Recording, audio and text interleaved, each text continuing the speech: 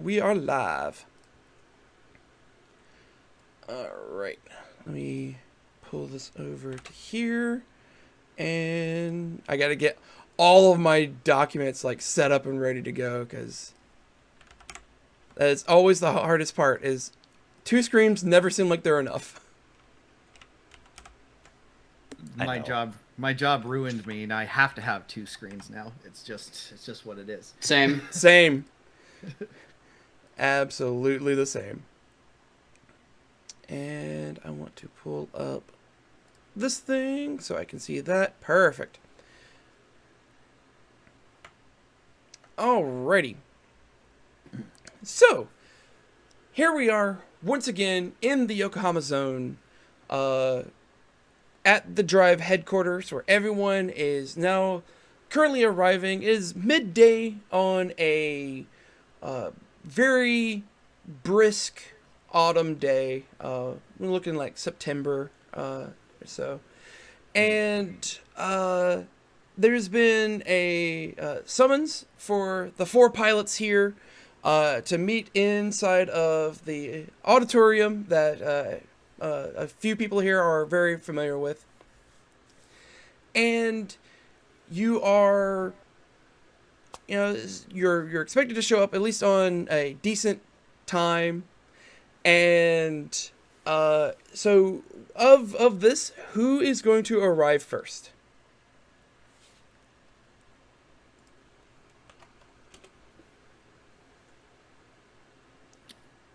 Well, it sounds like unless Minnow is secretly stagehanding right now, I'll be the first to go if no one else steps up.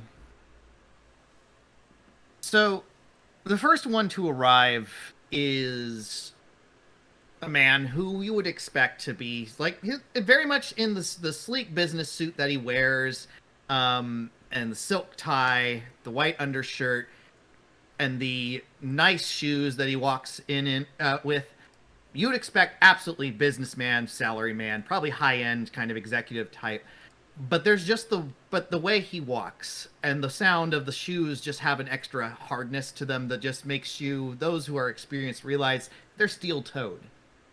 And these are very nice-looking shoes, so he's clearly not a construction man. There's probably another reason these are steel-toed shoes. And the way he walks is someone who is absolutely used to people getting out of the way, because otherwise, if they don't, they're probably gonna find their face into the concrete. He himself is a very clean-shaven man, hair black, slicked back, and right now he actually has sunglasses on.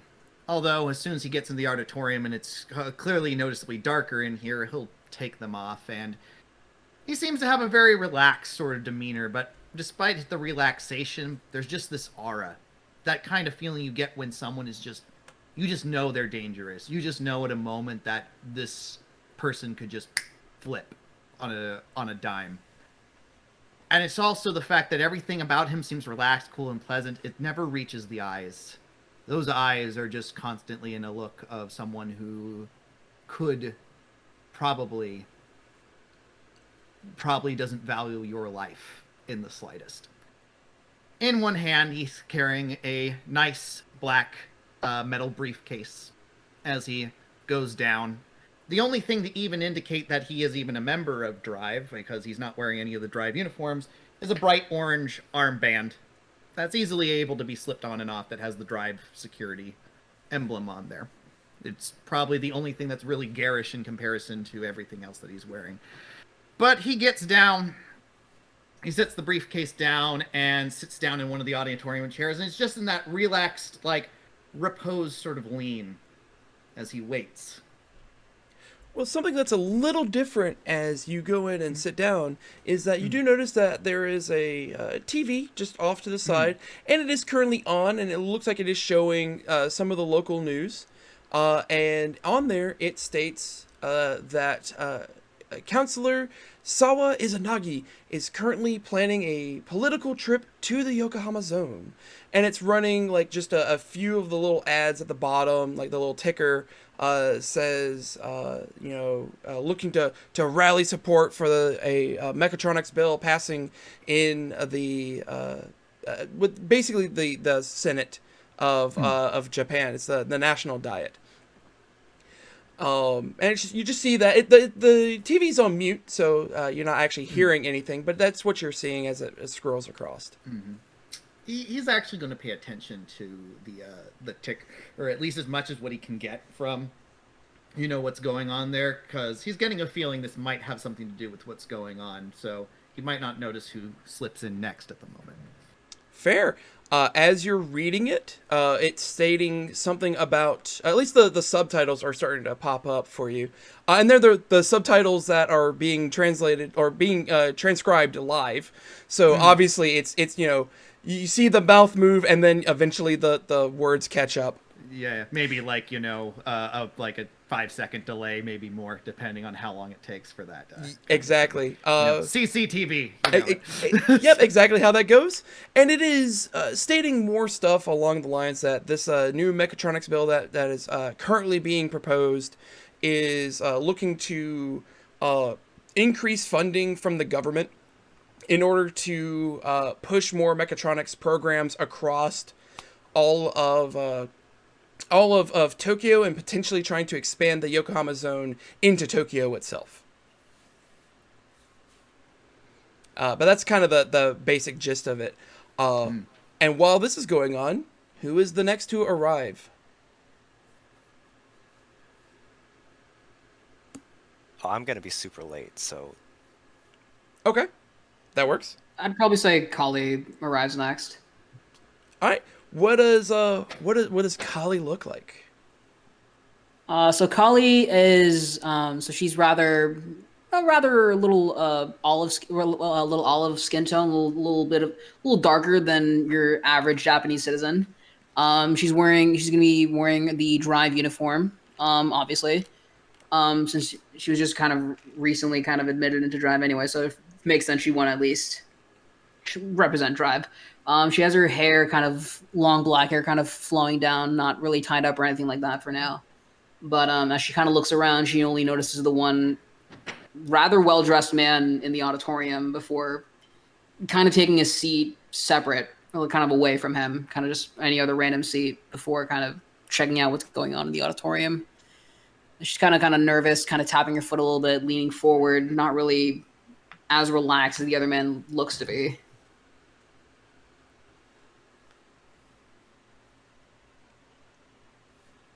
All right, and yet you see the TV's on and the news is going by with basically a little bit of a recap of what I had mentioned earlier. Just a lot of political discussion going back and forth. See the equivalent of is Japanese C-SPAN.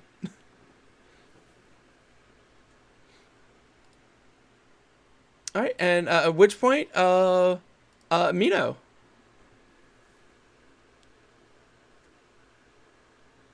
You hear a static followed by a God.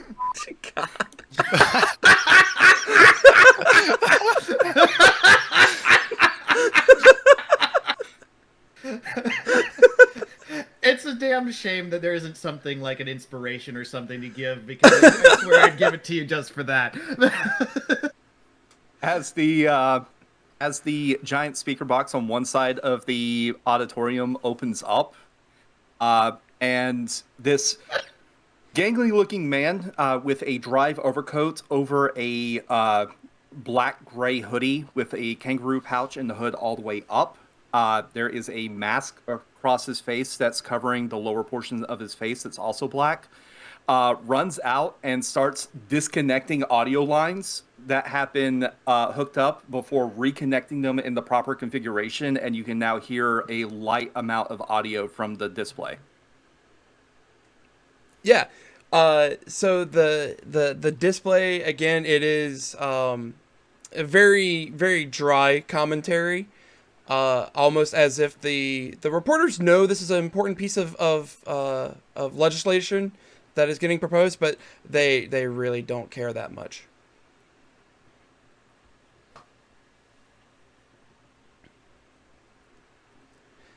Awesome. The hell, Okay. Minnow? He just looks at you and shrugs. At least now I can hear it. It's like rubs like a finger in one ear trying to get that ringing out from what just happened. And actually notices that there's someone else in there before like taking a look over at Kali and gives the you get the immediate impression, Kali, that you are being sized up. And whether he's made a decision about you or not, well, sorry, you go ahead. So I was like, Holly kind of notices that and kind of like gives him a bit of a side eye, kind of like the hell you looking at? That sort of like lean back for a moment before like it's not certain whether it's a dismissing of you or what exactly, but he does turn back to the TV. As a note, as Minnow closes the box back up, you can see actually inside there is a little bit of that rainbow underglow that has been installed on the inside of the box. Excellent. All right. Oh, go ahead. Oh, see, I was gonna go for the introduction now. Go for it. Yeah, go Awesome. for it. So you guys hear rushed footfalls as someone running as fast as they can, holding a piece of crumpled paper in their hands, finally arrives, shouting, I'm here! Thay, reporting for duty. Sorry, I'm late." So, Theavara, despite the rushed appearance, or the rushed entry, dresses smartly with a blazer and formal skirt, as is the more formal variety of dress in her profession. She, sorry, I need to skip through this part. She has rimmed glasses on, high boots, and white gloves with an inlaid cross and a diamond on the back, and the gloves are also open on the thumb and index fingers. And then she ties her hair up in a cylindrical hair ornament, and I'm missing the shiny purple tie because I forgot to write that down. She has a shiny purple tie. There you go. She's late. She's apologizing profusely. What did I miss? Take a seat, kid. CO hasn't shown up yet. Perfect. Guess that means I'm not late. And right behind you is a relatively haggard-looking man at this regard. He's his uniform is neat-ish. It's not pristine. It's not pressed. It's proper, but not really the standards that a lot of Drive kind of aspire to. I hate to use the word frumpy. Not quite frumpy, but yeah. And you can see that there's a couple of bags under his eyes. As he kind of stands right behind Thay and says, "Excuse me," and kind of like tries to pass right by you. Sorry, I'm in the way. And as he steps in, he motions for you to also like step into the room proper, and then he closes the door, and you hear a click. And he takes a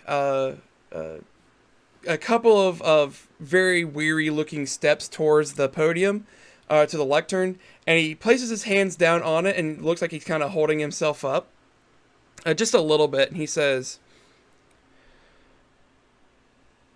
"Team, we're under a bit of a pressure here." And he kind of points up to the TV, and he says, "Sawa Izanagi-sama is planning on visiting the Yokohama Zone as a part of a political rally tomorrow. And over the past few days, since the announcement that he was showing up here to push this one legislation, there have been numerous posts online. A majority of them we've tracked down and were hoaxes and trolls and people looking to gain clout online, just doing anonymous things, whatnot. Immediately, Mino is locking eyes with Koji. Yeah, Koji is looking back towards him. There's just a, that understanding kind of thing. But we believe that there is some credence to several of these posts. And these posts are looking to do some sort of bodily harm to the counselor. Needless to say, if anything were to happen to him, it would be a PR disaster for us. It would be a tragedy on a national scale. And who knows what the ramifications would be politically. So, the team of analysts and I have been up for a very long time. And we think we have narrowed it down to the point where we need an active investigation. This is where you will be coming in. Go ahead, Koji. You're not thinking that he just needs bodyguards, drive representatives there on hand? That's certainly going to be a thing that happens, or at least that's what we're pushing for. Right now, we're a little bit on a strange jurisdiction style here. Because there's been threats against him that falls under the Yokohama police. We believe that there might be some mechatronics involved. And that's where we would come in. So right now there's a jurisdiction debate going on between Altani-san and the Yokohama chief. We're still able to do investigations on our own, and that's what we're going to be pushing for here. We need to find out if these threats are actually credible, and we need to do something about them if we can. Regardless, we are still trying to push that we will be a part of the counselor's motorcade tomorrow. We know the route he's planning on taking to the small little baseball field he's planning on having a speech at, but we are also we don't have that guarantee yet. One, if we can show up and at least be a part of the motorcade, it shows that we're actively doing our job and trying to protect people. But governmental officials are very temperamental when it comes to security.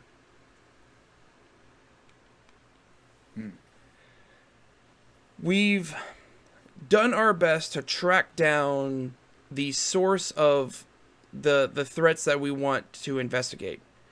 Or at least that we want your team to investigate. We have 2 other teams that are also going to be actively investigating as well. Your team will be sent over to the small internet cafe of Shiro's Internet. We've tracked a few of the threats coming in from there. They have backed themselves up very well. They used multiple VPNs and onion routers to get around a lot of tracing and tracking, but we were able to trace it to that location. Shiro's is very much proud of their privacy, so you may have to go in and be a little bit more tactful as to get access to anything that we could use. And they're under investigation, but they're not a. It's not a an official thing. We can't detain them unless there actually has been a crime. So we'll need to be on a little bit of a better behavior this go around. And he looks straight at Koji for that one. So convince them to give us their records. You certainly yeah, that's one way we definitely want to try to do it. If you can get in there and get them other ways without them knowing, I didn't say that, but if we could get something that would help out. And then once you have those records, I'll send it on over to the analyst team and we'll take care of it and take a look over it. Do you have any questions I might be able to answer at the moment?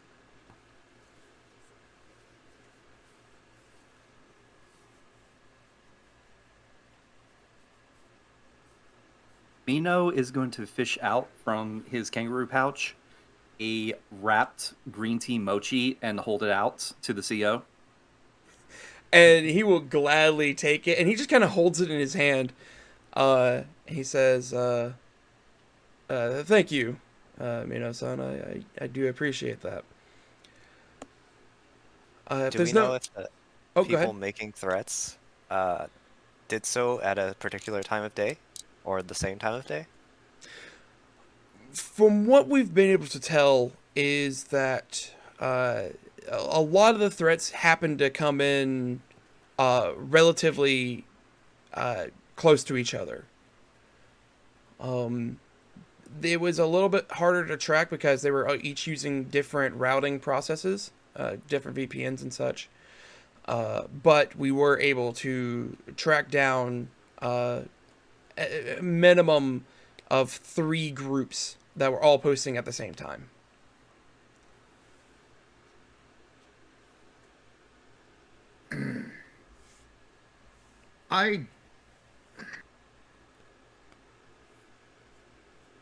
Cyber crime was not something I necessarily was an expert in, but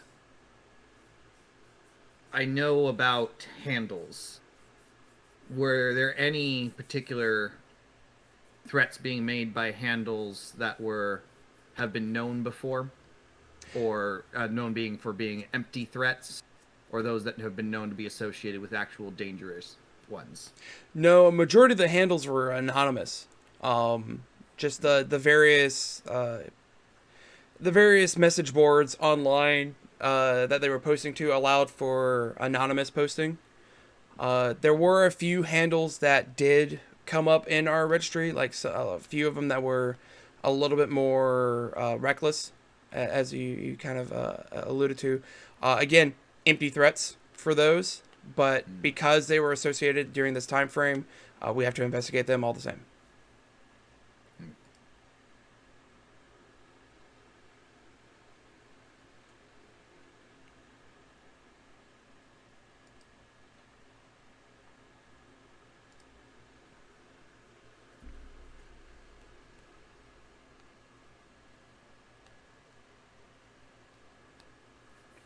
If there is nothing else, then I will leave you to prepare and to make sure you can get down there at safely and just handle this as best as you can.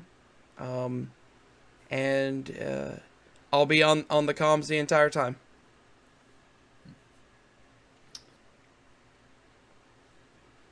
Right. You see Mino grab onto the speaker box, and there's a giant iron ring attached to a lion head. As he lifts it up and puts it on a roller caster, and he just kind of whips his finger up in the air and goes, "This is everyone."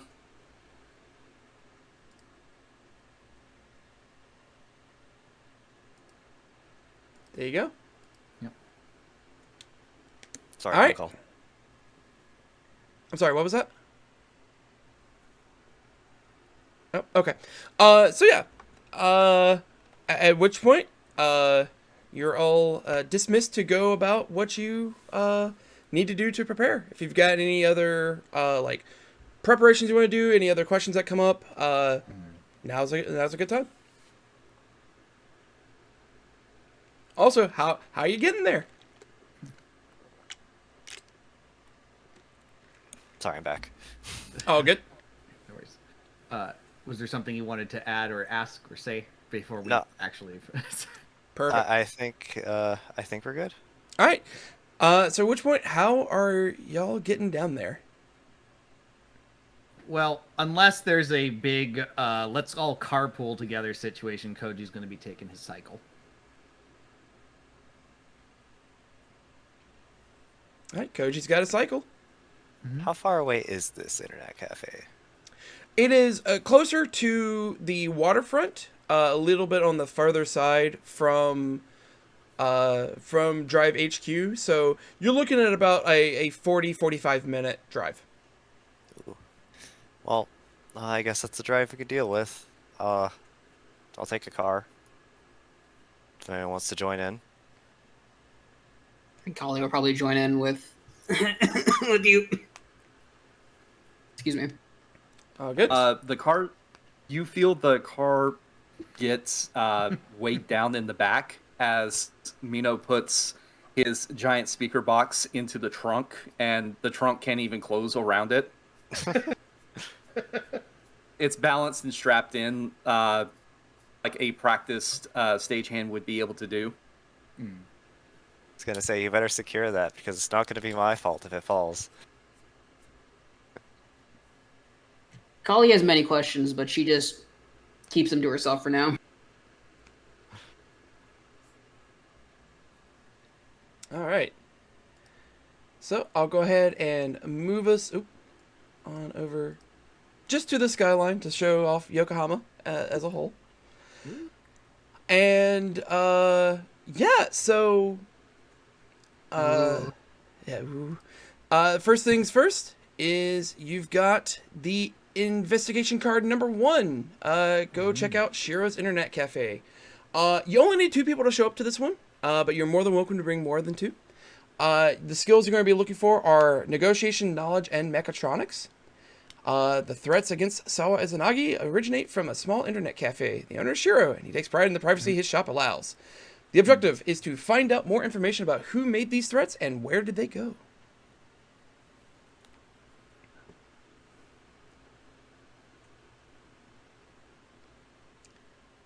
So, after a bit of a drive for some people, you show up over at Shiro's. And the picture, it shows it's night, but it's actually daytime. You're looking at about an 11 o'clock time frame. But it's a fairly small internet cafe, at least the entrance small, and you know that this will extend out back into several essentially cubicles, is the best way I could describe it, and that there will be multiple stories of these. On the comms, we probably shouldn't all go in there as a group. It will seem suspicious. We're rather eclectic. How do you want to do this then? You don't think making a scene would encourage them to give us what we're looking for? Making a scene is what I would like to do, but the CEO has made it very clear he does not want me making a scene.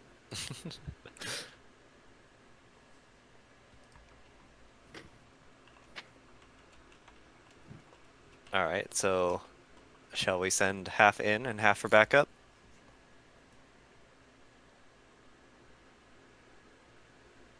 I can remain outside. I'll come in case there's any other trouble.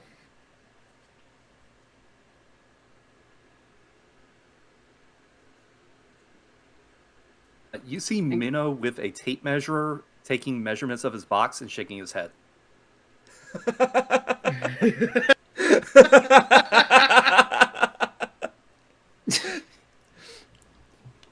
Let the rookies go in. Yeah, we're gonna send the newbies in. Let's go. What box are you talking about, by the way?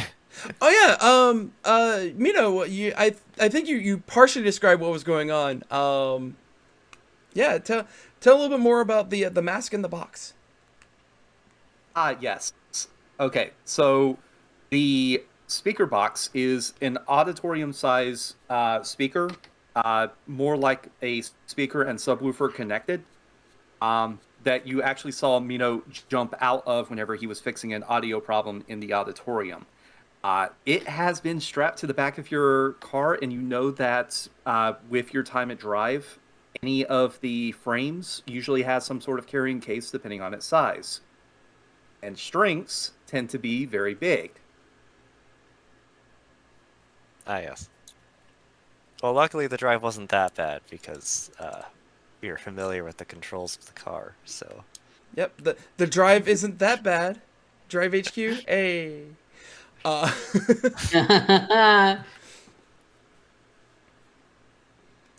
all right. So it looks like Kali and Thay are going to be heading inside. I guess we are more of the, what's the word, conspicuous? A little inconspicuous, a little incognito. Yeah. We're the more subtle of the four of us, aren't we? Oh, well, speaking of which, True that. both of you are, or at least I know that Kali is Thay wearing a Drive uniform? No. All right. Now, Kali, are you still wearing your Drive uniform? I figured if we were gonna be going to an internet cafe, I did bring along a more casual change of clothes, just in case I was going inside. All Which is right. gonna be like a typical like sweatshirt, kind of sweatshirt exercise pant combo. Yeah, perfect. Okay, so you step in and you immediately smell just stale cigarette smoke. It just permeates this location. Bad ventilation in here, straight up. It's one of And these cafes. oh yeah, a place that values their privacy. Yeah, there's cigarette smoke everywhere. And you go in and there's like a small like caged area off to the left hand side, and it looks like there's just this really older guy sitting there. You can easily tell where some of the cigarette smoke is coming from because he's got a cigarette in the ashtray. It's about half smoked, and he's kind of sitting behind a computer, kind of leaned back a little bit. Kind of looks like he may be looking at something as he sees the two of you walk up, and he looks up and says, "How long?"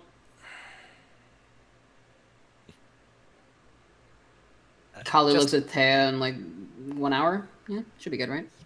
Yeah. 1 hour in chat. Minimum's 3,000.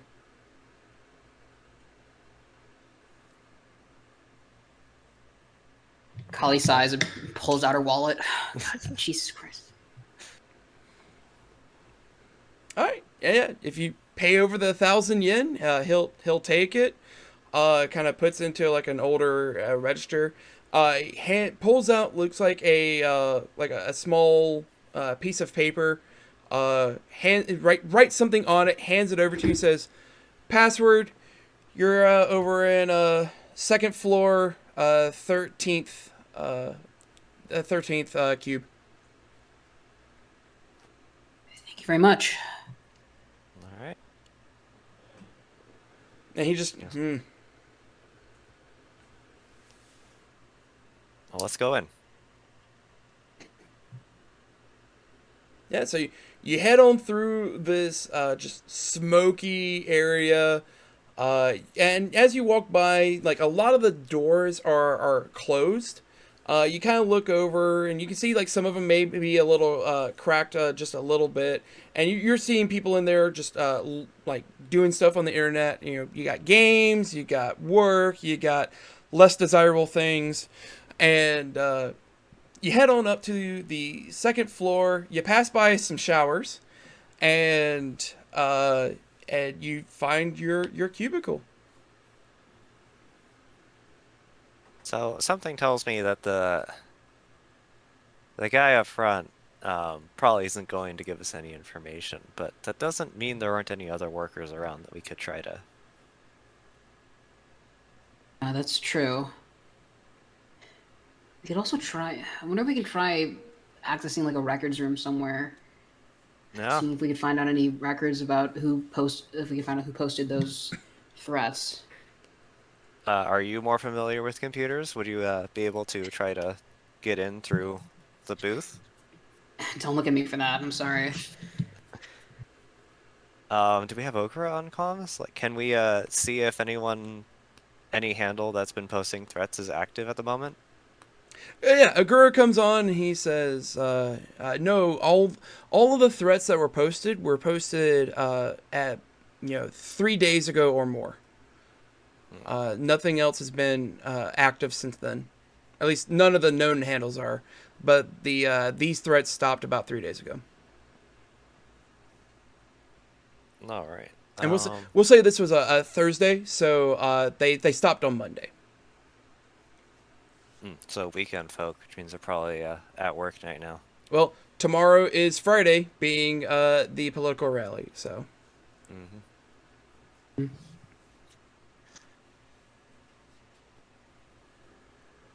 So let's say we find the records room, and actually don't know what your skills are, but let's say we find the records room. Someone tries to get in through there, and the other person tries to distract whatever other workers there are, and maybe get some information off of that. Okay, sounds good.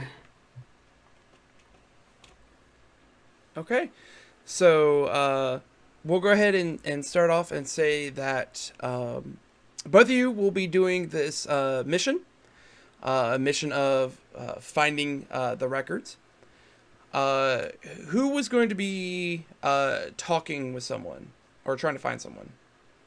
Or did I misunderstood that? No, you had it right. I think one of us is going to be doing talking. One of us is going to be looking through the records room, I believe. Okay. Who's going to talk and who's going to do the records?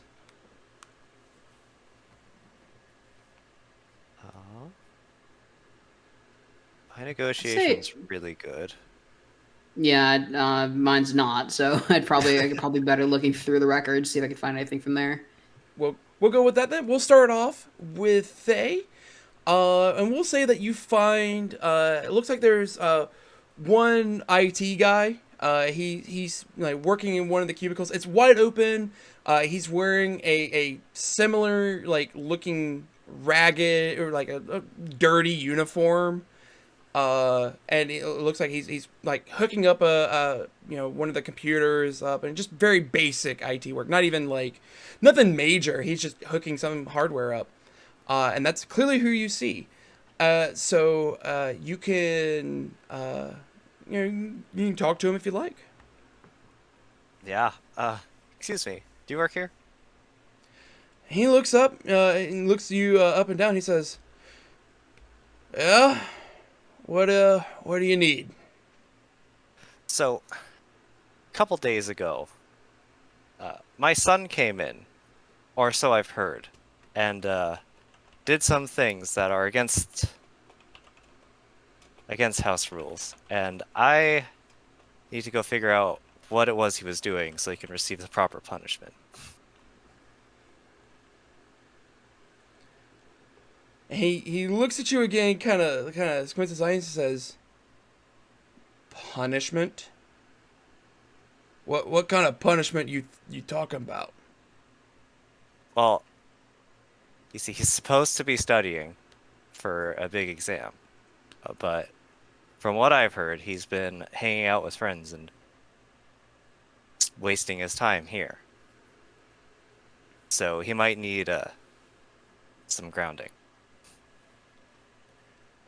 Look, I don't want to get anyone in trouble. I'm just the help around here. I don't keep track of who's around. That's great and all. But I'd rather know than have to enforce maximum punishment. All right. So let's go ahead and I want you to go ahead and give me your negotiation check. All right. The Oh, go ahead. Let's roll the amount of dice that negotiation is. Yep, it's going to be a number of D10 equal to your negotiation skill. Anything that reads as a 5 or higher will be a success, and you need 2 successes. Oh my gosh. That's 1. That's 1 So success. you have 1 success. So anyone that's not on this mission, aka this could be either Koji or Mino, are allowed to help out with a support role. And basically they'll... Oh, go ahead. Sorry. Okay. No, go finish your explanation. So they'll come up with a reason of how they're going to be helping you, and then they're going to make a roll. And when whatever successes they get, you'll add that many dice to your current check to try to get the extra success that you need. I have an idea of how Koji could help, and this is going to sound like an odd angle, and I'm going to admit negotiate is not my best skill, but I'm going to try and do it this way as sort of a weird sort of coaching, and this will be interesting. It's just like, at maximum punishment, it's just like, you need to play on the shame that his behavior is bringing on the family. You need to play on the fact that what he's doing is, and there's actually like a bitterness as he's saying this. Is probably why it's only like 2 on the negotiation, as though he's remembering something. That what he's doing is not part of the plan. It's not his place to do these things. This is his opportunity to better himself, and he's squandering that. Play on that. That is some good advice. Yep. All right. And let's see how this roll goes, because it might not work out as well. So, my negotiation is unfortunately only 2. But every success you get will add dice. We'll see what happens. Hey, there's a success. A so success? 1 more die. A success. One more Hey. die for Thay. Yeah. We'll see if this works. Hey, it did Got it. Nice job. Yeah. So you say maximum punishment, and while Koji is in your ear talking, the guy says, look, I don't want to, you don't need to punish the poor kid. Just, let him be his own thing. Let him go about what he, let him live his life. Let him enjoy childhood.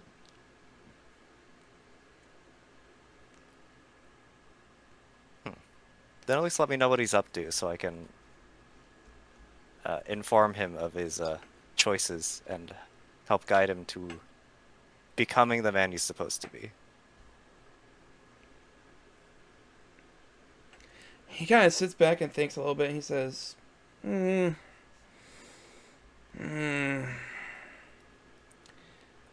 yeah, I suppose that's the way to look at it. All right, then, what's your son look like, and I'll see what I can do to take a look, or at least some of his friends. I need to, when they come in. We're gonna need Ogura for that.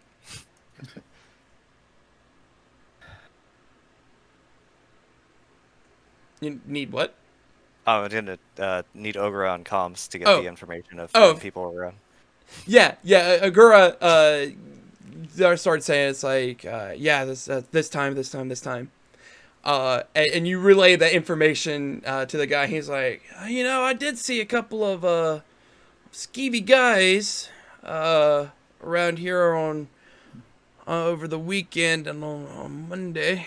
How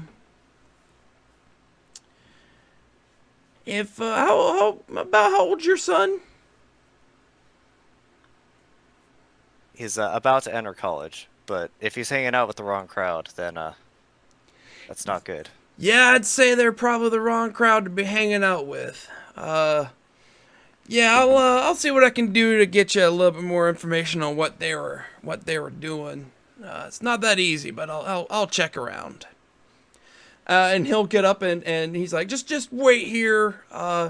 Sit down. Don't touch anything. But I'll be right back. And he'll walk on off. At which point, Kali, what's the plan? So I'm probably gonna see if I can kind of look around, see if I can find anything that relates to either some sort of records room or anything. So, go ahead. No, I was gonna say just continue. I'll continue on if I can actually find it. Okay, so with a place like this, your records room is probably going to be just a computer with a couple of files on it. More than likely, it would be the computer that the old guy in the front is sitting behind. That being said, there might also be more of just an open network that's connecting all of these computers to a separate router and all that. So if you wanted to look behind at the actual computer itself, you might have to do a little bit something extra to get the guy to walk away, or you could go try finding a router and accessing it that way. Okay. In that case, I think I might see if I can. Let me see. Right now. And I'm assuming the router option probably have to do something with mechatronics. I'm assuming. Or knowledge. Because this is not necessarily a advanced router, it's just a basic one. So I would count knowledge as hacking as normal electronics. Mechatronics, I would allow you to do a little bit more so with it if you wanted to. I think I'll probably just stick with the router and probably see if I can use my knowledge on it. By all means. So with this one, again, it's also a difficulty of 2 on knowledge, as you kind of creep around a little bit more on the first floor, and you are able to find a small utility closet where they just kind of stuck the router in the back. It's not hard to get into. They didn't lock it for some reason. But it is also in kind of a cramped location. All right. Well, my knowledge is 2, so hopefully this works out. Go for it. It did. As a matter of fact, for a place that prides itself on privacy, they're not super secure when it comes to hardware. So super easy. You are able to just break right on into the security of the router, and you're taking a look around. What in particular are you looking for? I'm gonna see if they look at the actual posts that were made. See if they have any sort of coded information, anything about where they might go, or who, anything that might pertain to their actual identity itself. So yeah, so you'll start looking around. You find the post that Ogura was mentioning, and again, you can tell that they were spread out across the weekend itself.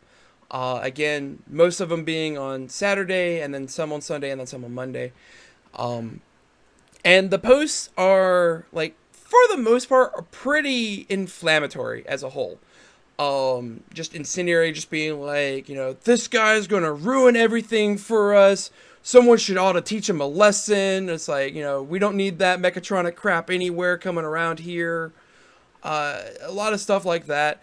And then it starts getting to the more aggressive posting of saying stuff come Friday, I'm gonna have a real good line to him when he shows up, kind of deal. And then a couple of others saying, he's gonna have a real permanent stop right near where I live. Stuff like that. A lot of coded messages that you're picking up on, and as you're kind of relaying some of this, Ogura says, we think we've nailed down one location that it might be. Give us a few more minutes and we'll track it down. If you can, keep seeing if there's anything about a post near the Shin Yokohama Prince Hotel. I think I guess we'll probably start looking for anything related to the hotel. Any post related to it? And there's actually a couple that mention that, it doesn't look like much. Really what it is that they're like related threads, but not in the same one of being like, well, let's go kill the guy, but in very related threads of being like, if I wanted to see him drive up, where would be the best place? And a couple of posts are saying, for any visitors outside the zone, the hotel's 14th floor is very nice this time of year. And you see a couple of posts like that, specifically. I guess I'll probably relay that to Ogura then.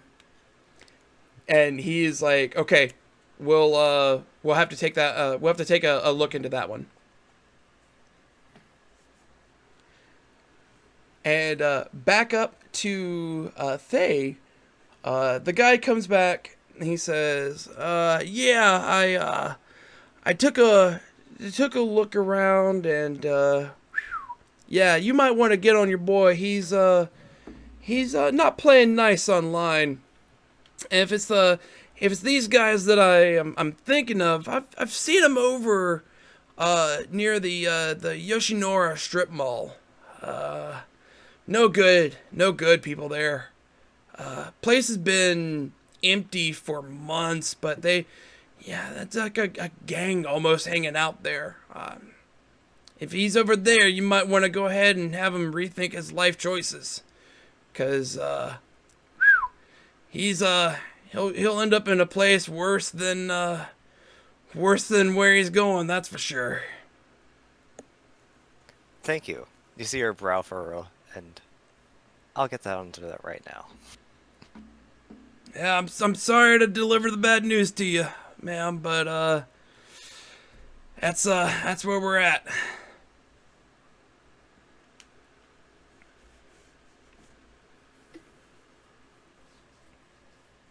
All right, I guess it's time for me to leave. All right. You got everything, Kali? Yeah, I think so. I do want to check one more thing, but if we don't have time, we'll probably bug out. What you thinking? I'm wondering if any of the posts have any coded messages relating to any financial transactions regarding this. Regarding the act of killing the president, or the counselor, sorry, not the president. I would like for you, and this is not actually a mission popping up, but I want to see this. Go ahead and give me another knowledge check. There's no penalty for failing this, but I want to see.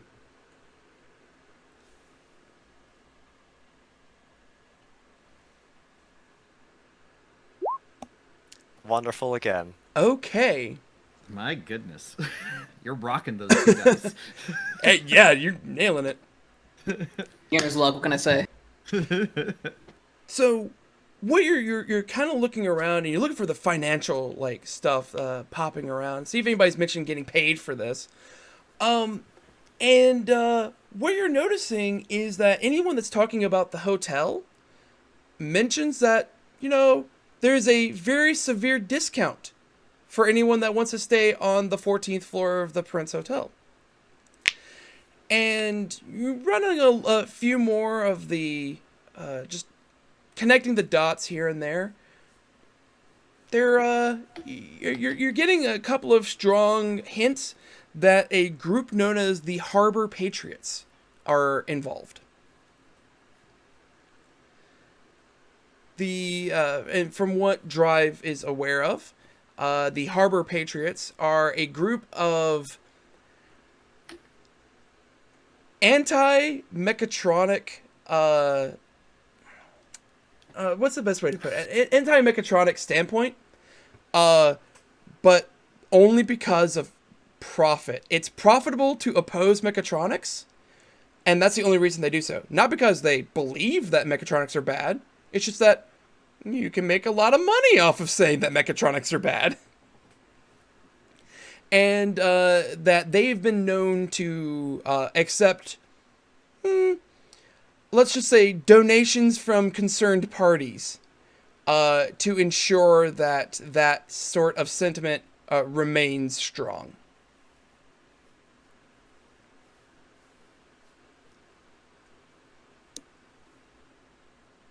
I'll probably reach out on comms.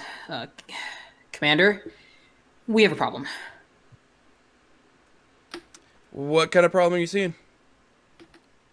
I did a little bit of digging while I was still here. I think I found evidence that there's some financial evidence that the Harbor Patriots may be involved in this. Okay, that's a very strong thing. Go ahead and send me those files. We'll start taking a look into it. That might be the leverage that Tani-sama might be able to use to get us into the motorcade itself. All right, I'm sending your way now. Will do. Thanks. All right, so I'll probably just send the files over to Ogura and then probably make my way out of there. Okay. And so, as you're walking out, the old guy, without even looking up, he just takes a big drag on a cigarette and says, "No refunds."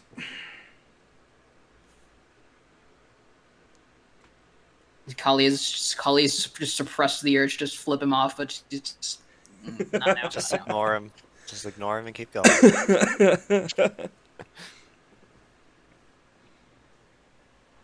You'll probably get reimbursed. Just make sure you fill out that paperwork. So yeah, you step outside.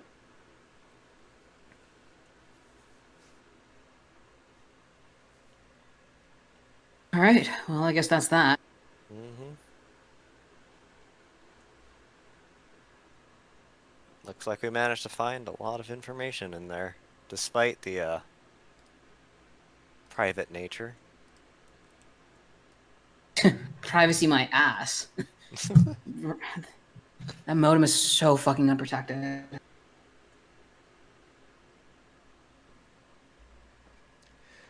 So you have found out that this is a legitimate threat. You've completed investigation 1. Checking Shiro's records, you have found multiple posts or multiple records of people coming in and making the posts. It looks like that several groups of people have made these threats. Tracking some of their other internet activities, you've tracked 2 of these groups. One is posting up at a hotel. The other was investigating a small strip mall that seems to be abandoned. So with that, you now have 2 investigations. You have investigation number 2, the Shin Yokohama Prince Hotel. You only need 2 people to go through this, and you'll need agility, mechatronics, brawling, or suppression. Those are recommended skills to use. And one of the groups that seems to have traveled together to the Shin Yokohama Prince Hotel. If they're planning on enacting their threats, you need to find out what their plans are. Observe and potentially take these actors into custody if they have the capability to do harm to Sawa-sama. Additionally, you have investigation number 3, and this is the one that might scare some people. You have the Yoshinara Strip Mall. You only need 2 people. The favorite skills is all. Oh, Jesus interesting. Christ. Oh, Oh, you don't say. The other group has made their way to the Yoshinora Strip Mall, right off the travel route of the motorcade. It's not had business for some time, and there's some power getting drawn there. And again, observe and potentially take these actors into custody. They have the capability to do harm to Sawa-sama. So, the way I'm going to put this is that there is no real time constraint on this. You don't have to split up for this if you don't want to. You can all 4 go to the hotel, and then you can all 4 go to the strip mall, or vice versa. However, if you do that, you will automatically get 1 delay counter on the climax phase. oh damn. Yeah, so we can split up or we can go.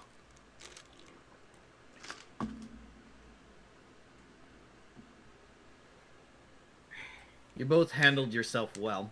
And there's actually a sound on like over the comms before Koji comes around, and there's this sound of like, you know, somewhat heavy breathing, as though he was like maybe exercising a little bit. But he comes out from behind an alleyway to meet up with the rest of the group, and there's like a little bit of a thin sheen of sweat, and he seems to be like putting his tie back on. If someone were to look back in the alleyway, there's a few rather beat up trash cans. Him, while it may not be obvious to anyone, his advice brought up some old memories that he had thought he had buried quite some bit, and it kind of disgusted him a bit, and he needed to beat the shit out of something. But you know, he's a Drive employee. He can't just take on the next random passerby. So a few trash cans got his ire, but for now he's still maintaining some composure. So I'm thinking that Mino-san and I take one of you and we split up. Have one of the more experienced officers with one of the trainees. Or I'm willing to hear the alternative if we wished all to go together. How's that sound? Sounds good to me. Numbers isn't too bad, but we don't know what either group's timetable is. Just speed might be of the essence. I also don't know if those groups are talking to each other, so going one place and then moving to the next might tip the later group off.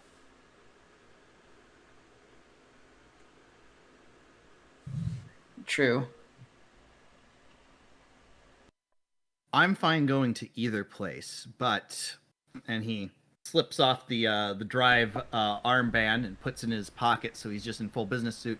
I might fit in more going to the hotel.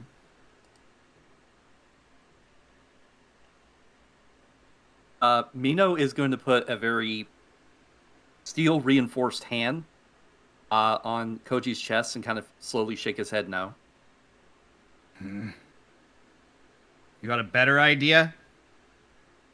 You hear a pneumatic hiss as a panel slides out of the speaker box, and Mino grabs the face mask that came out of it, puts it on, the hood falls back, the antenna ears pop up, and his face mask starts lighting up like an EQ board bouncing around.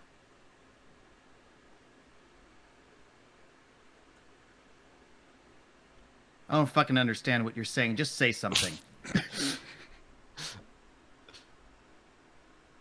Hotel party. Then he points at himself, EJ.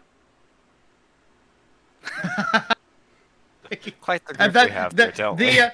There's that very big tension of whether or not it's like a consideration of whether or not he's gonna fucking like send Mino to the ground or not, despite the fact he's in like, you know, standby.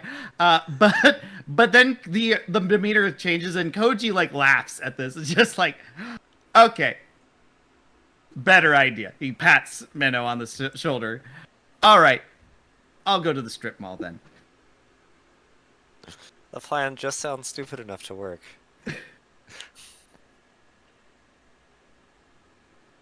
All right, so that leaves up to you. Who wants to go and kill it on the dance floor?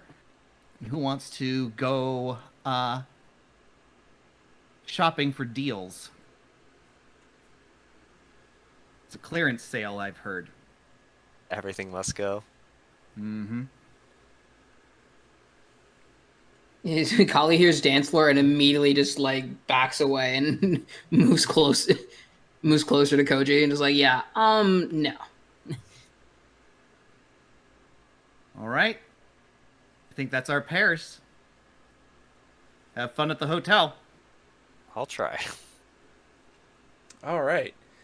So, let's go ahead and handle the hotel first. So, the Shin Yokohama Prince Hotel, and yes, this is an actual hotel,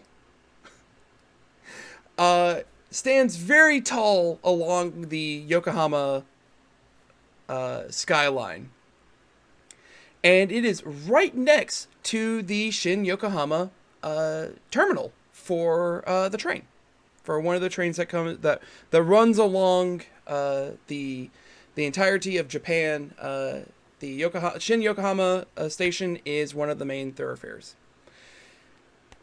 And so I assume that this is going to be very interesting in seeing that Koji and Thay are riding together on the bike, or is Thay getting there a different way? Oh no, my car. All right, you can take the car, and then I'll have to ask how Mino and Kali are going to get to the strip mall. Well, I thought Koji and Kali were going to the strip mall, and Mino and Thay were going to the hotel. Oh, yeah. that's right. I'm Yeah, sorry. yeah, I mixed that up. Haha. Yeah. Mino Yeah, and, so- and Thay are in the car as you pull up to the Shin Yokohama Prince Hotel. Thank goodness, because there was Right, no 'cause way Mino has that. the speaker, right? Yeah. That was the way I was going to think. I was like, how is that going to work? But no, that works out. And yeah, the hotel, it's always busy here, just because it is right next to the main mode of transportation around. And you just see people walking in and out of the lobby. And I'd like to know how you plan on approaching this.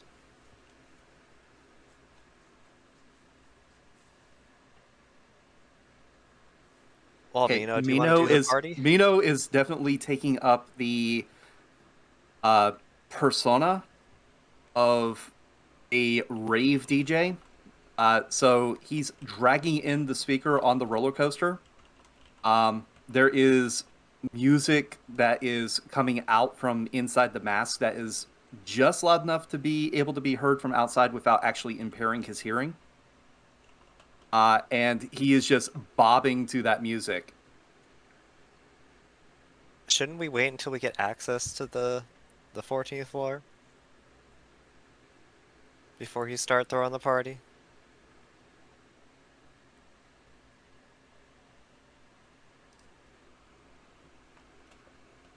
Mino is just going to lean in and whisper just loud enough for you to be able to hear without anyone else overhearing. Range the lift. I'm sorry, what did you say? Range the lift. I don't know what that means.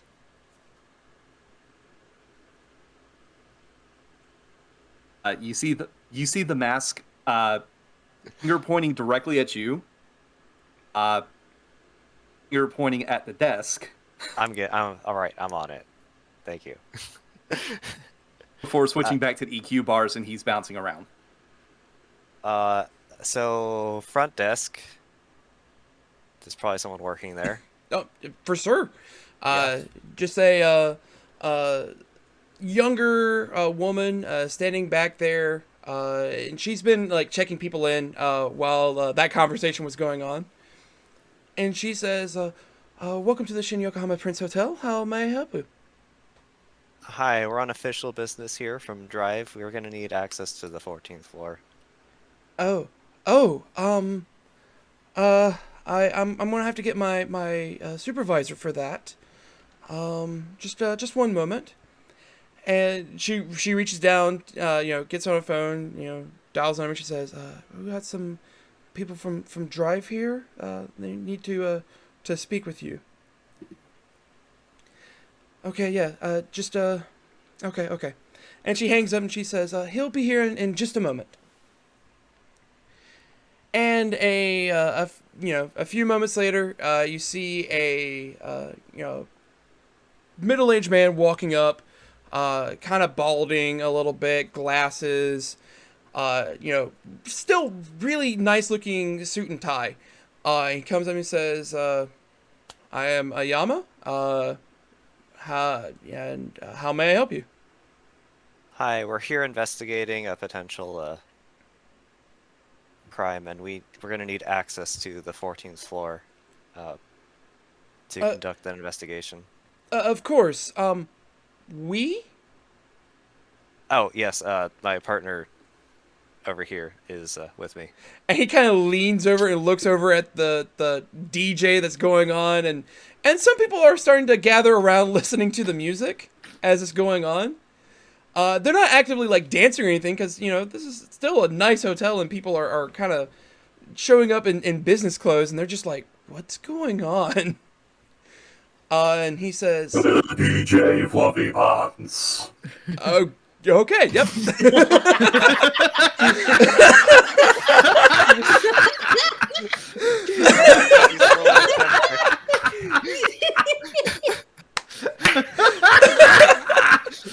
Oh my god. And with that, now people are just kind of like shocked and like, okay, yeah, that's a name we get behind. And people are like breaking out their phones and starting to take pictures, and then you can see them typing stuff up. And Ayama just looks and he says, I'm going to need to see some identification Oh, yes, First. I can provide that. from the both of you.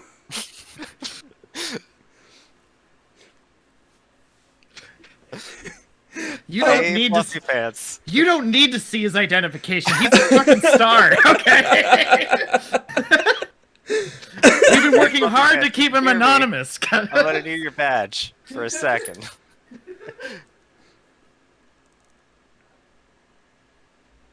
At this point, while bobbing to the music, he is going to kind of like wrap his arm around the shoulders of the hotel guy and lean on him very heavily so that he feels the metal braces that are on his arm.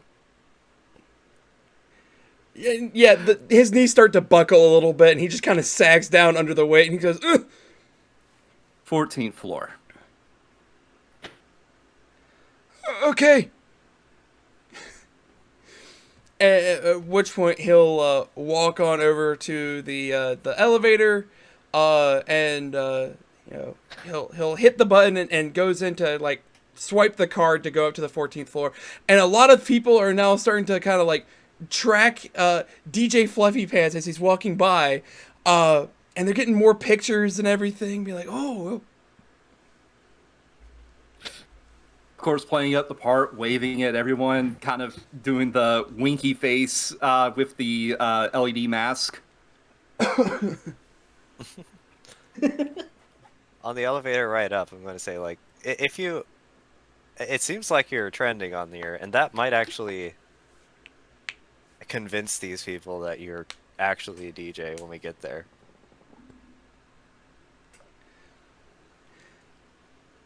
And so it's a fairly, well, I would say quiet ride, but I don't know if the music's still going to be playing or not at this point. Oh no, it's dead silent in there. Okay. As soon as the doors close, just...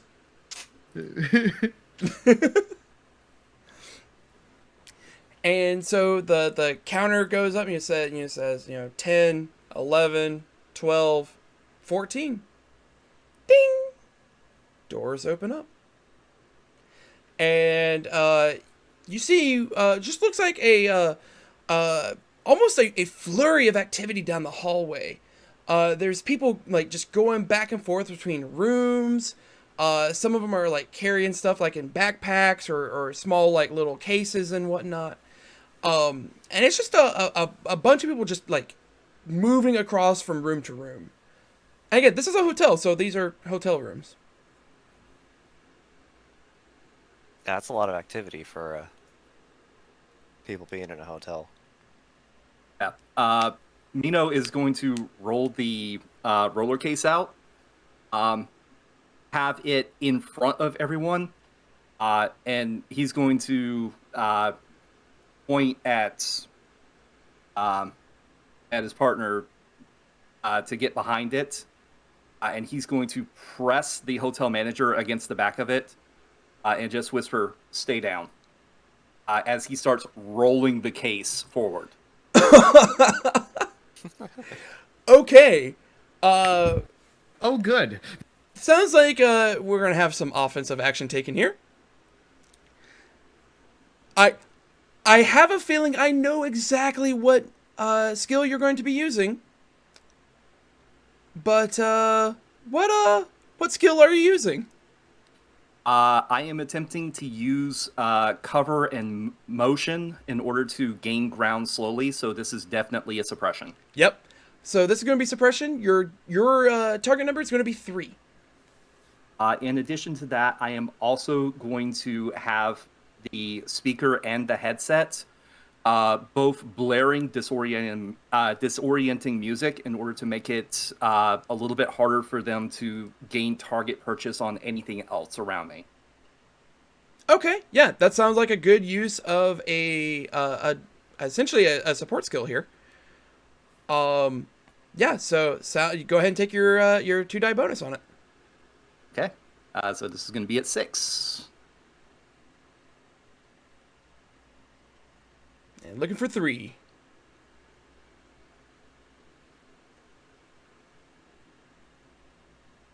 Three. You got 3. All right.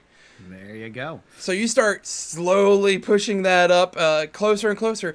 And for the most part, people are actually kind of ignoring you to an extent. Because you're doing the exact same thing they're doing, which is you're moving equipment. And so people aren't paying that much attention to you as you basically are starting to get like super close to them. What is your end goal here? The end goal is to get deep enough into the situation where I can actually see what's going on. And as I'm passing by any potential hostiles, I am disarming them before they have a chance to do anything. Okay. So as you're looking around, like people are moving stuff around, it seems like they're kind of in a panic of some sort, and it's kind of obvious. But as you're kind of pushing your case on through, you're noticing that like a lot of these people are not exactly the most professional when it comes to it, especially for something of this size. And you're looking around and you're seeing some of these cases, and cases are pretty straightforward. Some of them like are look like they're lighter than others. Some of them look like they're kind of heavy. And as you're kind of getting through, you're noticing that a lot of the more heavier cases are going, the heavier cases are going from left to right, and the lighter cases are going from right to left. And the right side, just kind of knowing from where you're at, seems like it's a little bit more on the side of the train station. And as I'm moving up, I'm giving tactical information to my partner, as well as relaying information in short bursts to the CO. Okay. I'm just there in backup in case something happens. And you get midway through, and then someone kind of like turns and looks and says, "Hey, we need you to hang on a sec." And looks you up and down and says, "Who are you?" The minute that he recognizes that I'm not a part of that, I grab him from the front of his shirt and throw him into the box and close it up.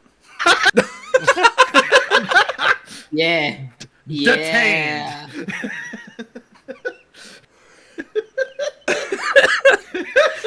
All right. So here's what I'm going to do. I want you to give me a brawling check, but this is not. Or I'll tell you what. It's either brawling or agility. It's not whether or not you succeed. He is in the box. It's whether or not you can be stealthy about it. Okay. Since I have the parts of the gauntlet underneath my arms, underneath my sweatshirts, would that apply to this as well? Yeah, we'll take it. Okay. So that's going to be 5d10s because my brawling is 3. And you're looking for 2.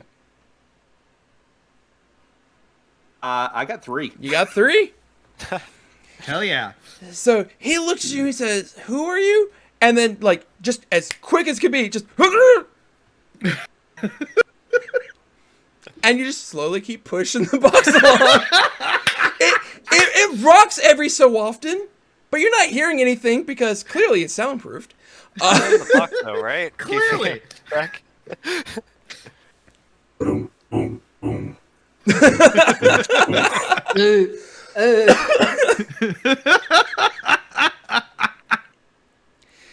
And then... Wasn't I in the box? Oh, you're behind the box. I'm behind the box. Okay. Yeah. Sorry, just... Good. You are using the box for cover, and I am holding the hotel manager against the back of the box so that he doesn't go running around. Okay, perfect. And now there's someone in the box. Someone in the box. Uh-huh. The box is the center of this whole plan right now. So. And you start getting a little bit further on, maybe about 3/4 of the way down the hallway, when activity slowly starts, like, kind of calming down a bit. And it looks like more people are staying on the right side of the hotel now.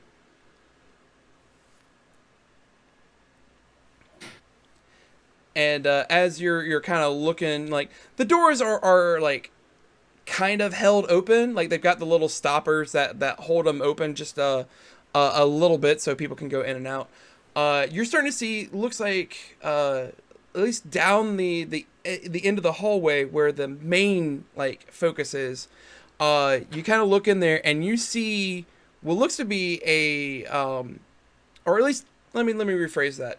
You look through some of the doors and you're seeing what looks to be lines, at least one in one, like a tripod and a sniper rifle in each of the rooms that you pass by. And they're all pointed straight at the zone, or at the station. Okay, that's enough evidence.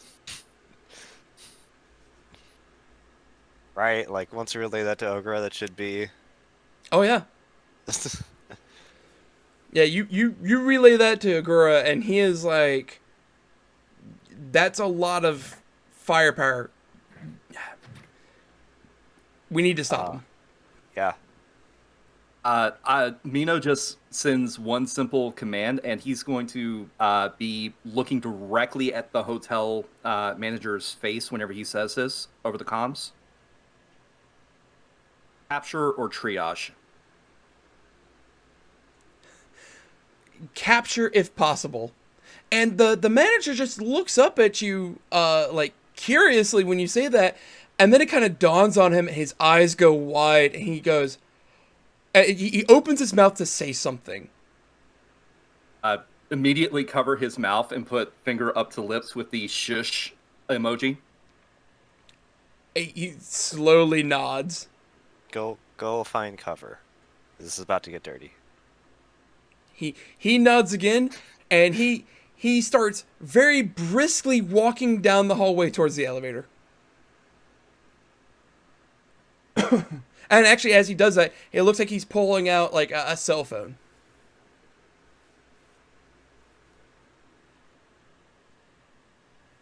That's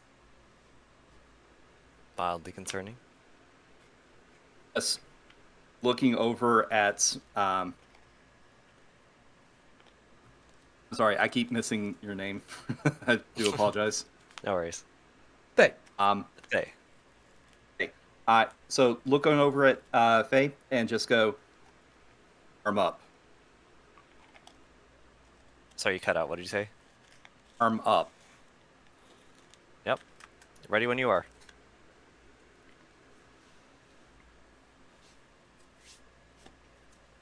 All right. And, immediately turns up the volume on the speaker and makes the reverb go through this entire floor so loud that it starts vibrating the windows. Oh my god. So it just goes in and you just hear that bass just boom, boom, boom. And when you do that, like the doors start opening up to see what is causing that sound. And more than a few of them are breaking out some handguns.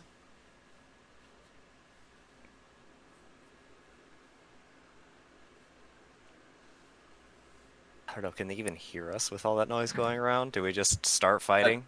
They focus on me because I'm using the hate cover ability. So this is going to be on you being able to use the advantages that I am providing you. Yeah, perfect. All right. Then I guess it's time to start zapping away. All right. Go ahead and describe how that looks for you. All right. And again, you're not going into full active mode. You're still in standby. So you're not breaking out the full power of the Convictor suit, but you're still more than a threat for these guys.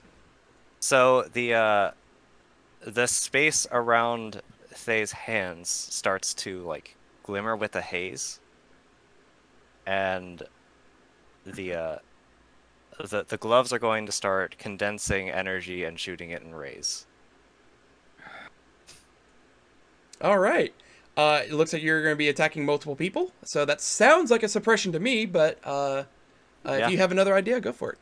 No, suppression was the goal. All right, you're looking at a 3 because you're going to be hitting as many people as possible, and because people are kind of paying attention to Mino. Go ahead and get an additional 2 bonus on this one. All right, and then we're going to try to calibrate the field to negate some of the harsh vibes. Jeez. Yeah. Drop the bass. Is it 5 or more? Is it clear? 5 or more is a success, and Yeah, you that's needed 4. 3. Yep. All right. So weave for me a picture of how whenever someone steps out of their room, they are immediately dropped. Yeah, so with 1 beam in each hand, someone comes in, they draw a gun, first you shoot the gun, then you just hit him flat in the chest, because we're not taking chances here. And I think we're just going to do that, find a new place to get to as we keep advancing, and just slowly crawl the space. And you're just shooting beams out left and right, both hands going out and just hitting people all across. And when all's said and done, you've got about 15 people now laying in pain around you in the hallway.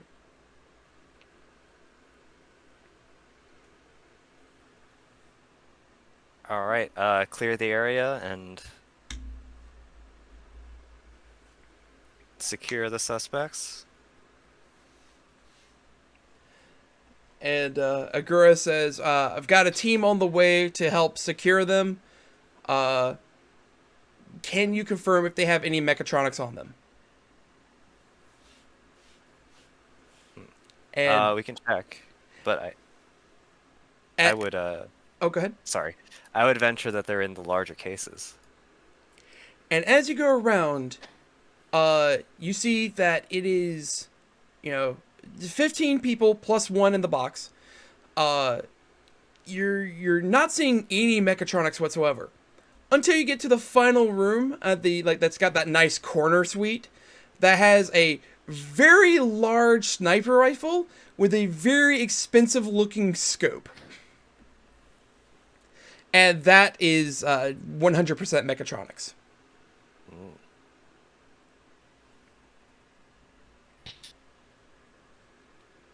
Well, yeah, we got some mechatronics here. It looks like the sniper they were planning to use to kill Izanagi-san.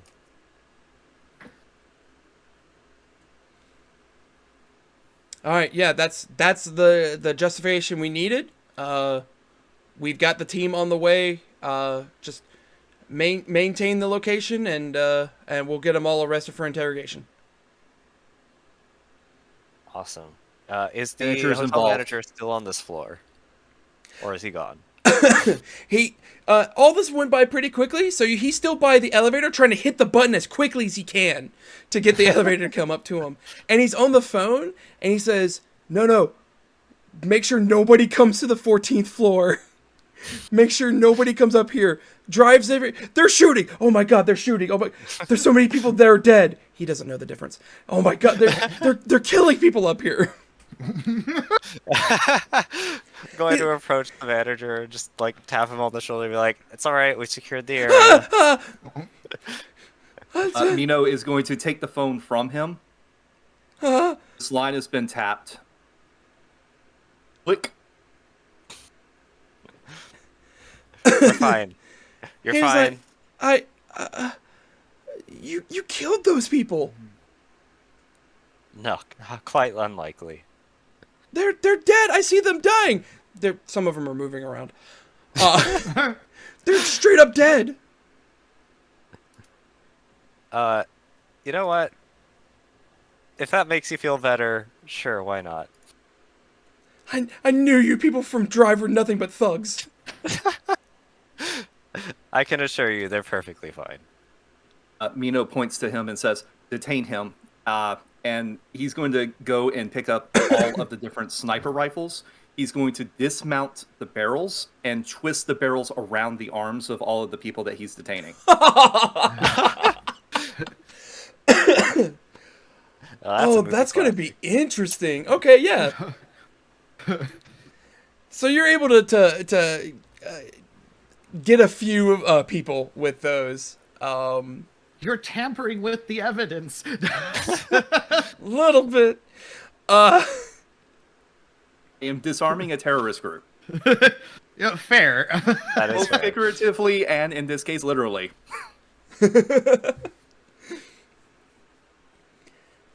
And every so often you do see like there's like a bit of a bump coming from the box.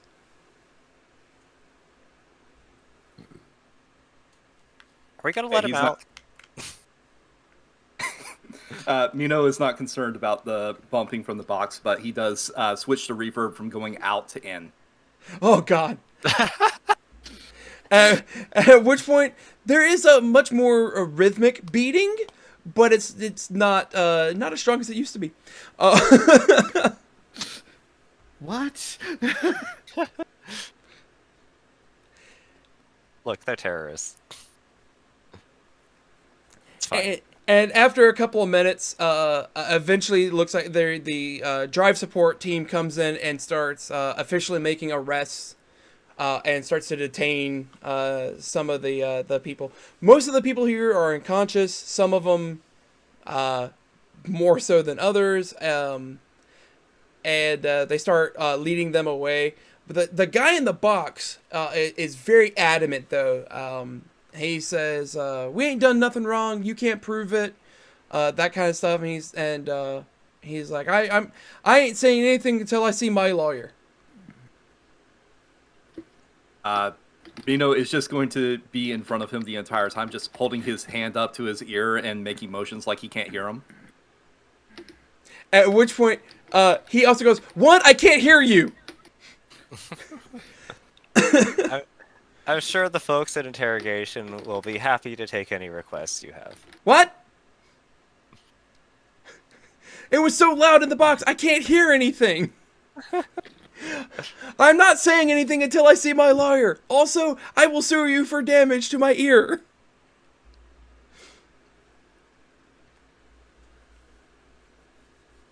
At which point, he's led away. And you have unlocked the second intel card.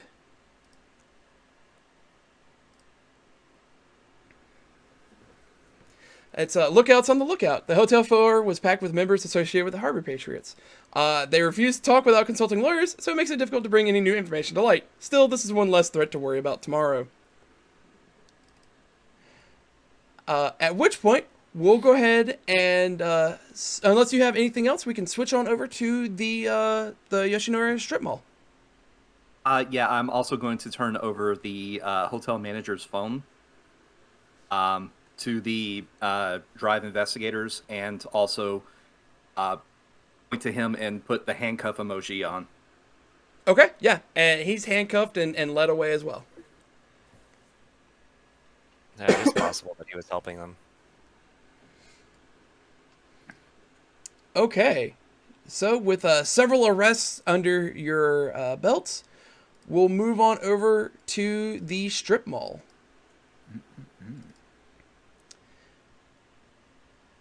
So, Sorry, so just the image you got here. I just grabbed a random. So a little behind the scenes thing. Do you know how hard it is to actually find a Japanese strip mall image that's not covered in stock images? I'm certain it's very difficult. I didn't even think they had strip malls outside of America, so you know. Oh yeah. So, Oh yeah.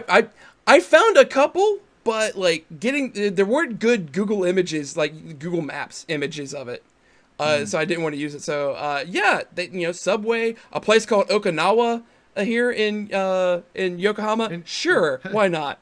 bring the taste of Okinawa to the Yokohama Zone. Yeah. Great.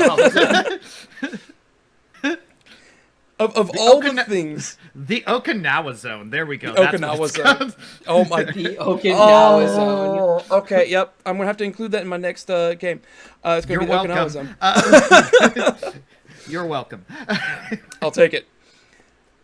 So with Koji and Callie, I assume both of you are riding on the motorcycle, or is Callie getting there somewhere else? Somehow, some way else. I'll just probably go on Cody's motorcycle. Yep.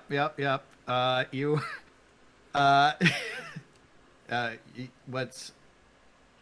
Yeah. So yeah, you guys we'll drive that way. You're behind him, like arms around his waist, kind of deal. Pretty much, yeah. Yeah. And off they go, and he definitely takes those turns maybe a little too fast in a lot of places.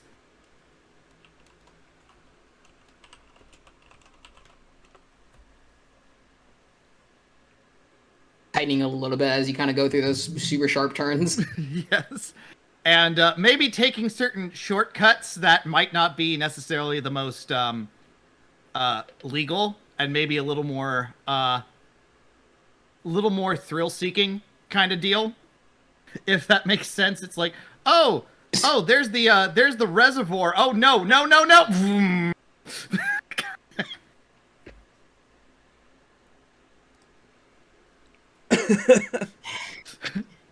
This Callie just trying not to just fall or just hurl. There's certain moments where Koji is just laughing wildly, as there's certain moments on there, and it's just like yeah, that'll get your heart rate up. Woo! As he's just going along. Fucking hell. And eventually, they'll get there. So what I would like to know is, you start getting a little bit closer to the strip mall. How are you going about this? Do you want to split up or stick together? What do you think?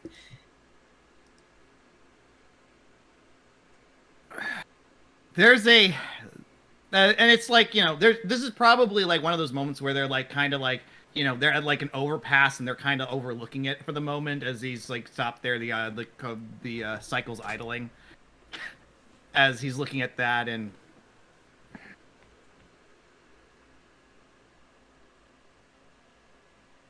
he pauses at the question and he goes, "You and I are going in together. We're not going in. No one's splitting up. We're not going in alone." All right, if you say so. I do. And hey, he takes a moment, and he takes this is the moment he like turns it off, because he's not gonna like park the motorcycle down there just in case it's like hey, someone new's just showed up. This is so they can like make a more stealthy approach. And hey, And he seems very friendly. There's a smile on his face, but that smile never reaches his eyes as he looks over you and Kali and goes, last mission I was on, I had a team member who took some really big unnecessary risks. You make a promise with me? What, like you don't want me to take any quote-unquote unnecessary risks? Oh. He goes, all I'm asking, he says, is that you don't go for broke if you don't have any other options.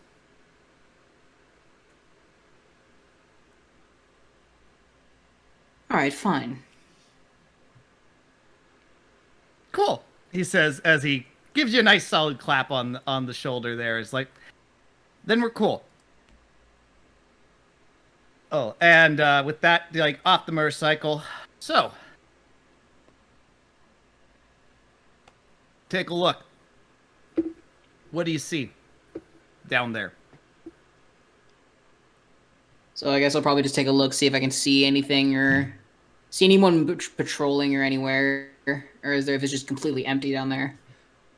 So with this, just an initial glance, you don't see anything like out of the ordinary. It looks like just an abandoned little strip mall. And again, it is kind of single story.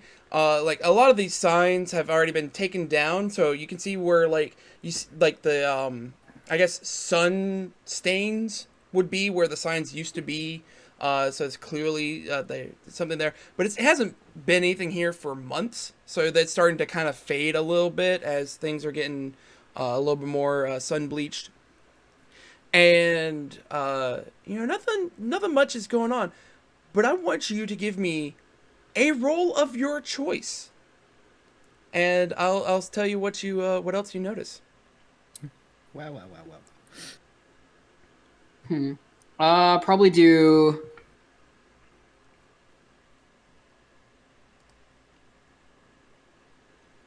Knowledge roll in that case. Very good. It will be another 2. I need 2 successes for this knowledge check. Ah, damn it. So, with the 1, I'll tell you this before any support skills come in. But as you're looking around, it's like this is, from all the information gathered, there are definitely people hanging out here. Maybe they're not super visible right now, but there's definitely got to be someone looking out. You've definitely got that clue in your head. So now would be the time where Koji could kick in again. Yeah, so I'm just trying to think, because it has to be the same skill in order to give the ad, or can I, if you have a way to justify it, it's fine by me. So, I want to do brawling, but here's how I'm going to explain it. Certainly. The thing is that Koji has been in a lot of fights, like street fights kind of deal. He knows how people will come gang up on. And while he's not good at suppression, ironic, I know, he fights. His style is very much in the beat the guy in front of you down before you move on to the next guy, regardless of what's happening to you. Yep. But that doesn't mean he's not aware of, like, hey, these are the ways people will come in and swarm you to try to gather up on you. It's why the Yakuza are very like, hey, people will, like, they will rush in and beat the shit out of people, out of like criminals and stuff who are beating up innocent people. They know the advantage of numbers and stuff like that. So it's like the way he's going to do this brawling is like, look at that area. That's a place I could see a group slipping out of. Or, hey, if you look at that, you can see there's traces of certain people there. There's probably been a fight over in that area. That's how I'm going to try to justify brawling, if that works for you. That works perfectly. Okay. Let's see how 4 dice do here. Hey, that's 3 successes for you. That is 4 successes, because a 4? 10 counts as 2. 4 successes. Oh, he critted. That's right. Oh shit, he critted. Yes. So you know. So it's like, Yep. Callie, you get to add 4 dice due to some pointing out by Koji-san here. it's the street smarts. Yes, what's very going much on. so. The skills aren't necessarily that. Oh, Oh, we got a crit. all right. So that is 5 successes because you add that to the original success of your first roll. So with the pointing out, you're now starting to see you see what Koji's saying. It's like, yeah, that place looks like that could be a fight. You know, there's a couple of places here and there that you can see where it's like, you know, if someone was standing at that window at that angle, it'd be hard to see them, but they could see the entire parking lot. And you know, putting a little bit more together, you start to realize that there's more to it than what Koji's mentioning. And Koji definitely is leading you in the right direction, but you're taking it one step further. As you look around, it's like, being only in the strip mall would not make a lot of sense. They've got to have a lot more patrols running around if they're doing something of this scale. So you start looking around, and you see that, you know, it looks like there are 2 people sitting at the coffee shop across the street that are just looking around. You see someone sitting down at the gas station, like at the little bench outside, drinking looks like a soda of some sort, and just looking around. You see one person over at the gym who seems to be lifting weights, like just doing the arm bells, or just not. It's a very light weight and very slow motions, but he's not really working out. So you're definitely seeing a few people around that are not in the strip mall that are 100% keeping their eyes open. All right, I probably to relay that information over to Koji then. Probably say, hey, so I'm seeing some lookouts there. And Koji, for you, you 100% know that is not the standard practice of anyone in organized crime. Yeah. This is a little bit more extensive than that. Even in the family, there are certain lookouts, but even then, it's nothing like this. This Right. is a bigger deal. Even then, it's just like,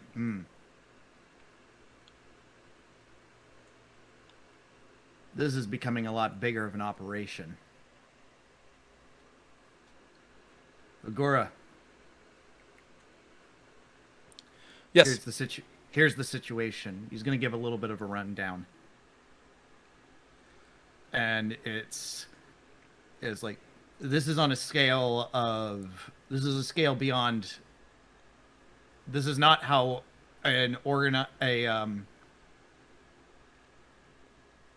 this is not how an organization would normally operate. But we have worked with individuals who operate on such a scale.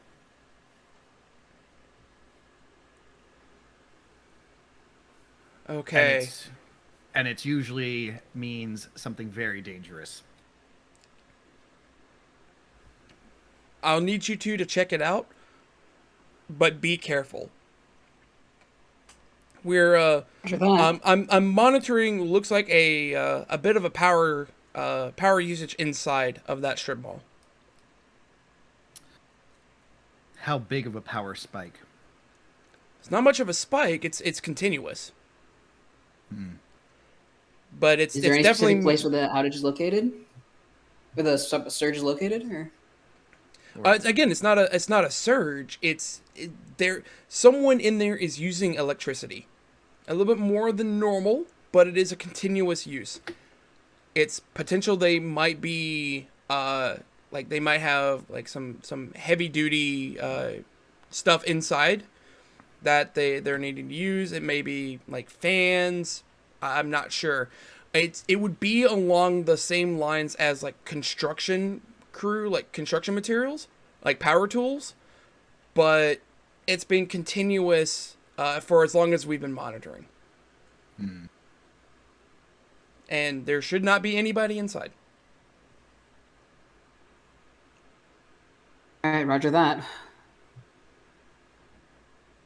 Shouldn't be, just doesn't mean there aren't. Koji sort of mutters that as he's like looking around. Like it's not like he's doing that kind of thing where it's very practiced, where you're looking around without looking like you're looking around and keeping an eye on things. But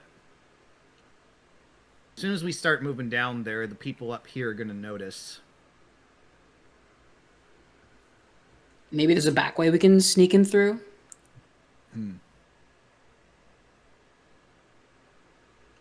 You know, I was pointing out that one area. He starts to he points in a direction.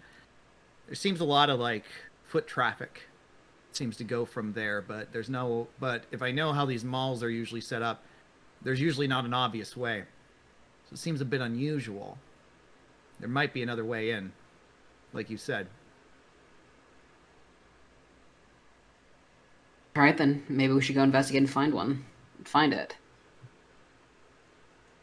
Get on. I want to make sure I park the bike somewhere so they don't frickin' strip it. All right.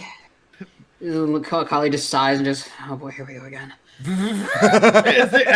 as he like pops a wheelie as they go off. All right. If you're Eventually. gonna... Oh, go ahead. Well, sorry. No, go ahead if you're gonna say I something. was going to ask, since you're getting a little bit closer, and you did kind of spot a little bit of a secret back way. Is that the way you're planning on going? This is going to be more along the back area of the strip mall. Yeah, that's the plan. Perfect. Yeah. Gonna find some secluded bushes. I'm only using your picture as a frame of reference. Find some secluded bushes.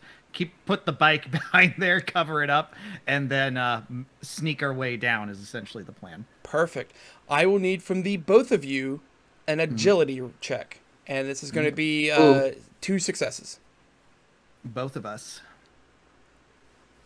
Do you want someone taking the lead on that, or do you want both of us to? Oh no, see both who's of the you are weakest link? rolling. Okay, I'm just Yeah. confirming I understand. Yep. I see. Who's the weakest link here? Let's find out. Not me. Not you. Well, we're gonna You've find been out. crushing it. Yeah. I'm Well, loving we'll it. see It's how great. We'll see how Koji does here.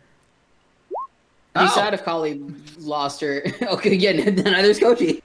Well, I think this honestly makes sense given his criminal background and stuff like that. Is he fucking knows how to fucking move down this way? Oh yeah, this is. I'd be sad if Kali was messed up her agility, because that's like one of the only things she's actually decently good at. So, Aside from the suitcase in one hand, he's pretty much unarmed going down. So yeah.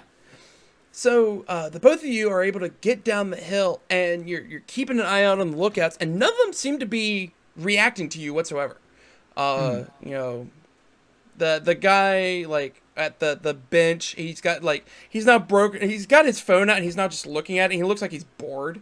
The guy at the gym has now switched out his arm bells and is now trying to like stretch and flex a little bit in front of the glass for anybody walking by. The 2 people at the coffee shop are getting more coffee. So these are like our 5th cups of decaf, and I wish we could drink something else, but god damn it. they switched to tea.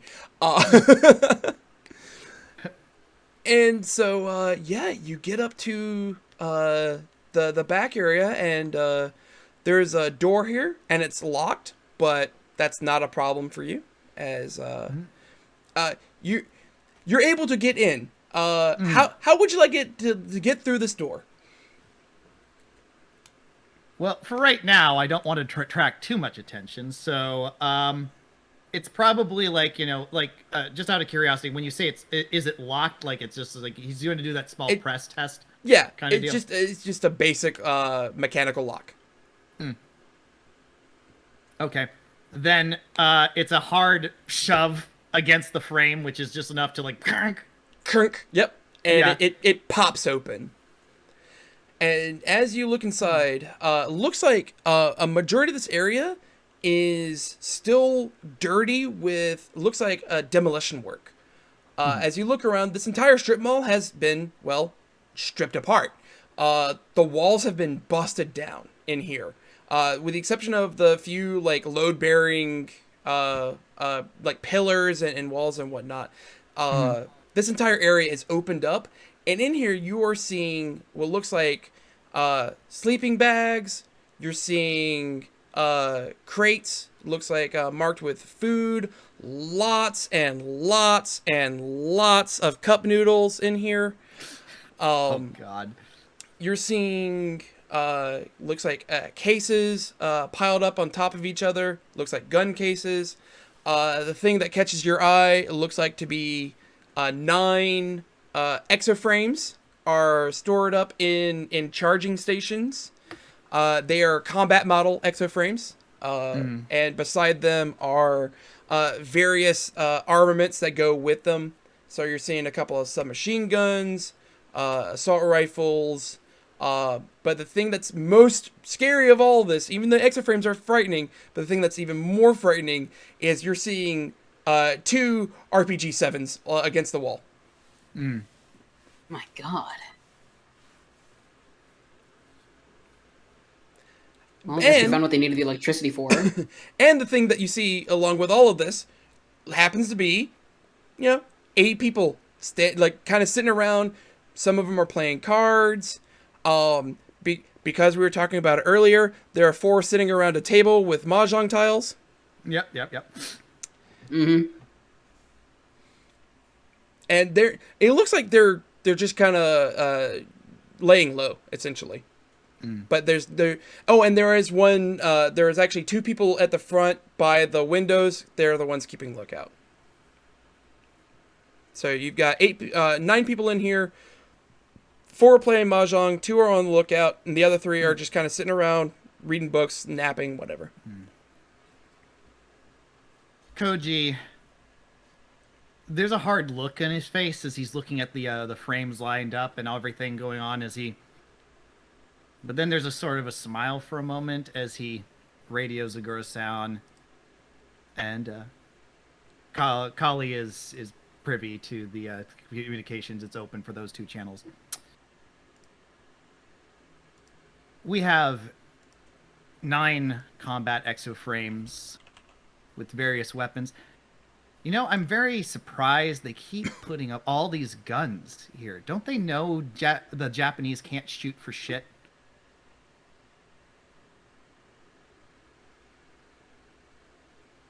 But are you wanting us to take them down now, or do you want to send backup in before we take them out? Do you feel like you can do something to potentially stop them beforehand? I think we could. And he looks over at Kali, and he goes, under the low comm, since it's all subdermal, it's just like, Kali, I'm going to provide a distraction. Do you think you can sabotage the armor in case any of them try to go for it?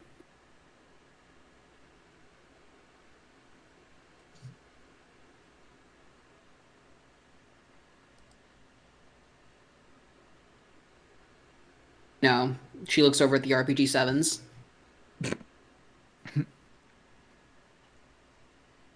Good girl. Keep an eye out in case.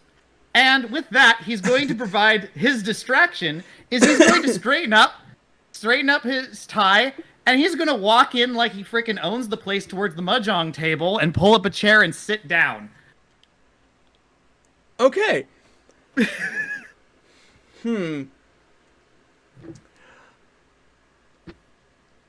That should hopefully get all eyes on him. All right, so first off, go ahead and think about what your support skill will be. Because I'm not going to have you make a check on this. I'll let Kali make her check, and then if she needs the distraction to help out, that's where you'll come in on this one. Gotcha. Because that seems to be fit perfectly in this regard. Yep. So it's just like, are you going to fucking question why I'm here? I'm here to play the game. So actually, I will ask this. Yeah. What skill are you thinking of using? So the big thing, I don't want to abuse the brawl. I can do other things, but here's what I'm going to tell you what I'm trying. My intent is, and we can work on what skill would probably fit best for this, and I'll go with it. Okay. So basically, here's the thing. He's fully expecting them to be like, either they're going to be cowed by him, or they're going to be like, hey, you're not supposed to be here, and then it's going to get fucking violent, is really where he's thinking this is eventually going to go. But basically, the thing is, it's like, look, he may not, I mean, it's been about a year, since, things have happened, but he still holds himself as Yakuza. He still very much goes there. He owns this fucking place. He owns them. So he's walking in, he's sitting down. Even if they're like, what the frick are you doing here? It's like, why are you fucking asking me a question? Deal me in. Kind of deal. So Gotcha. That kind of thing. You dare fucking question why I'm here. Otherwise, it's going to be a bad time, and I'm here to have a good time, aren't you, buddy? Tap on the face. Works for me. Okay, Kali, describe how you're going to be sabotaging those frames. "Quote unquote" sabotage. Yeah. I mean, I'm gonna see if I can look for any kind of like potential exposed wiring or anything, or just anything that'll let me quote unquote quietly sabotage without attracting too much attention. Okay, that definitely sounds like a mechatronics roll. Which is what I was afraid of, because I'm not the greatest at mechatronics. Realistically, what this is looking like, you're pulling wires. You're just trying to screw up an exoframe. It's a lot easier to repair or to damage an exoframe than it is to repair it. So this is not that difficult. You're looking for a 2. Oh boy, I'm definitely Don't forget, you can always use some of your frame parts if you can justify it to give yourself a standby bonus. Correct.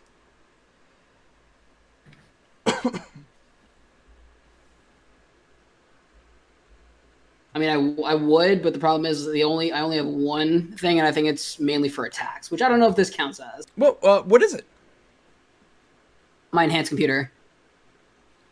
Your which computer?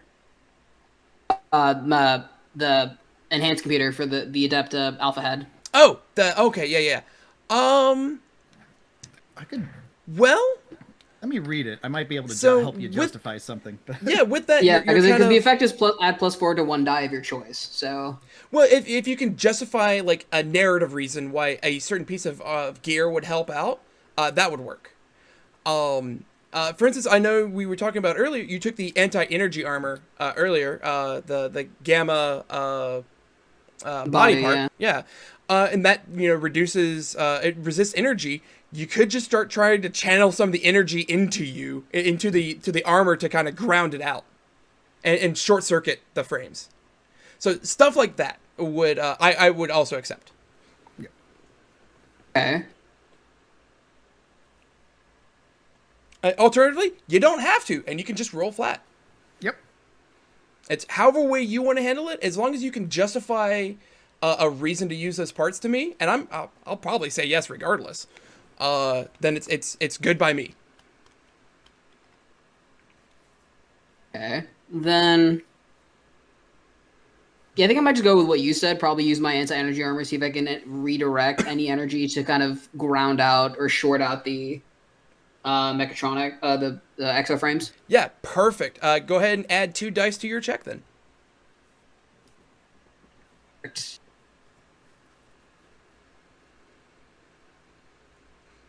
one of the reasons why I enjoy the investigation phase of the game, is because it's like, yeah, you got all this cool armor.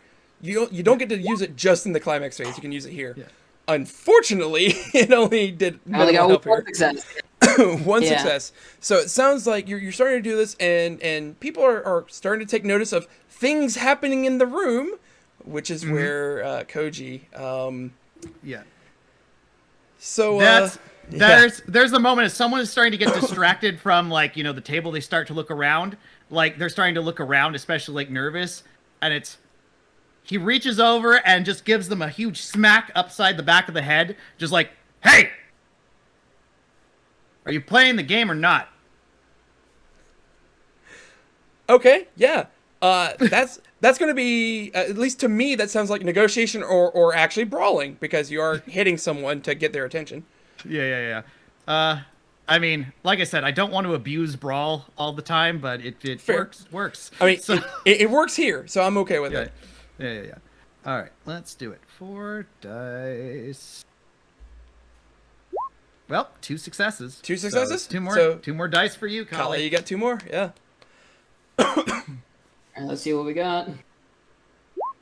Oh, Ooh, unfortunate. not enough. So, Things are about to go south. I crit failed, so let's get ready. well, thankfully, there's no crit fails in this game. Ones don't matter anything in particular Thank for God. Convictor Drive. Yeah, no, we're good on that end. So Well- what this will look like, mechanically wise, is that this is a failure. So what you're going to be doing is what's called a recovery check, essentially. You're gonna be able to re-roll the skill, but you're gonna have a delay counter for the encounter itself. But good news, when you roll your next skill, you'll get 3 dice to it to help you try to overcome and succeed. Narratively, what this looks like is that, you know, Koji like just hits the guy upside the head and says, "Why aren't you aren't you playing?" And the guy like kind of rubs the back of his head and he's like, "Yeah, what? Who the fuck are you?" And people start like getting a little more agitated and they start looking around and be like, "There's someone fucking with the frames."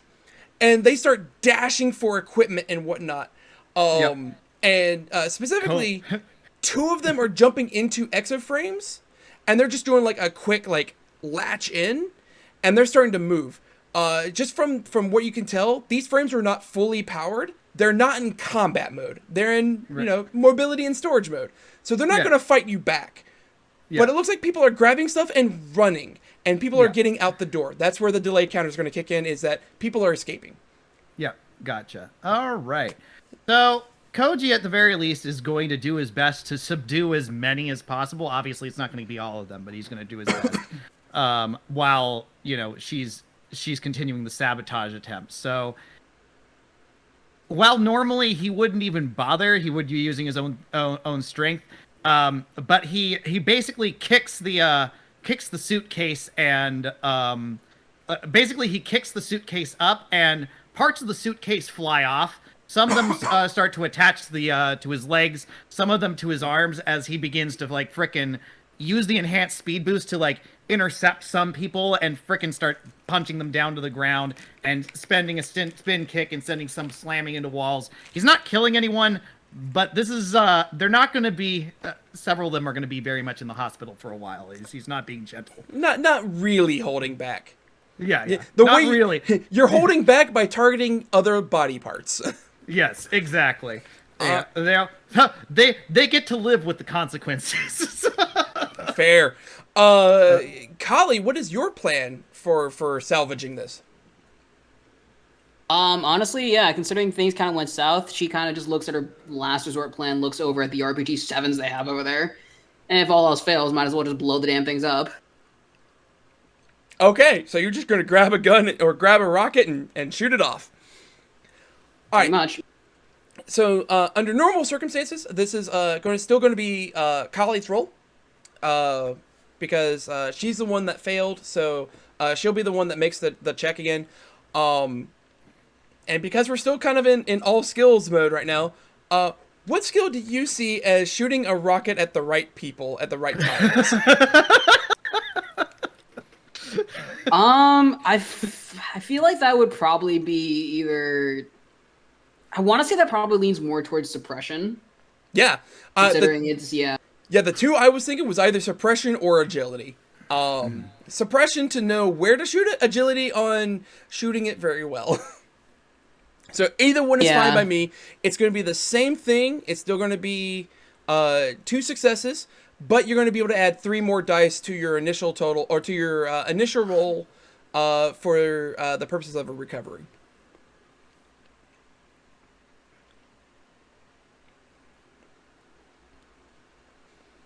But as a note, this is a fresh roll. Previous successes don't count now. We're in a new check. Alright. Alright, so I guess I'll probably just use my agility then in that case. Yeah, And then I'll just add 3 to that. Yeah, that works. And hey, And- you know what? You got that targeting computer. Yeah. If you wanted to use that targeting computer, that might help out a little bit more so.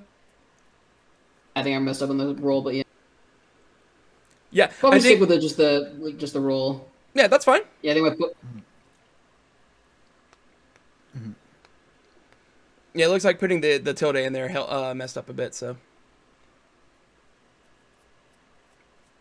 Tilde's my push to talk button, so... Oh, ha! That would be why.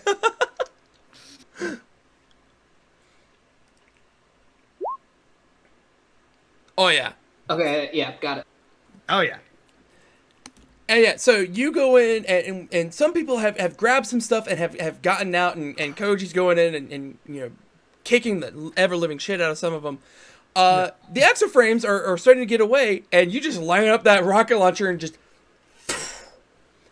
And it flies on out, and it explodes near-ish them, but not, you know, you're not getting a direct hit, because you... Well, actually, do you want to get a direct hit?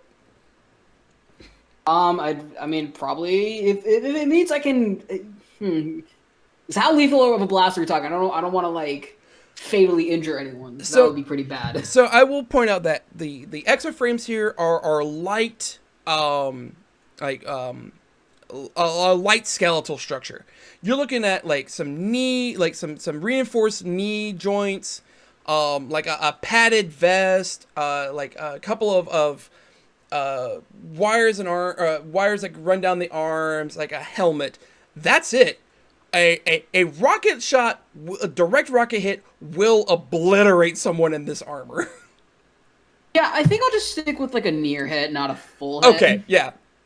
I mean, it's up to you. If you wanted to say, nope, we need to put them down, that's your call.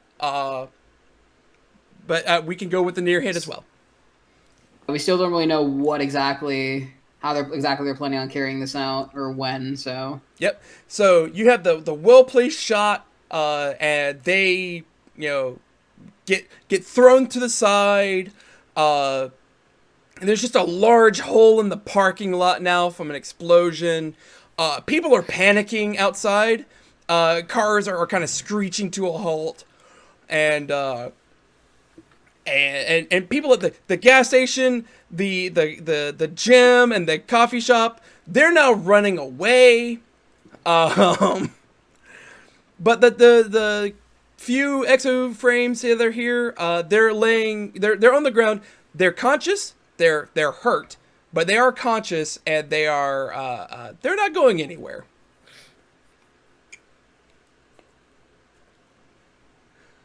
that's definitely could have gone better, but oh well.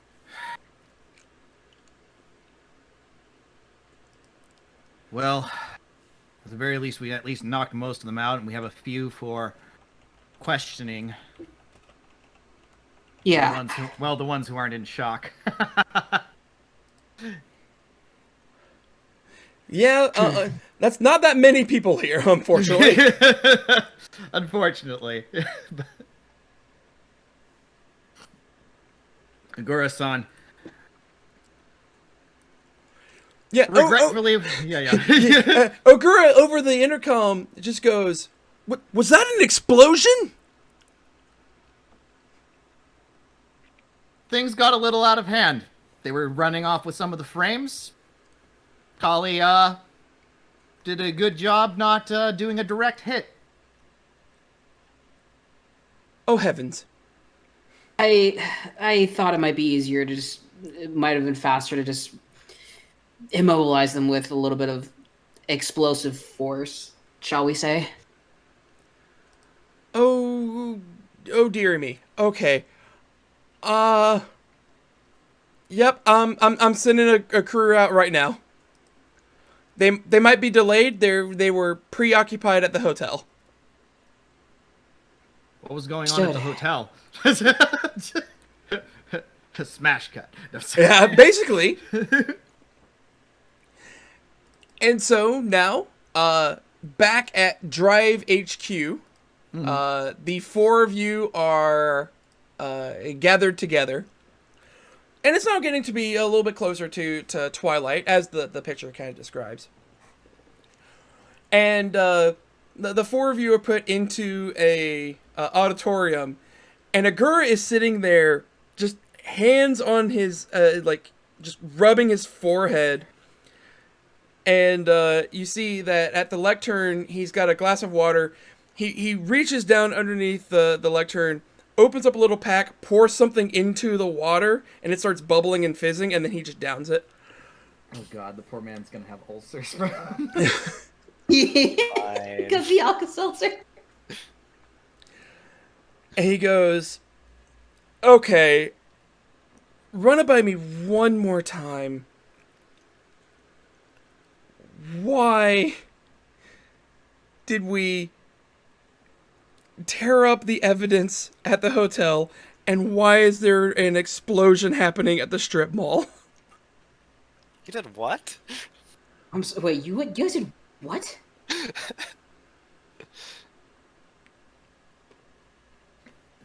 Koji is just leaning back and like waiting for Kali to explain, unless he like directly looks at Koji to like you freaking explain, because he's not explaining the hotel shit. I'm kind of looking at Koji, just like, do I say anything? At least I took some snapshots with the spotlight beforehand. Yes, and that helps. But we need we needed some of that intact.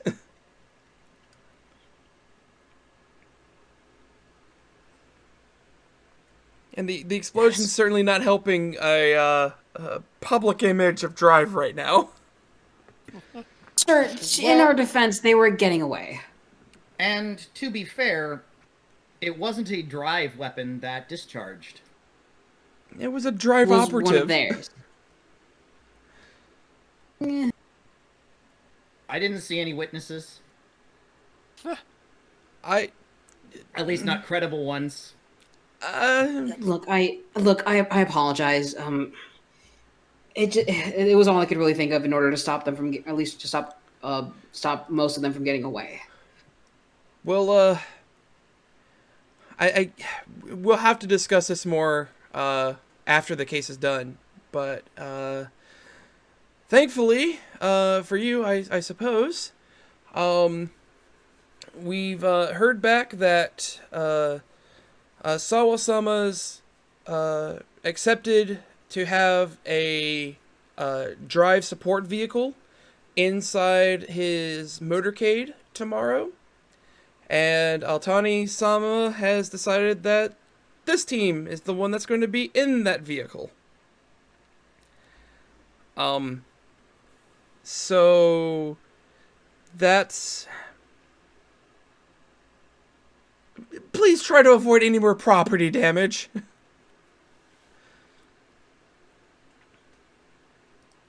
Sir. Alright, so Sawa-sama's train is scheduled to arrive tomorrow at 9. He's going to do a very brief press conference at the train station, and then he's going to get into the motorcade and then head to the baseball field where he will do his rally. That's what we've got so far, and we believe there still might be a credible threat out there.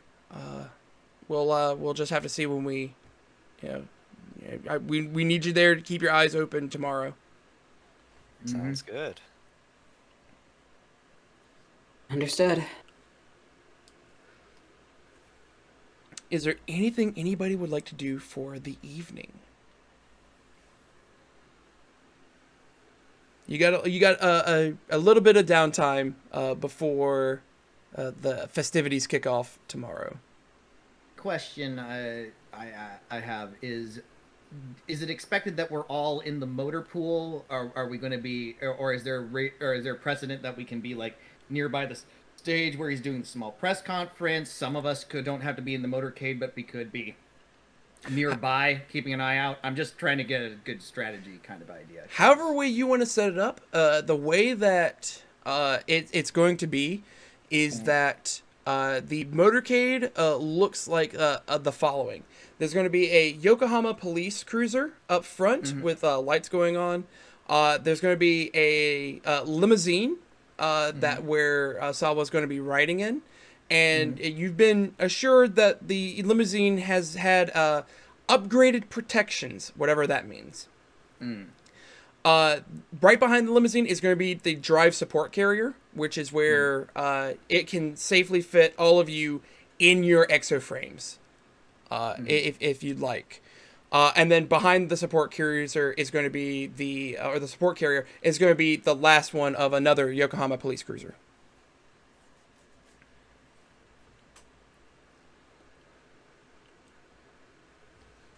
I wonder how hard it would be. I mean, obviously we need at least we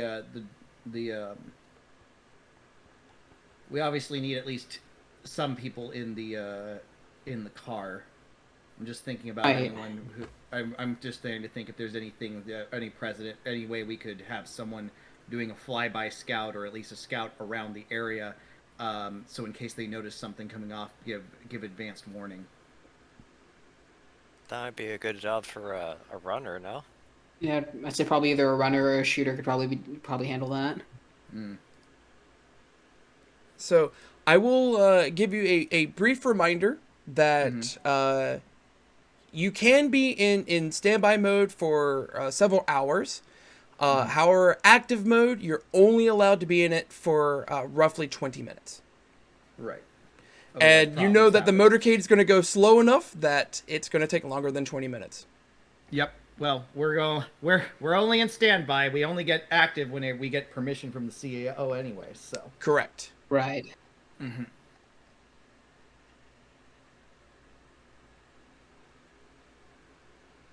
Having at least 2 people not in the motorcade and at least standby mode around the area might not be a bad idea.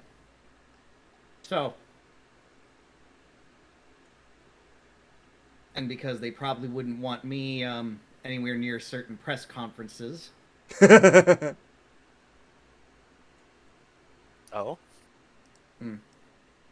Just say... Like cocks an eyebrow at that. Just like...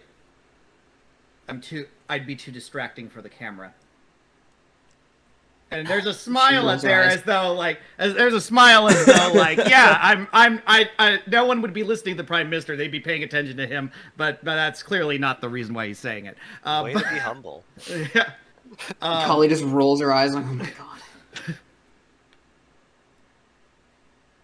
So, I'm willing to be around the area. Who else is going to... Who wants to go in the motorcade? Who else wants to be on standby? I can take I can be in the motorcade.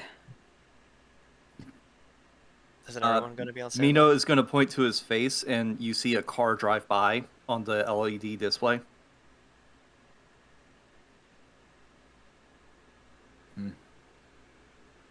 Sure, I can help support you. All right. Then I think we have our plan. Okay.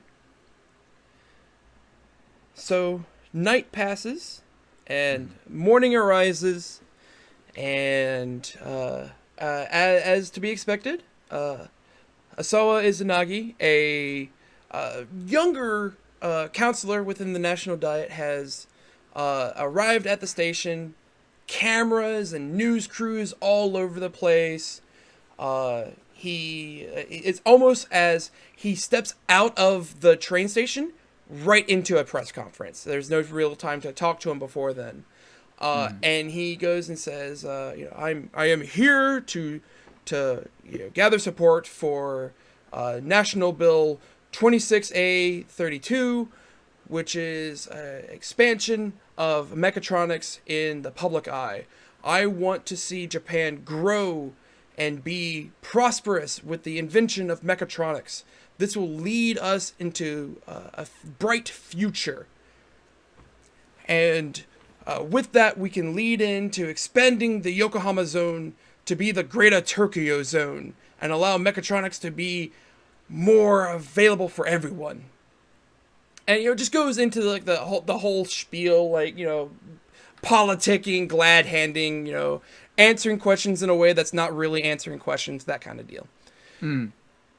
I'm going to have a low-grade subsonic disturbance wave going off in case anyone is using a mechatronic targeting device. Very good. And it's funny because as you're kind of looking around, you can see the Shin Yokohama Prince Hotel, and man, that's a really good view from the 14th floor down to where he's at right now. Man, that's a great view. That's a Shame great no view. one's there. Crazy. James, all the rifles they brought up there are in pieces right now. And so Ogura-san's looking at them, and it's just like the evidence. yeah, Ogura is at the train station in full dress uniform, with cool. you. But he's kind of like he's got he's tapping his foot a little bit. He looks exhausted. And after a little bit of talking and whatnot, Sawa starts heading over to where the motorcade is, and Ogura says, "If you want to talk to him, now's the time."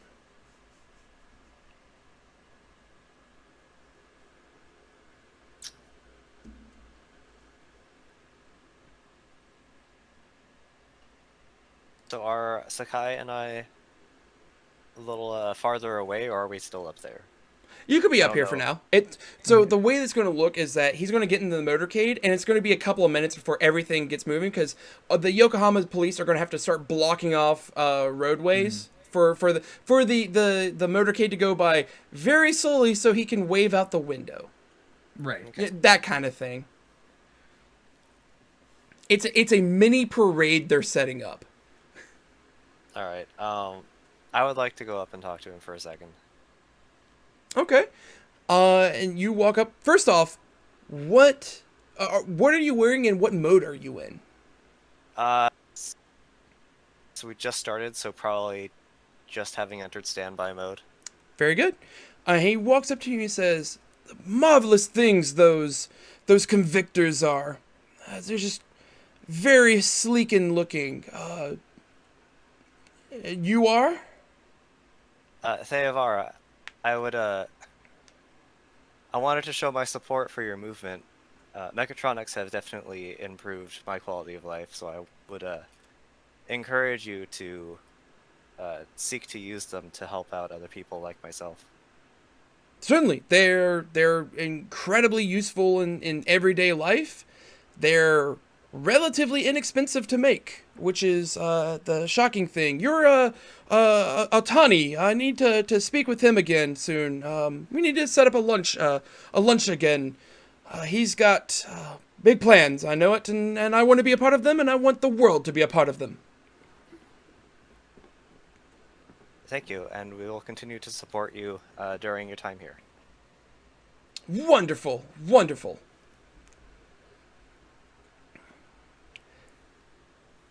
Anyone else? Koji is purposefully not approaching.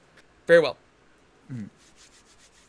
Mino, before loading up his case into the back of the drive support van, see him go up to the side of it, like tap it, and you hear like a vending machine going off inside as a puck drops out from underneath. And he picks it up, and he's going to offer it to Sawa-san. You said a puck? Yes. Okay. And he looks at it and he says, what is this?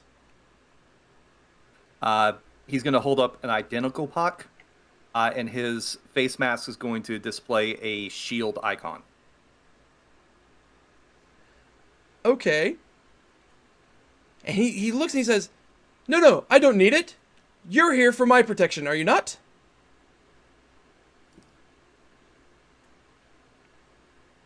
He's going to make his face plate reveal like an umbrella with rain coming down. No, I understand that you are my umbrella. I don't need this. And we're going to go into the optional investigation. Let me show this off. Convince the politician. Convince Sawa Izanagi. You only need one person that can do this. You can use either negotiation or suppression, and I'll explain suppression in a bit. But Sawa Izanagi has arrived. Unconvinced of the actual threat, he's resolute at continuing the rally. And again, optional. Convince him he has to have some sort of protection. So, negotiation is clearly the way that you can say, you know, this is actually, you know, for your protection, you know, just you know, be, you know, please let us, like, help us protect you, kind of deal. Suppression also covers tactics of multiple people. So it's not necessarily, you know, taking down multiple people. It's, you know, suppression is you know, the actual, it could also go into the tactics of it. I also realized I never showed off the third intel card. Oh. Which was, yep, they were set up, they were not set up to repel or escape us. They're unwilling to talk without attorneys present, or actually at all, because they were hurt. Still, it's another threat to take care of. Hey, hard for them to call an attorney when they're not able to speak. So, you Very know. true. So, yeah. If someone wants to make a check, and it sounds like, Mino, this is right up where you're doing now. And again, this is optional. If you fail, there's no delay counter on this. This is just a thing you can try, because someone tried, so you have this option. Give me a negotiation or suppression with a 2 successes. Okay. So since he will not take the puck from you know, instead of trying to force it on him or try to convince him otherwise, he's just going to go up to the vehicle that he's going to be riding in, and he's just going to affix it next to the window of the door that he's going to be at. Okay. So that if at any time he feels that there is danger, he can press a button on his remote and cause it to deploy. Okay. What is it specifically? This is the remote distributor. Okay. Very good. Nice. Nice. Okay, so I'll do this instead. Give me a mechatronics roll. I'm going to switch it up a little bit. Give me a mechatronics roll. Okay. Let's double check that. I have a mechatronics of 1. That's fine. Oh no. I'll go and tell you right now. For every success that you give on this one, the first time you deploy it for Sawa, you will reduce your reserve amount by these reserve costs by however many successes you get here. Hey. Right. And it's the 1 die plus 2 for the use of my part and standby? Correct. Okay. So 3. Big rolls, big rolls, big rolls. Hey, 2 not bad. successes. That's 2 hits. Yeah. Okay. So the remote distributor does it is what cost of 2? It is a cost of 2 reaction to an attack I can see. Okay. So the first time you use it for Sawa, it will be free. Hey. Because Nice. you got 2 successes, so it reduces the cost by 2. I feel that's a cool way to handle that without actually telling him that's what's going to happen. All right. So with that, the motorcade starts to get rolling. You have... let me make sure I've got this right. This is Mino and Thay are going to be in the support carrier. Or was it Kali's in support carrier? Okay, and then Koji and Thay are going to be outside the carrier on the lookout. Correct. Okay. So as you're moving along, it's a nice snail's pace as it's going, and things are just rolling along. You see that every so often the window will roll down. He'll wave at a group of people. Some of them are paying attention. Some of them are not.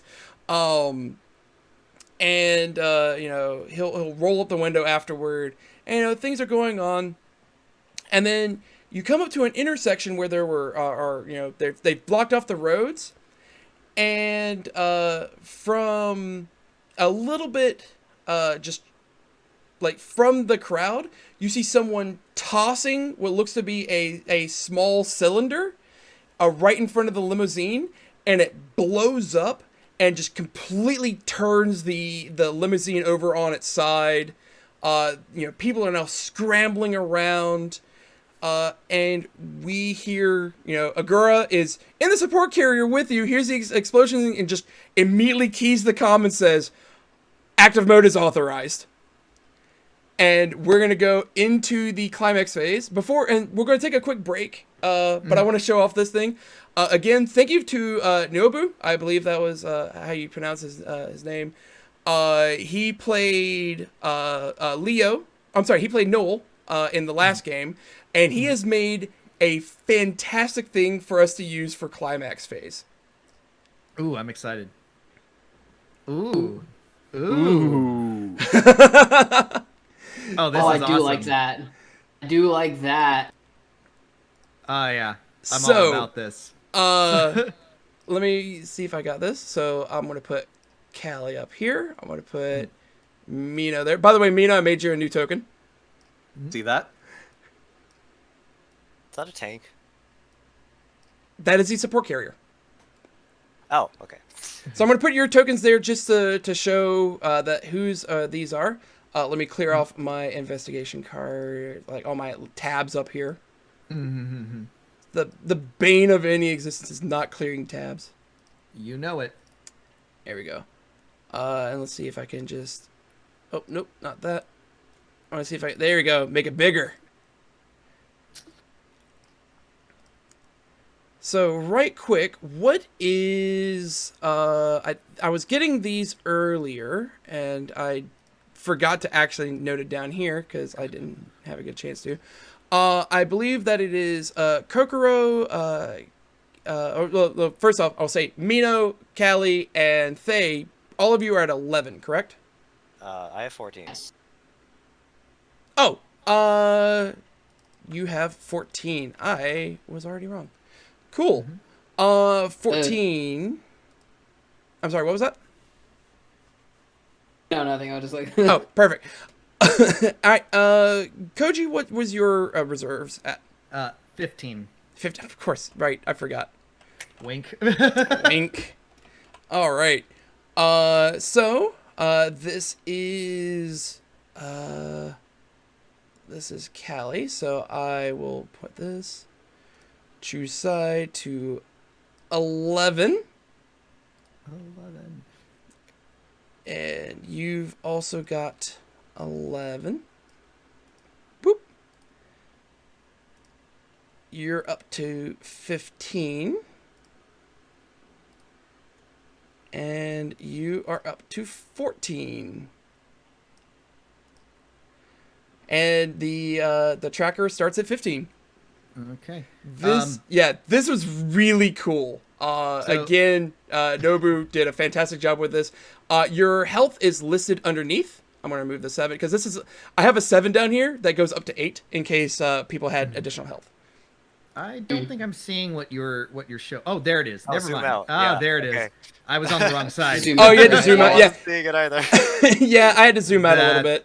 That's really cool. Okay, awesome. Now I see what everyone's that's talking awesome. about. This Yeah, okay. it's super cool. Like Did a again, really good job with this. yeah, he made this and sent it my way. He was like, "Yeah, just use this for your next game." I'm like, "Oh, I will be 100%." 1000%. Hey, Yes. Yeah. So I think whenever I run any more Convictor Drive games, it's going to be in this Roll20 instance because this is really cool, and I can't replicate it because I'm not a Roll20 subscriber. So it's slick. I've So I'm gonna use understood. this. I will make sure I don't leave this in case there's future games. So, I have the link. I can just keep throwing out to people. oh, So fair enough. But I don't log it down. So One thing that you might be able to do if what's his name, Nirbo, uh-huh. is able to do it. If you click on an icon, you'll see 3 things: red, green, and blue. You could tie health and reserves to 2 of those. I don't know what the scripting is for that. I You would can have to have check that. I would have to check and see if Yeah. I could do that somehow. It's possible to adjust them and like have them automatically update the screen. Yeah, that'd be That'd be cool. cool. Just That'd if, be like, cool. you want to get on that, or if you want to get Nirabu on it eventually. I'll have to check into that because that sounds Yeah. like a blast. All right. Yeah. So before we do anything else, let's go ahead and take a quick, short little break. Just 5-10 minutes, do whatever, stretch, use the restroom, get something to drink. Think about your flashwords and your power up sequences, and we'll start off with that when we get back. Rockin'. Cool. Good. Yeah. Whew. I was a little worried on this one because I wasn't certain how well like the story would come out on this. Yeah. So, because it's less an investigation and more of a, hey, go here, do this, hey, go here, do this. But it sounds like people have had a lot more flexibility with some of the stuff they wanted to do. So I'm feeling a little bit better about that. You run a good game, man. So I just want to commend you on that. So and you roll with the punches and stuff like that. Like I said, I don't want to like be abusing, like saying, hey, I want to justify brawl because for everything, because I know there's going to be some things it won't work for. But I appreciate you hearing me out and going like, yeah, I can see that, or throwing in interesting curveballs and stuff like that. So you do a good job, man. Yeah, I'm always happy to see people use skills that are outside of the norm. Like for instance, like seeing someone using a combat skill that that's more like knowledge based. I'm perfectly happy with. Because that's one of the main things in a game I enjoy running, which is Traveler. It does a very similar thing, which is like you can use any skill with any attribute. So it's like, how would you use gun combat with knowledge? Which is like, well, you know that weapon. You know what, like, that's an AK-47 right there. That's how you could use that. That's like identification. Or street fights, you know how this goes. kind of Yeah. Yeah. And it's like you know what to look for. Thank you for letting me show off a little bit too. Yeah. Oh yeah, no, totally. I knew that was something that had come up from the last time that we had played together. Was that Mina was a little bit more on the back end and didn't get to really show off terribly too much. So I was glad to see that popping up here. Yeah, and I'm doing my best to make sure that the new players get more of the chance for the spotlight, anyways, too, and for those that didn't get a chance to show. So I'm hoping they're enjoying it too. Oh yeah, no worries. I'm having fun here. Good. Awesome, glad to Kind hear. of blast, yeah. Oh, awesome. By the way, real quick, Church, could you make sure that the tokens are in our control? I thought I did so. The ones on the We have the big tokens. The big tokens, not the one on the map. Oh, darn. Okay, I'll do this right quick. Because what I did is I created the character sheets, and then I assigned the tokens to the character sheet. So it may not have done the other way. Gotcha. So let me delete those off. Whoop. And then pull you back in.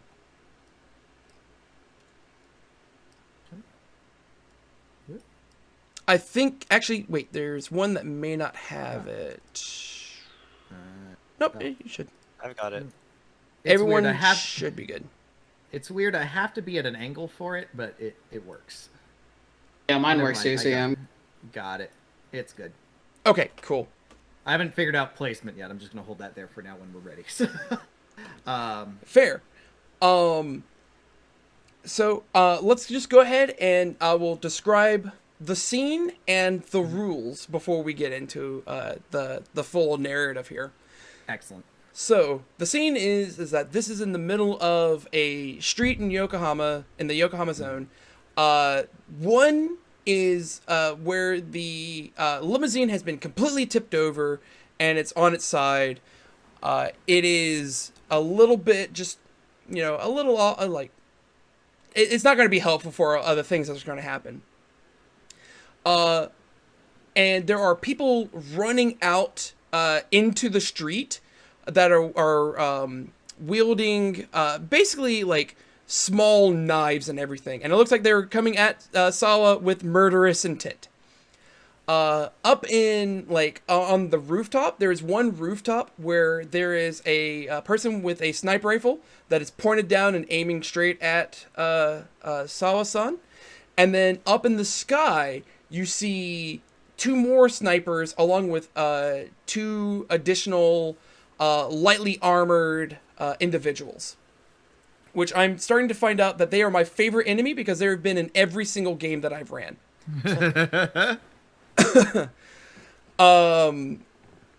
So the rules is that your objective for this combat is to get Sawa Izanagi to safety. To do so, Sawa Izanagi is currently in Zone 1, and he's got his own token, and he has a mat of 1 and an energy of 1. That's his armors. It's mat armor of 1 and energy armor of 1. In order to move him, you will need to spend 2 reserve to move him, and you get to spend your reserve to also move as well. So effectively, you're costing 4 reserve to move him 1 square. You have to start in the same square as him, and you have to end in the same square as him, and he only goes 1 square. Gotcha. And we are trying to get him to the carrier. You're trying to get him into the carrier. When he reaches Zone 3, he will not be safe. You'll have to spend 1 additional action to get him inside the carrier. That being said, he is extremely squishy. Everyone will get the reaction of, for 0 reserves, of, get down, Mr. Counselor. Anytime he would take damage, you instead can take the damage. Okay. Which means whatever I roll, it's going to hit him, and you need to take all of that damage. Gotcha. Ooh. Are those troopers allied? No. They are the ones running fun. at him with murderous intent. Gotcha. Just checking. So this is going to be a very... This is an encounter that can turn south really quickly. But I wanted to give you the heads up that this is, it's doable. I think. And to be honest, I could see it happening. It's just, it's gonna cost a lot of reserves, and it's gonna require a lot of teamwork. Yep. I think this is probably the most sure. difficult encounter I've designed, and the first one I designed had a deviator in it. Jesus Christ. So thank God I wasn't in that one. yeah. So thankfully, I'll go ahead and give you again a little bit of meta knowledge on this. The enemies themselves are not that difficult, but it's a lot of firepower running around. You've got plenty of turns before they start really doing stuff. So feel free to talk it out. You've got communicators for a reason. Talk out strategy. Talk about what you want to do. And feel free to take the time on it, because, again, it's going to be a little bit more difficult. That being said, active mode has been authorized. Mm-hmm. Who's powering up with their flash word first? The back of the carrier van burst open, and you see smoke starting to come out as you hear over the intercom, "Curtain rise in 3, 2, 1." As Mino flips the back seat down, rolls into his box. The box rolls out of the back of the carrier and immediately starts rearranging into the strength armor as he grinds the fingers of the arm with the shield affixing into the ground. And you see the pile driver starting to form on his back as the portions of his armor that are now exposed are now glowing with that neon light, and there's like a smoke machine somewhere in there also giving off steam. Perfect. Awesome. Who's up next?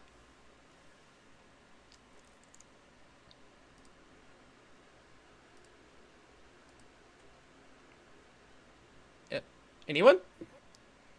Well, okay. I can go if no one else Go for does at the moment. Okay, so Koji was, well, while the parade was going on, was actually on his motorcycle as the explosions go up. There's the of the motorcycle coming to place as he comes around. Helmet comes off as he tosses it aside, and he grabs the suitcase as he walks forward towards the destruction. Is like, the everything's going to chaos and everything like that. And he tosses the suitcase down, and it sort of like spins round to like a few feet in front of him, and he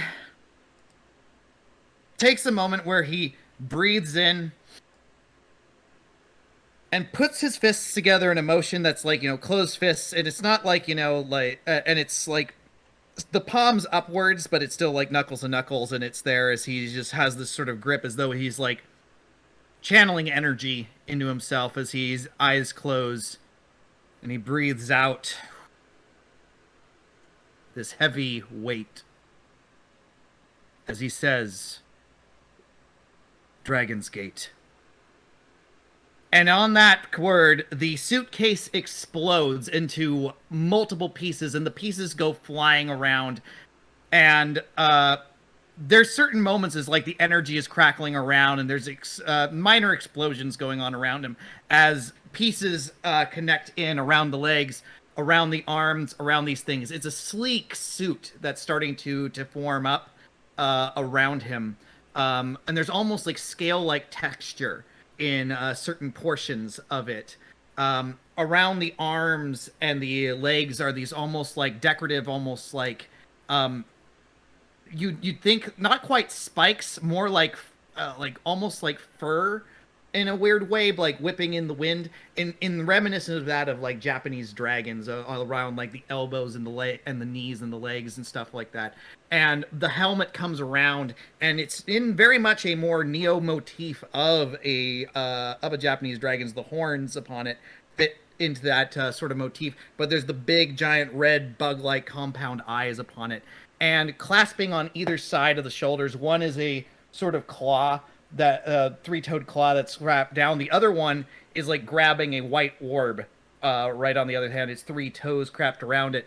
And as the pieces all come together in this mixture of black and white sections, what the right fist shoots out, and in that moment, out billows out an asymmetrical cape of black with a white underside as it billows out, and energy starts. And then as the pieces all come in together, there's this power-up noise of wow as the fur and arm spikes begin to glow with an energy red along it. Excellent. All right, next power-up sequence. I guess I could probably go then. Have at it. Okay. So seeing Mino and Koji activate their active modes, Kali takes a deep breath, closing her eyes and kind of flashing back a little bit before opening her eyes and saying, Kshatriya. And all of a sudden, you can see something. You can see what underneath her drive suit, some sort of red energy kind of starting to expand onto her entire body, almost kind of evoking the image of flames, almost. So as this flame-like energy sort of starts wrapping up and coalescing into what sort of looks like armor, like ancient armor from like an ancient Indian warrior, kind of just materializing, but still kind of keeping that flame motif throughout. So you can see kind of as it materializes one by one, she sort of shrugs and recoil before everything fully materializes, before getting into sort of almost like a battle stance with you can see twin pistols on her hips and a sword materialize in her hands. She's ready. Awesome. And now Thay. Yeah, so newsflash, they already transformed while you guys were going through your sequences. Wow. And the changes are small, so let me explain them to you. because there's not much of a sequence involved. Her glasses have turned into a visor. The hair ornament has turned into a battery backpack. The tie is now literally shining with electricity. The gloves are glowing, at least the diamond on the back, and the boots have kind of expanded to allow space for the soul thrusters to activate. Instead of a physical suit, there is a shimmering haze around her, and she states that the projection array is online. There we go. All right. So, with this, we will start at reserve initiative. Oh, sorry. First off, you can go ahead and decide where you would like to start off at 1, 4, or 7.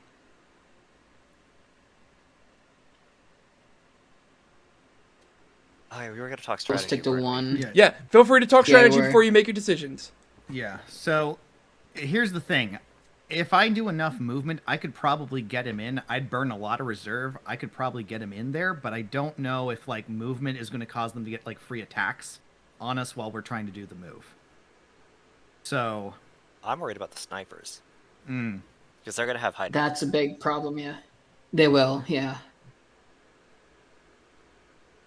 Maybe we split into 2 teams. 2 people guard Sawa-san, and then 2, maybe the other team can take out the snipers. someone who is good, either people who can get up to the sky area are probably going to have to deal with the snipers, or at least have ranged attacks to reach there. Unfortunately, Koji does not, so it's probably best Koji stays with Sawa. Yeah, I can get up there, so I can go up to 7. I can't move horizontally while I'm doing that, but Mm-hmm. I can start taking the snipers down.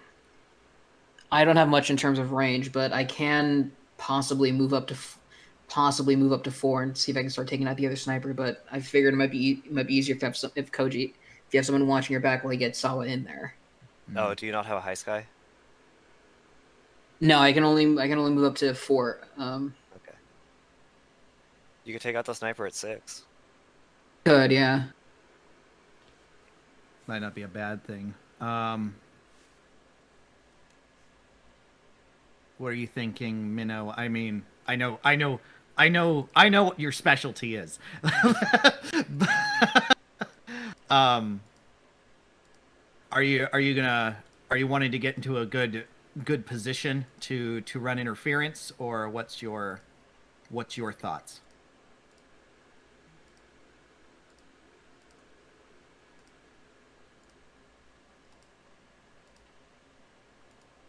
I'm wondering what these color codes are for. They're for me to track hit points. Ah, Because they're all the same thing. They just all say trooper. So if I like start mixing them around in the same zone, I'm gonna get lost. Trooper green versus Trooper red versus Trooper beige. Yeah, basically. All right. Huh? All right. So if you two want to like, Fry and Thay and Kali, if you two want to try and take on like the mid versus high sky areas, Minnow and I can probably try to move Sawa down and take out ground. sounds good to me.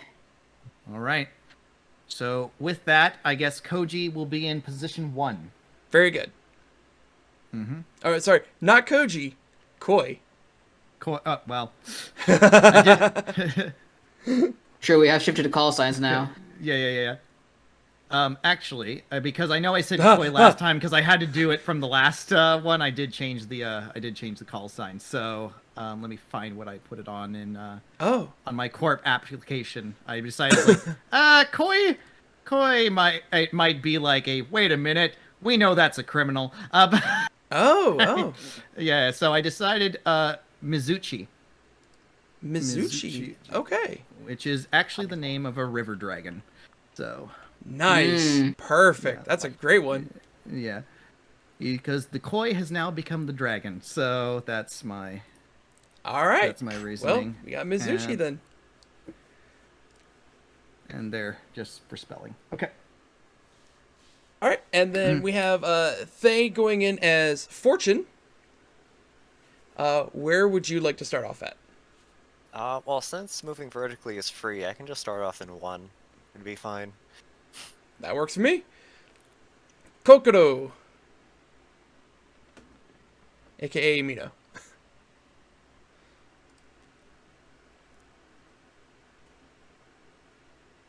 I'm a little worried he's not there or his audio dropped. Kokoro is starting There in you go. 1. There he is. There he is. Perfect. There he is. Yay. All right. And did we decide on your call sign, Kali? I think we were gonna stick with Indy. All right, we're sticking with Indy. All right. And where would you like to start off at? Correct me if I'm wrong, but I believe I think we were saying that movement in the midair area would be free because of the arm anchor. Correct. All right, so in that case, I'll start at 4. All right, yeah, go ahead and move yourself on up to 4.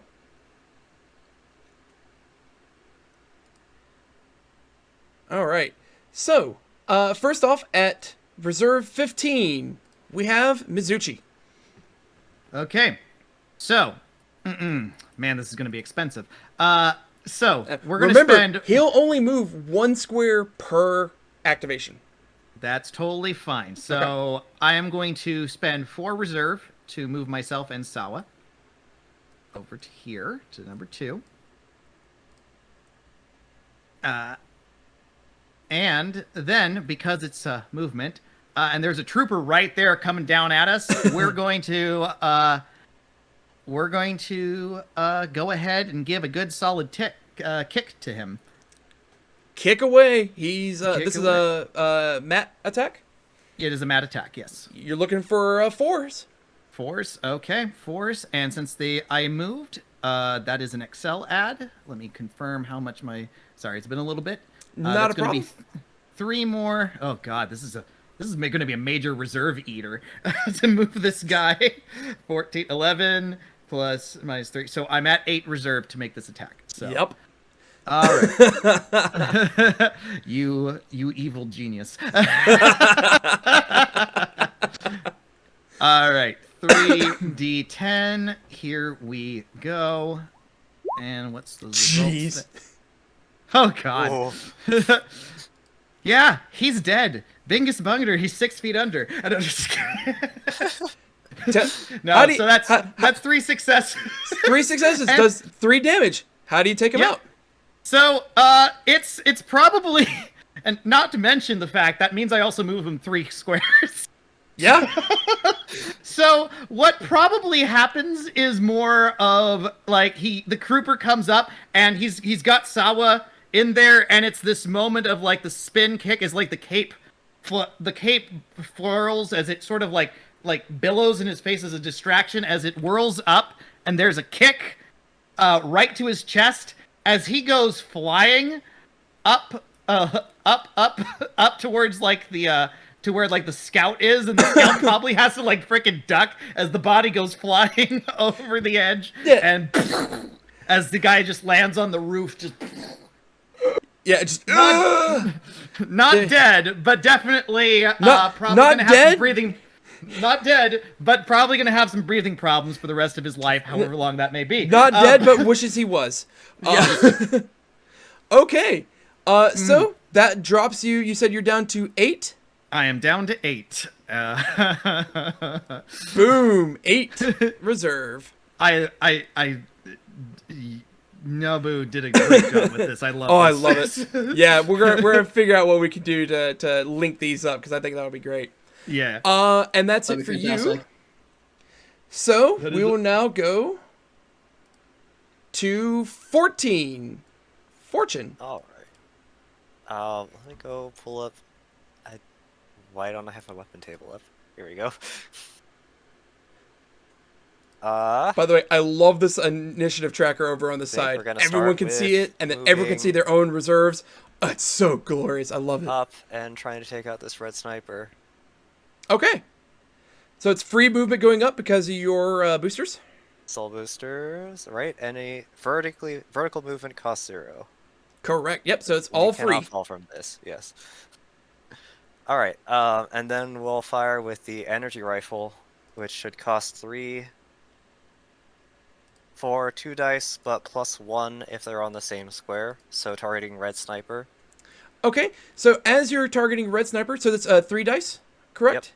So as you're targeting red sniper, the red scout looks like there is like a packet of information transferring over to the sniper. You get -1 die. Alright. So you're back down to 2.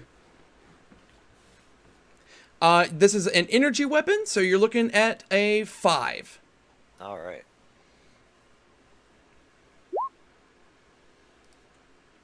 Okay, I would like to spend 1 of Battery Armor's reserves for Quick Reloader Okay. to add 1 die. Yep, you can do that after the fact, so go ahead and give me an extra die. Perfect. Unfortunately, a miss. Do I spend the other 2? So 10 is a crit, right? Correct. Yeah, 10s count as So- crits, and they do 2 damage. I'll use Spot Sight then, with the last of Battery Armor to switch one of those 4s to a 10. Okay, yeah, Or you add do. 6. Ow, ow. Okay, so Yeah. Jesus. you do 3 damage in.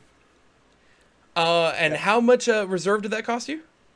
That brings me down to 11 and no battery. 11 and no battery. All right. Oops, I clicked the wrong thing. Hey, good use of a battery. Yeah.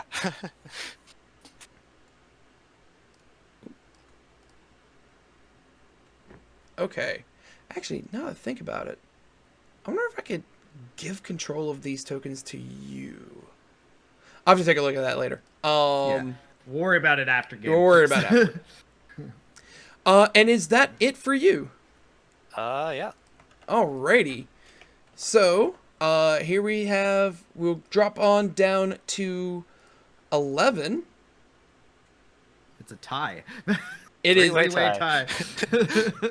Sure. Literally, yeah. Sure. So between Kokoro, Indy, and Fortune, which one wants to go? Kokoro is the slowest. He'll go last. There you go. Makes that easy. I can probably go before Kokoro. Shall I just start us off then? Sounds like Yeah. Fortune gets another shot. All right. How we're fortuitous. We're gonna try another of the same shot for 3 reserve on the sniper. All right. Again, it's you get the +1 because you're in the same square, but -1 because the scout is interfering. Yep.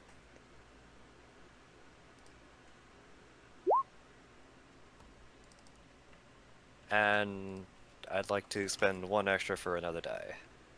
Okay.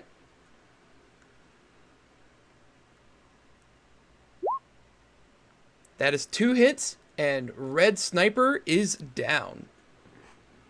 And that brings me down to 7. Alrighty. Go ahead and describe how you shoot the Red Sniper out of the air.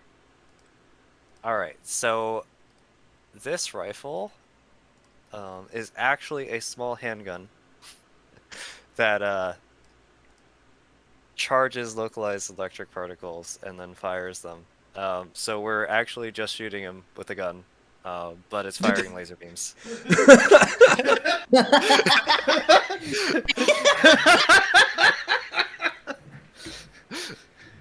Alright, yep, that works. It's just a fucking hand cannon. Just I'm just shooting him with a gun, but it shoots lasers. You know? The It's power just of lasers. friendship and this gun Just I a found. laser. Just a, right, and you know, I'm gonna go. laser cannon. I'm gonna go one step further. What color is the laser? Oh Ooh. shit. Well, you know, I didn't think about that, but probably yellow. Yellow. Okay. Oh, because I was about to say that knowing is half the battle. The other half is either red lasers or blue lasers. So. All right, but that puts you down to 7. So in response to the sniper being taken out, Kokoro is just going to be watching the light show and seeing the body start to fall. the emergency boosters is going to go off, and he is going to slide over to 2. Okay. That's no cost, correct? It is no cost. All right. Well, then, we still have Indy and Kokoro up. All right, so, all right, thanks to my arm anchor, horizontal movement in the midair area should be free, if I remember correctly. Correct. All right, so I think I'll mosey myself on over to 6. I don't know why you'd want to do that, but okay. I don't want to know why. I don't know why you. Whoa! I think you overshot there. That was a little quicker than a mosey. I see. Right, the anchor went a little far.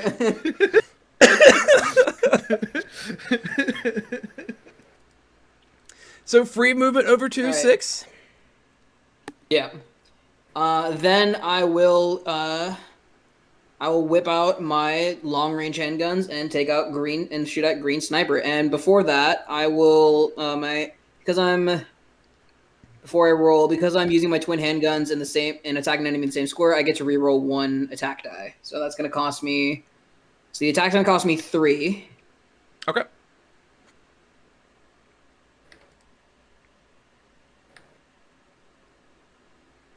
And it is a mat attack. All right. The sniper has a mat of 4.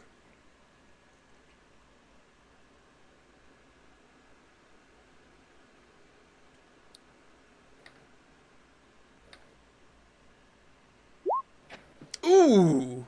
Okay, I got a crit, but thanks to my ability, I get to reroll 1. By all means.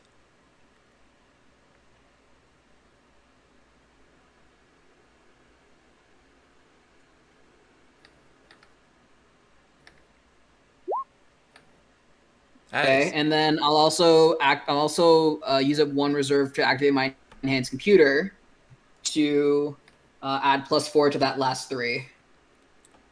Okay. Yeah. So timing's after the attack roll. Yep. So you do 4 points of damage to it. Tell me how you take out the green sniper. So after kind of zipping over there, I guess because I was able to move so fast, I essentially caught him off guard. So I whip out my twin handguns and essentially incapacitate him via 1 via kneecapping. Oh. And yeah, and 1 just to 1 and 2 in the shoulder to kind of disable his arms. Yeah, that's perfect. He drops down on the roof like a sack of potatoes. How much reserve was that overall?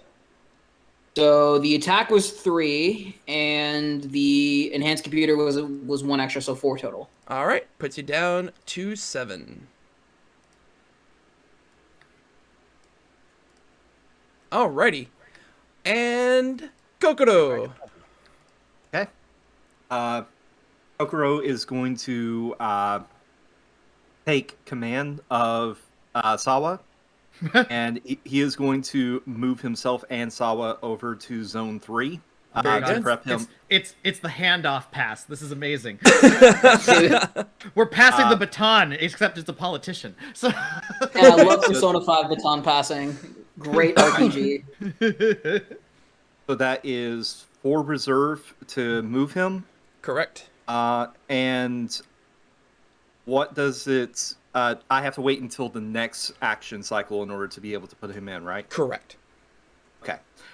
So with that, I am going to hold pattern with my body interposed between these 2 troopers and Sawa with the vehicle. Okay, so that'll drop you down to 7. Everyone's meeting up at 7 again. Yep. Yeah. except for me, because you know why? Oh yeah, except for Someone's got to be special.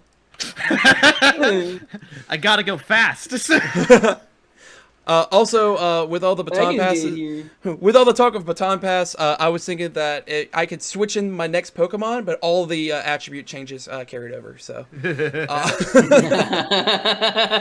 all right. exactly what I think. All right. Church, Go ahead. I have a question. Yes. Because there are rules about attacking multiple targets. Mm-hmm. I'm a little. I mean, I understand the rule that when you attack multiple arc targets, you have to roll the dice separately for each target. That's easy enough. I understand that. What I'm trying to understand is whether or not you have to spend the reserve for each attack. No. And I can't see anything on Nope. that. When you use that weapon, if it targets multiple things, then you hit everything with the single activation of that weapon. Okay. But if you want to modify any of those rolls, each of those counts as separate activation for that gear. So. Gotcha. And based on what I'm looking at, it's like you can hit multiple people with any weapon as long as it's within range of the weapon. So, as long as I'm close, I can punch the shit out of a bunch of people. Okay. Yeah, you could go up and hit the politician.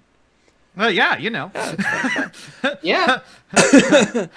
Well, the Majima family sends their regards. What? Just kidding.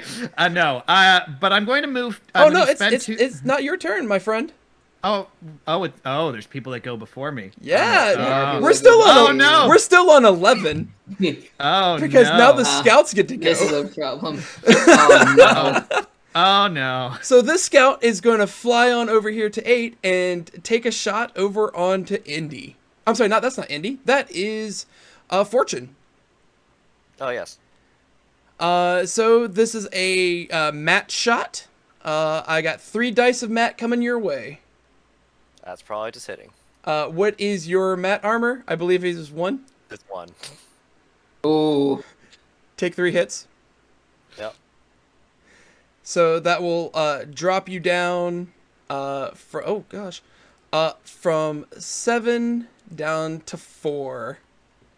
I love the HP tracker too. It's so cool. I love that. So cool. Oh, it's so awesome. They did such a good job. Yeah. And it even changes color as it goes down. Oh, yes, it amazing. does. I love it. All right, let's go ahead and get this out of the way. Scout drops down to 6 and then shoots down onto Sawa. Oh no. Actually. Yep, there it goes. Finally! The moment we've been waiting for this all night. I'm going to spend 1 of my battery pack reserves in order to activate my hate cover. So does a 10 meet or exceed its energy defense? Yes. Okay, it targets me. All right, it is targeting you. My mat and energy armor are both at 7. All right, I got 3 mat coming your way. +1 for height advantage. You have 2 mat +1 for height advantage. Yep, and then -1. So we're at a 3 flat mat coming your way. 2 hits. I'll take those 2 hits. I mean, hey, you did protect the counselor, so we'll take it. Yep, that works. But then, it's now the sniper's turn. Oh God. The sniper drops down to 5. It lands on a rooftop and takes aim at Sawa and pulls the trigger. I'm using my free use of what is it? The remote distributor. Yes, my remote distributor. All right, and that is Reduces your dice by 3. Okay. So nice. That puts me from 4D, which goes up to 5 because of the height advantage. Drops it down to 2. Mm-hmm. So 2 dice going in at Sawa. Ooh. That is 3 damage hitting Asawa, which has only 4 health. President, get down. Take 4 damage. Take 4 damage. And that was Mino doing that. So let me go ahead and handle that right quick. Yeah, get down, Mr. Counselor. So I took 2 from the original attack plus 3 because of the crit. Oh, right, yeah. So you're at 1. Oh my God. Oh, wow. Damn. No, I should be at 2. Because I was at 7. You were at 7, took 2 5. damage, and then, sorry, yep. You should be at 2, yeah. I can do math, I swear. Still, we're just so. Are you just wanting another? We're gonna have to watch his fucking flashback all over again. Twice. Why is it that every single mission we see The- The Just a running strength does gag. his job. Strength it completes his mission. All right. Fortune and Mizuchi. Oh wait, sorry, I misspoke. It's not Fortune because my Fortune's at 7. So- It's Mizuchi. Yep. Let's go, Mizuchi. Let me just drop this Mizuchi. down. So 2 reserve to get here, and we're going to attack both troopers. We're going to use the fists, which are energy attacks. Okay. Both of And them have an energy Fury. of 4. Yep, and it crits on 8 and higher. Ooh. Which one are you rolling against first?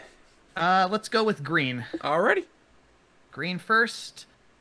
That's going to be 3 reserve to do the attacks in all cases.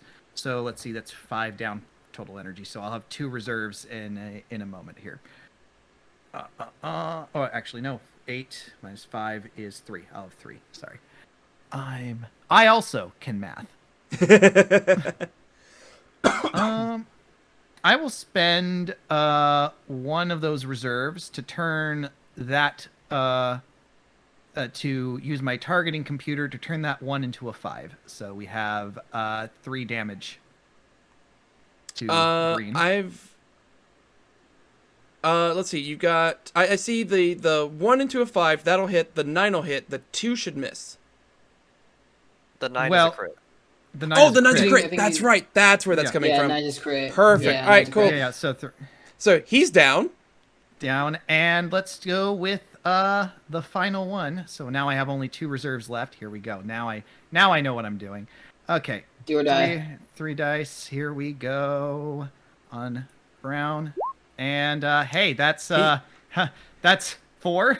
Also Down down. energy for- Also down. So yeah, he just like ripping through the environment here, and just the sinuous motion of the dragon. It's like it's not just a straight motion. It's like this sinuous motion as the cape goes flapping around here as he comes around, and the red energy is crackling around the arms.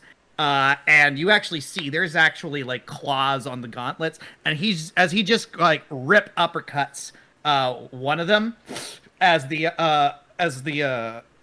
tactical armor just goes flying, and there is actually blood spray going all over the place. Oh. Just so you know. Oh my God.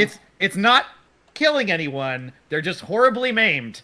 As he comes around and he close fists the last one, as it just goes right into there as the guy goes down, clutching at his sternum as he's definitely... There's definitely a crack in there. Yeah, exactly. As they're going down, they're going to live if they get medical attention real fast. Yeah, it's very much a he's only holding back enough not to outright kill them. That's fair. If anything, it's going to be like they might not make it to the hospital, or at the very least, they're going to be in critical condition for a while. Yep, that'll do it. All right. So, that puts you down to, I believe you said 2? That is correct. Okay, yep, cool. Just a little bit far off. Yes. Alrighty. With that, we now drop down to 7, which is Another three-way tie. The party. Yeah, sure, 3. We So were keeping the same between orders last time. Indy, Kokoro, and Fortune, who wants to go? Kokoro is going to usher Sawa into the armored vehicle. Pat, get it going while putting himself up as the shield, blocking anything from getting to it. Perfect. And that'll just cost you the 2. I had to try. All right. So you have completed that. You've completed the objective. So whether or not you want to stick around is now up to you. Anything else you'd like to do? I am sticking around in this position, and I'm not doing anything else. Sounds I good. don't have any range options to be able to do anything else. Yeah, that's fair. All right. So Fortune and Indy. Fortune, if you want to go first. Sure. using the thrusters and go back down for 0. And then, is it possible to just move all the way to 3? Yeah, if you want to spend the 4 reserves to do so, you're more than welcome to. All right. All right, so I read you is going down to 3. Any attacks you want to make? If we're just getting out of here, then no. Very good. You're at 3 then. All right, and now it is Indy. Yeah, I think I'll also just regroup with the party by going down to 3.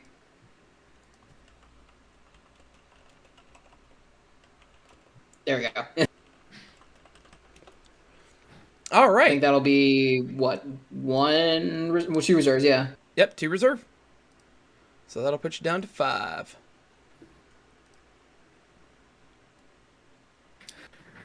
Cool. All right. All right. Well, all right. As soon as they start shooting, we all get down, Mr. President, so we all take damage together. I'm just kidding. well, unfortunately for you, it is still someone's turn on 7. It is a trooper. Oh, of course. He moves the 1. guy. He doesn't have a range attack. He's done. Get back here. Next up, we go down to 6, which, hey, it's the trooper. They have an initiative of they have an initiative of 7 and 6. So you can see how badly that would have gone. Yeah. But he's going to come in and he's going to go after the guy who has been attacking his buddy, his friends, all of them, going after Mizuchi. Of course. He is. Actually, God damn it. Still got reserves. But you don't have health. I spend another reserve out of my battery pack in order to do another hate cover. Does 13 meet or exceed his? just barely. It only barely meets or beats his 4. So I'm gonna attack you with 3D. I mean 2D because you reduce my armor or my attacks. Another hit your 7. Yep. I knew how this was gonna go. Oh my god. And it's like that scene from the first season of Bofuri where the axe guy like slams into the maple and it does nothing, and And then he dies. Yes. and Kokoro is just looking down at him, and the faceplate just turns into the middle finger. All right. Well, we're gonna drop this down to 5. I think that's 5. I think it actually went. Yay! It did. It's a little tricky on the interface. Well, 5. I see we have a good old Indy and Kokoro. Okay. Kokoro is going to pull out the pile driver. Oh damn. Oh damn. This poor trooper. I cannot bring Chekhov's gun into a battle without firing it. I am sorry. Yeah. This is an energy weapon with an attack rating of 3. And it has a special feature. I roll its attack die, which is 2d10, and whatever I roll, it's copied. Yeah, I love the pile driver. It's really cool. Is it 3? I thought it was a 2. It costs 3 to use. It deals 2d. Oh, it's energy 2D. damage. Okay, that's what it was. Okay, yeah. So it is still 2.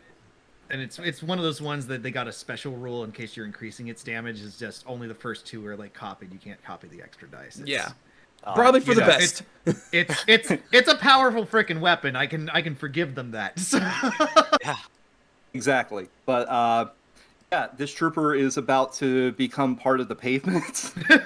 Along with all his buddies. Oh no. Oh no. He says energy, and his energy defense is 4. Oh no. Oh no. Bam! It fires off, and for somehow he did not get hit. I mean, it's a construction equipment that has been converted into a weapon. That being said, this shop now has an additional pylon in case anyone tries to run a car into it. It has a new load-bearing pylon. We must construct additional pylons. Jesus. Anything else from Kokoro? No, because yeah, that was my attack, and I'm not moving because I am protecting the Jeep as it's leaving. All right, so that puts you down to 2. And still at 5, the scouts are going to go. Oh, hold on. Oh. You have a party member at 5. Oh, I'm sorry. Yes, we still have Hey, you Indy. forgot Indy. My apologies. Go ahead, Indy. All right, so seeing how Kokoro has just missed this trooper, she decides to pull out her kinetic blade and go for an attack on the red trooper. This is going to be a mad attack. All right, and the trooper's mat is 4.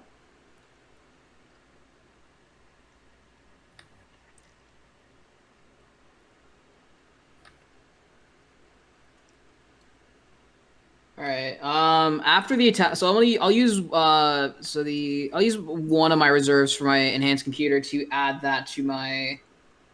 I'll add it to the 2. Okay. So you have 2 hits. Yep. He is still standing.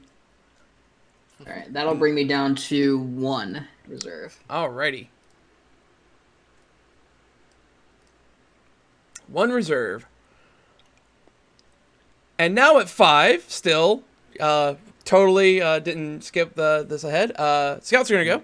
I'm not sure what you're referring to, but go. Yeah, I know. Yeah. Scout's going to move down here to 5, and then pop on over here to 6.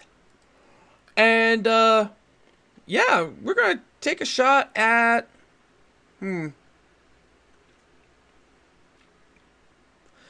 going to take a shot at Fortune. Oh no. I have a mat of 3, which goes up to 4 mat dice coming in at you because of height. Actually, Yep. Thank you. Oh my god. I am going to send a reverb up in order to perform my hate cover. For 1, does a 6 meet or exceed its energy defense? It does. It focus fires on me. Okay, so I've got 4 that goes down to 3 now. I have 1 hit. I have 1 health and 1 reserve. All right, I'll adjust that real quick. The MVP I keep of clicking the every same session. 1 reserve. All right. Blue Scout's going to go, and Blue Scout's going to shoot down onto, let's see. You know what? Yeah, we're going to shoot down onto Indy. Figured it was gonna happen at some point. I got 4 dice heading your way. Okay, it's a mat. Yep. Mat's 5. Alrighty. So I got 3 hits. All right. Well, I'll activate my leg shields because that'll decrease any my mat damage taken by 1. Okay, yeah. So 2 damage then. That drops you down to 5. And then that's it for the sniper. Or sorry, for the scouts. Also at 5 is the sniper. Jesus. And the sniper's also going to shoot no, not for, sorry, yeah. Sniper's also going to shoot Indy. Fun. So I got 4, make that 5 dice coming your way. And here you go. Ooh. I got 4 damage. All right. I'm assuming it's mat again, so that's the leg shields are gonna activate again. All right, so you take 3. Down to 2 now. And you know what? You've reduced 2 damage. Those shields are doing work for you. That's why I put them on. I figured I'd need them. This is why you're still standing. Yeah, literally. Yep. The only thing keeping him up is those anchor points from those shields. For real, yeah. We're at 3 reserve, and that's now fortune. All right. We still need to finish these guys off, don't we? Yes, we do. Unfortunately. All right, let's boost all the way up here. Yeah, that's the way to do it. Yeah. That costs Yeah. 0. Yeah. And then we'll fire at scout.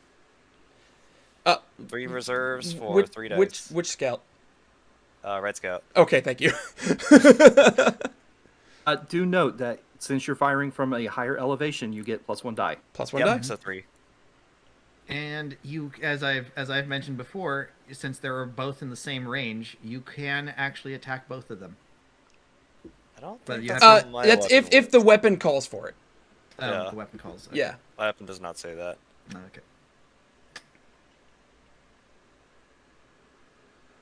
If that's the case, maybe I couldn't have attacked both. I'll double it's- check these rules. Yeah, it'll be fine if it's. Yeah. They have a. This is an energy attack. Yep. They have an energy of 4. So 2 hits? I think 4 meets beats? Yep, beats. Okay.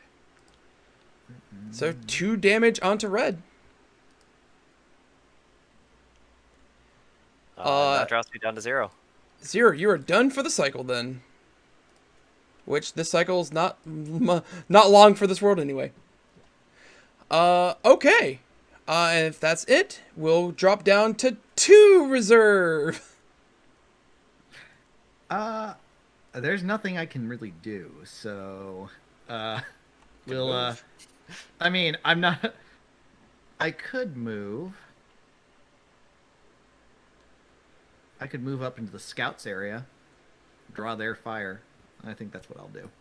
Okay. So That there's drops you 2. down to 0. That's my Yep. My interface was freaking out for a sec. 0. All right. And I'll just skip the pretenses here. 1s between Indy and Kokoro. Is there anything you want to do for 1 in reserve? I don't have anything I can do. I don't Okay. have anything I could do on my turn. Perfect. Then we will meet your the thing that you wanted to hear. At the end of the cycle, the support carrier is starting to roll out, but then is immediately hit by a large car, like an SUV. God damn it. It doesn't do anything to the carrier, but the carrier is not going anywhere. This is the delay counter that you missed. Of course. I was wondering when that was Son of a going to bitch. come into play. I was wondering when that would come into play. Yeah. So Actually, no. You don't get to do that. These are Convictor No, Drive. no. I was like, no way. But you are getting 3 more troopers to pop out. Oh no. Oh, son of a Oh bitch. god. Why did I move? You guys handle the ground troops. I'll take the air. Because those people that got away, here they are. Oh boy. So they're back. But you got Sawa inside, so that's a good sign. But, Yeah. have some more targets. yeah. All right, so we'll wrap back around. Let me reset counters right quick. I have to guess because I don't see. Oh, nope, it's definitely not 18. I think it's 15. Yep, it's 15. Wanna say it's 15, again, yeah. the interface is really small, so it's really hard to narrow down the initiative counter. All right, so Indy, you start off at. You had the 11, correct? You have 11 reserves? I did reserves. Yep. All right, 2 were so- at 11, 1's at 15, and 1's at 14. Yeah, it was trying to remember who is where. Kokoro, you've got the 11. got 11. Mizuchi is all. I keep clicking the wrong thing. I will get used to this eventually. You're up to 15 because you're the one that's going to get to go. Correct. And Fortune is up to 14. And if I'm reading this correctly, the battery armor recharges. Correct. Awesome. We have the cycle reset. Yep. So, cycle 2, begin! You made it to the second cycle. Mizuchi, you're up.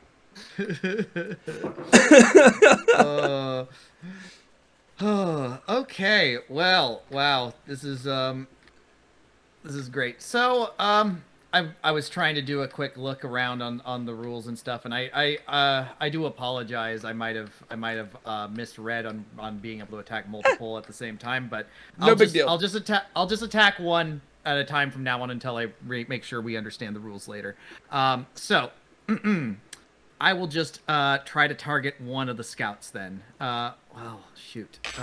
Red Scout has taken 2. No.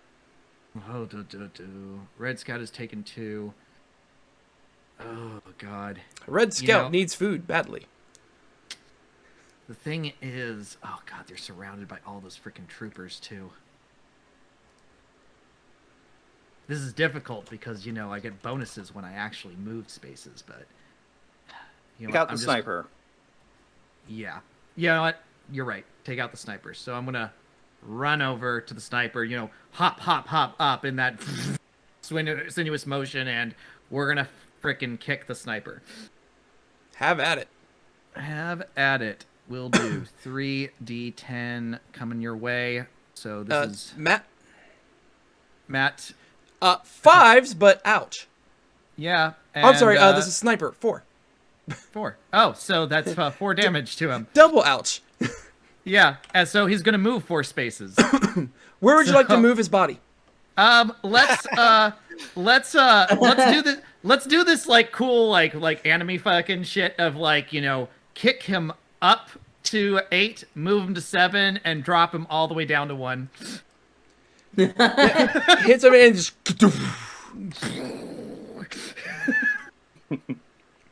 You do that the arcing kick over it, and he just falls on down to 1, and there is a very sickening crunch. Yeah, so that is a total of 15 of my reserves used, so I'm down to 10. Oh, I thought you said 15 of your reserves used. I was like, no, what? 5. I misspoke. It's like, do you have any idea how powerful this kick is? This was a rider kick, right? It was like rider kick, exactly. It had to be rider kick. Oh yeah. Look, I know what I built, okay?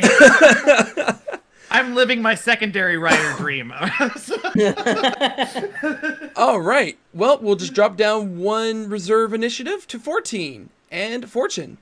All right, I'd like to shoot Red Scout with the handgun again. Go for it. This was energy, I believe. Energy, yep. All right, so you're looking for 4s. So you already took 2 damage. Is 3 damage enough, or should I activate something? 3 damage will be enough. Yeah. Okay. So that should do it, and take my reserves down to 11. All right. Yep. And boom, there goes Red. Is there any way you would like to describe how Red goes down? Well, he's kind of had a vendetta against me, so what do these scouts look like? So the scouts are basically in full helmeted exosuits. The rest of them are very lightweight. Think of it more like a backpack with it's like a jetpack essentially, and then a moderate what's the term? Carbine rifle. Okay. So let's inject some of the nanomachine field into the shot so that when it connects, it starts to override the exoframe, overload the exoframe. Yeah, so it starts overloading, and he's trying to go to a place where he can land and just rip it off. But as soon as he touches down, just poof, and it explodes on his back. Awesome. And normally I don't bring in the chat to when we're playing, but no, Coach, you got it right. It's nanomachine, son. Yeah. Really? I'm a simple man. I see a memeable opportunity. I take it. As you should. Well, you know what they say, they harden in response to trauma. You can't hurt me, Jack! Oh, no. All right, well, here we go to the wondrous, magical time called Reserve 11. Oh boy. Oh boy. We have 3 PCs at 11. What y'all doing? Heroku is slow, so you guys take care of whatever you need to. I would like to fire at the big gun. Since I Big have gun. not run it out yet. Oh, you want to fire? You want to shoot the big gun? All right, go for it. Yep. All right. So reholstering the pistol, we're going to take out nothing, and we're going to use the gloves to charge a giant laser, and we're firing the long-range laser cannon for 5 dice at range 1 against Blue Scout, which should be 6 dice. All right. And you have the height advantage. Yep, that's why we're going. Oh yeah, 6. Yep, go for it. It's energy. Their energy is 4, and oh dear God, he's dead. That was all of 7 in them. one Yeah. hit. Jesus He is- Christ. So you He's rolled 6 dice, and he vaporized. takes 7 damage. No. Just I'm horrified. He's been vaporized. You find a flash down. Dusted. Yeah. He's been dusted. He's gone. Let me take that back. Are you aiming lethally or non-lethally with something like this? It's going to be essentially a Kamehameha, so I don't know. Yeah, with something like that, it's a little hard to be a little bit more precise. So yeah, he's gone. Don't worry about him. Don't worry about it. Definitely not open casket. I don't think there's a casket. I think it's an urn, at least. Well, it'd be nice. How much reserve did that cost you? That brought me down to 6. Okay. Which is fair. Reserve, That's yeah. a big old shot. So yeah, it's It's a 5. big Yeah. shot. It's 5 or 5. So All right. Indy or Kokoro? There. I'll probably go. So I'll probably use my arm anchor to move up to 6. All right. Move up. That'll be nice. There we go. From there, I will take out my handguns and shoot down at I'll shoot down at Yellow Trooper. Go for it. You got your height advantage. Do.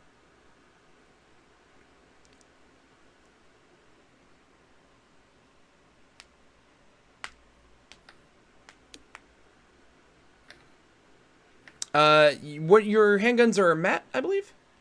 That's yeah. Okay, you're looking for 4s, and yeah, oh yeah. Before that, I'm also gonna activate my enhanced computer, so I'll add +4 to the 3. You don't need to. Fine, JK. Yeah. Yeah, All right. sick. three take care of it. All right. Yeah. So I'll just kind of That's just fine. like similar to the other guy. I'll probably just kneecap him, and then maybe just once for good measure, just pop him in the shoulder. Yeah, that takes him down. And how much reserve are you at left? I guess if I didn't do the enhanced computer, that'll bring me down 3. 3. All right, puts you down to 8. Cool. Kokoro. All right. So Kokoro is going to flex, and his grappling arms are going to activate. And purely for flavor, I am going to have this attack flavored as me picking up the SUV that crashed into this thing and slamming it down on whoever I hit. That works for me. Damn. Okay. I love it. He really Perfect. man just said beauty god. Yeah, basically. Minnow is angry. And I am targeting Pink Trooper. Yep, that works. This is a 3-die attack. It costs me 2 reserve. I don't bring it It's a down to mat 9. attack. They got 4s. Okay. So that's 2 damage on Pink Trooper. And special ability of the grapple arms. By paying an additional 1 cost before rolling the attack, any enemy damaged by this weapon cannot move for the rest of the cycle. Yeah. So So for 3, he is now inside the upside down, now partially crushed SUV. Well, So fun. at least we're in the Jeep again.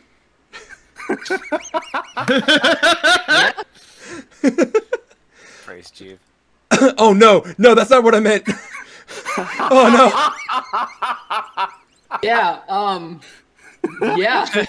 I was making a Jurassic Park reference. You are thinking about Jeepses? Oh no. It comes full circle again. Praise Jeep. Anyway, praise Jeep.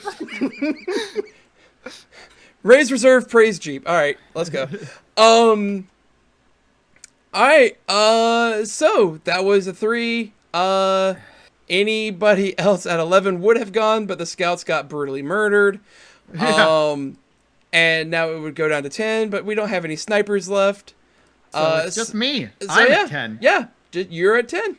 All right, we're going to move down and over. So that's 4 to move 2 spaces. And we're going to punch Red Trooper because clearly he needs to be punched. He was trying to attack me, and then he fucking tried to attack Minnow. And my boy Minnow is getting ganged up on. And if anything, as I established with the Yakuza, you don't let a brother fight alone. So, so we are going to go ahead 3. So it's the fists. So they crit on 8 and higher. What's his energy? His energy is 4. Okay. Yeah, so that's 5. I'm damaged. So he only had 1 hit point. So Oh, good. Oh. So, yeah.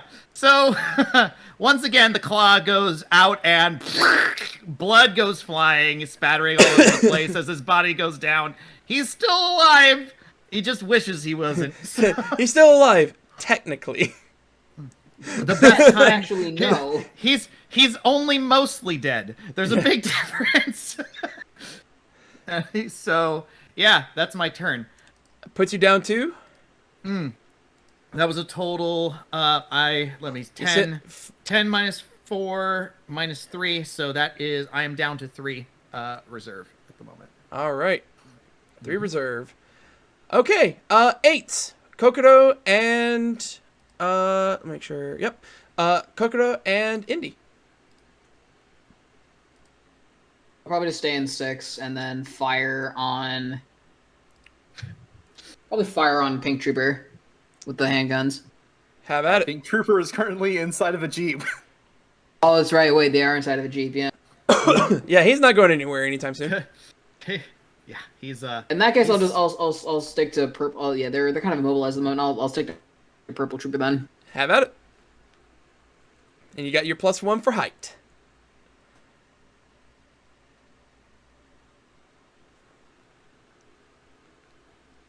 And then he said their mat is what, 4? Correct.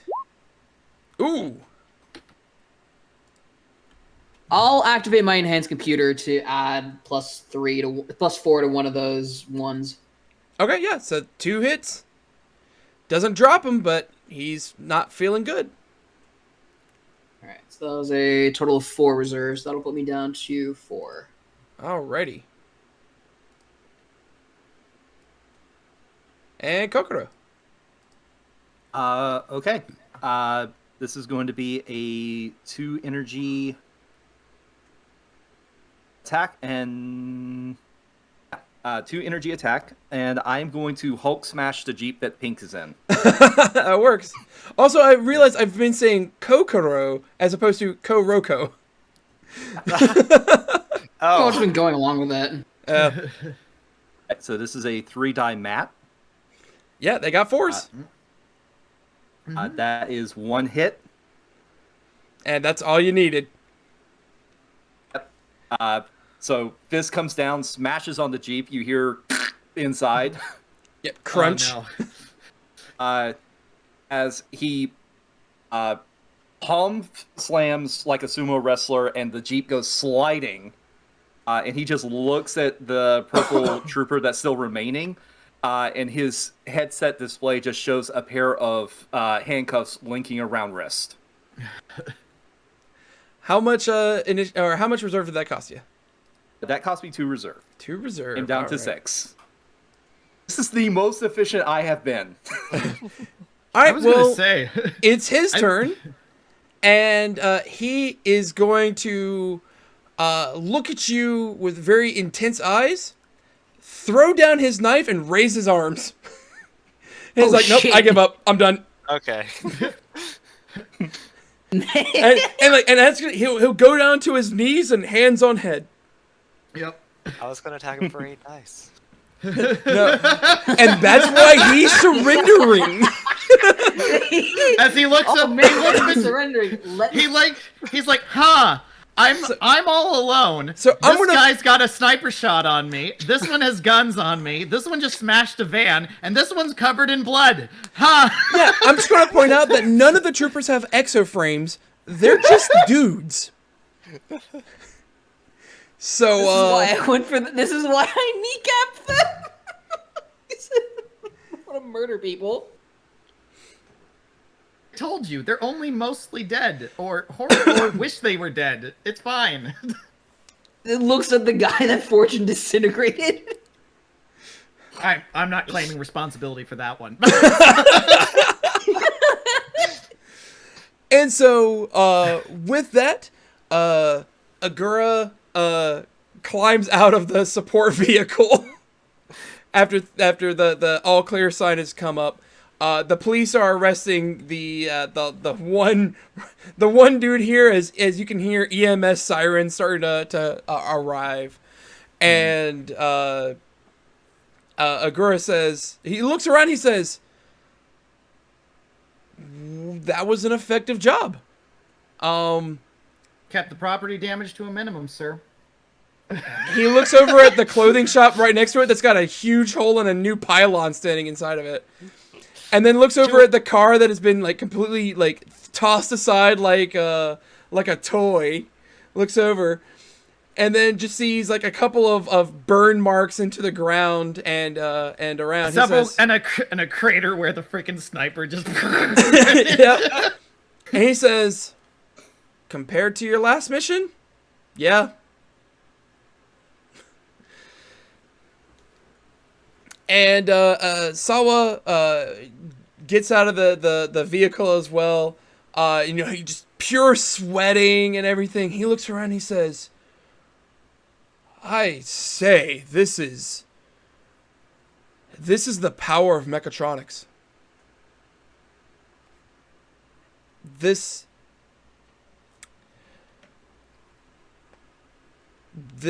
cannot be taken lightly.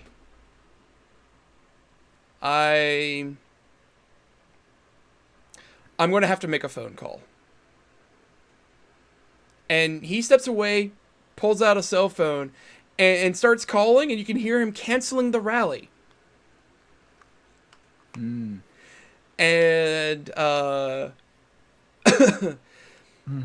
and so the rest of the day goes by a little bit more easier. Most of you are requested to help clean up around the area as best as you can, because you have exoframes. Most people don't, and they might need help getting things sorted out. Yep. That's fair. And then later on, you meet at Drive HQ for the debriefing, and you're in the same auditorium. Got that raised seating going on. The TV is on, and it is showing a helicopter from above, like just showing down and showing footage of the battle, minus all the violent parts. They have really good cuts when anything happens with Mizuchi, and also whenever Faye is blasting people, and Ogura is seated in one of the chairs beside you, beside all of you, and he says, "This was a hell of a day." And he's kind of like slumped over a little bit to the side. He's just like, "This was we protected Sawa-sama. but there's a lot going on. And don't feel like this was on you. This is something that's kind of there's something going on behind the scenes. And at that point, the door opens up, and in walks a older gentleman, about 60 years old, balding, but whatever hair is left is pure white. Just a really nice, casual suit, if you will. Like, he's got the jacket on, but it's like unbuttoned at the bottom. It's still got one button on. Wearing a very nice white looking tie. And on his lapel, you see the insignia of the commander, as this is Atani-sama. Immediately, Ogura pops up and stands at attention, pops a salute towards him. Koji actually stands up and gives the appropriate deep level bow, as though the frickin' the head of the family just walked in, essentially. So Ollie's also going to stand at attention and salute. Thay is going to stand at attention and salute as well. Mino is going to do what any stagehand does whenever a lord comes in, and immediately goes into a full bow. Are you doing the full prostrating? Yes. Okay. And Atani just doesn't even take a spot by the lectern. He walks over to in front of it, and he looks each of you in the eye, including Ogura. Except for Mina, who is doing a full prostration.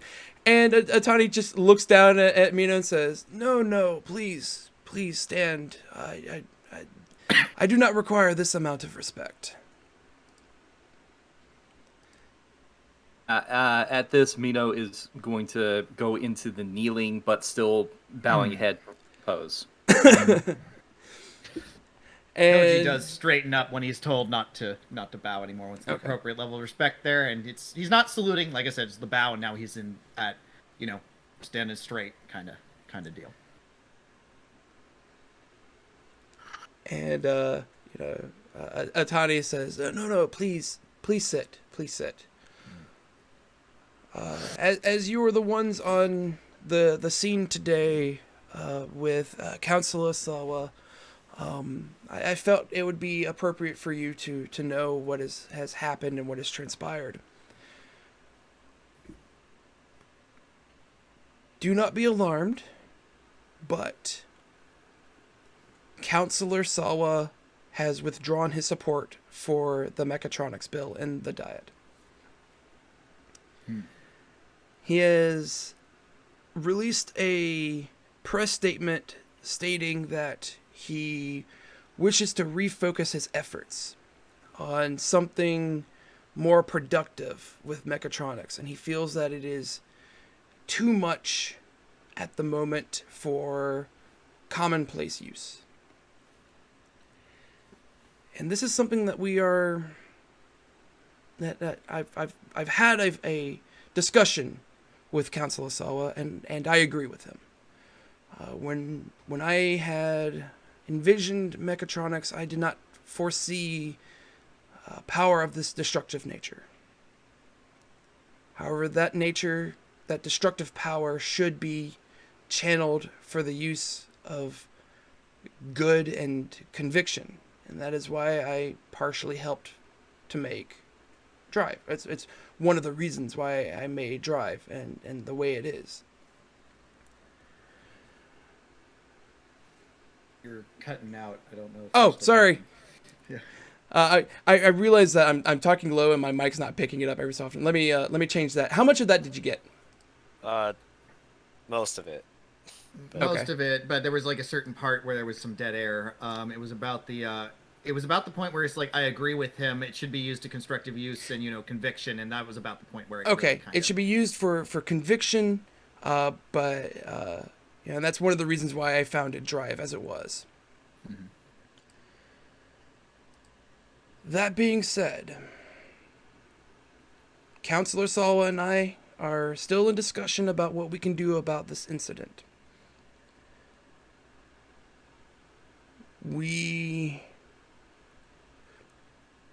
will need to find out who hired these individuals, what their purpose was in attempting an assassination. They paid dearly for it. They lost men, equipment, and that's no cheap cost. But they were willing to go further. And that's something I wish to start to investigate. Therefore, starting with you four and branching out to others who may have had a other related interest in this situation, I will be forming a task force to investigate these issues, and we'll be calling it Operation Raijin. Sorry, did you say Raijin as in like Raijin or like something else? Raijin as in the thunder god. Yeah, okay. Sorry. Yep. I was I think I misheard you a little bit. Oh, fair. I was confused as what the middle letter was. Yeah, Raijin. Yeah. Within Task Force Raijin, you'll be given support to hunt down and find those responsible for this. We have already assigned a few operatives and analysis to this task force to find out what's going on. We believe there might have been a link between some of our previous cases. I believe that that Koji-san and Mino-san, both of you were familiar with the incident involving the racing circuit, correct? Hi. We believe that some of the money may have come from that particular area. We've been interrogating Maeda, who was the leader of that ring, and it seems like he has been funneling some money and won't tell us where. And then earlier we had an issue at the docks where an entirely seemingly independent operator was trying to replace everything with robotics and AI. And we believe that she was influenced by external forces, so much as what she's mentioned in her interrogation. Do you think these people are trying to take control of mechatronics and become the only ones with that power? It is quite possible. There are a lot of actors in the mechatronics industry, for woe or for weal. That is the situation that we have put ourselves into. Seems interesting that they take on an anti-mechatronics perspective, and yet their goal is to acquire it. I believe that they may be trying to start small. If it were to spread out, and if the government were to get involved more so than it is, it might make it more difficult.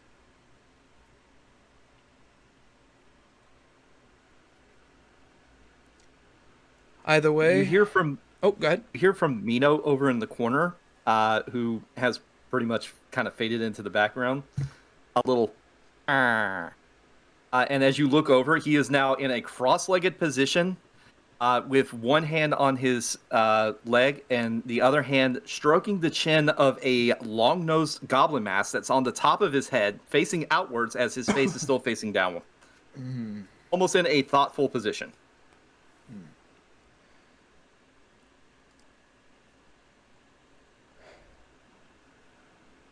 Sounds like we have a lot of work ahead of us. pilots, this is going to be a lot of work, as you said, yes. Make sure you are rested and make sure that you are taking care of yourself, both in multiple ways, in every way conceivable. Physically, obviously, mentally, emotionally, and spiritually. This is going to be one for the books. And we'll end our session there. Yeah. Awesome. There we go. All right. Let's. Good job, man. Good. Thank you again for running a great game. Yeah, I'm super happy to do fantastic, so. yeah. I didn't punch another player character, and I didn't scream. It's great. You know what we call that? You know what we call that? Growth. Development. Gross. So, let's go through our feedback session, because this is always the fun part of it. First things first, I want to start off with specifically, normally I'll just be like, let's go, whoever wants to go. But specifically, I want to do this with our veteran players doing this first, and then kind of showing it off how it goes, and then letting the rookie players, if you will. But hey, you've completed one session, so you're not rookies anymore. Just Congratulations. just as to see how it goes. So the first thing is comment on which scene or moment they liked best where another player's PC was the focus. I really liked when I mean, obviously I could go Mino steals the show, but I kind of want to focus on one of our new players for a scene. I really enjoyed Kali when it came up to the having to do the lie about like, hey, you're trying to figure out the computer room situation. Well, not the computer room. Talking to the IT guy. It's, hey, it's my son. I'm concerned. He needs to be disciplined and stuff. And yeah, I know I had a little bit of help nudging that role, but really the focus was you. You rolled with the suggestions. You kind of wove it in a way that was very natural and stuff like that. I thought you did very well on that. So good job. Oh, I just want to correct that was Taya. Yeah, that was Taya, not Kali. Oh, Taya, sorry. No worries. Sorry, switching things around. I'm bad with names. I'm gonna admit that. So, Taya. So take the compliments. That was meant for you. Sorry about that. Take the compliment. Take it. I will have to say that I liked when Kali was able to not only improve upon, but also find out more information regarding the shopping center. Whenever you were doing recon on the outskirts. Yeah, I really enjoyed that. Yeah, like Koji was able to point out, hey, I know where brawls are going to happen. And then Ali was like, yeah, but there's also lookouts on the edges. This is like a paramilitary organization.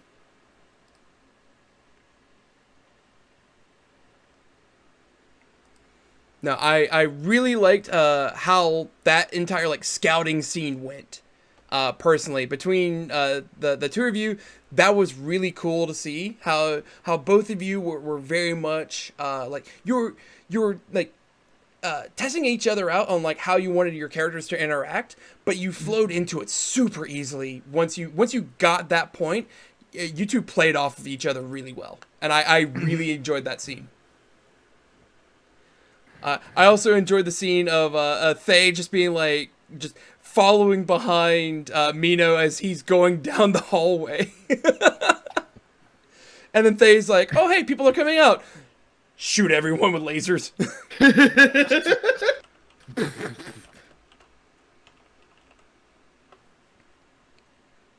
Yeah, I mean, I was gonna say I was a really big fan of honestly, the whole hotel scene with Mino. That was just chef's kiss, honestly. That was really good. Yeah.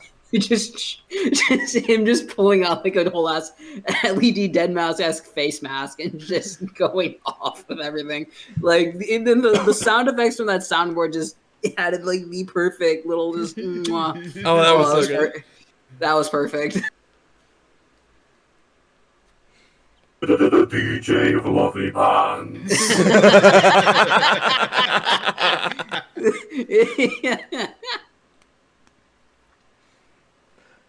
All right, and Fern. Yeah, so I was gonna talk about that same moment that Phantom was talking about, and that Sakai's advice, but also like the way that advice got to him in the end, was really awesome. Like character portrayal, and I'm sorry that I forgot to have my character talk to you about it afterwards. Totally fine. Honestly, it probably was best you didn't talk about it. It might have led to some player character punching. It might have been. I prepared a meme just in case. It's not. It's. If I had a nickel for every time Koji punched a child, I'd have 2 nickels. It's not a lot, but it's strange that it happened twice. Oh, that's so good. No, I don't think it would have necessarily gone that way, but it probably would have gotten a little intense. I wouldn't have shouted, or at least I would have warned before things this time. Immediately gone to Discord and been like, lower volume, lower volume.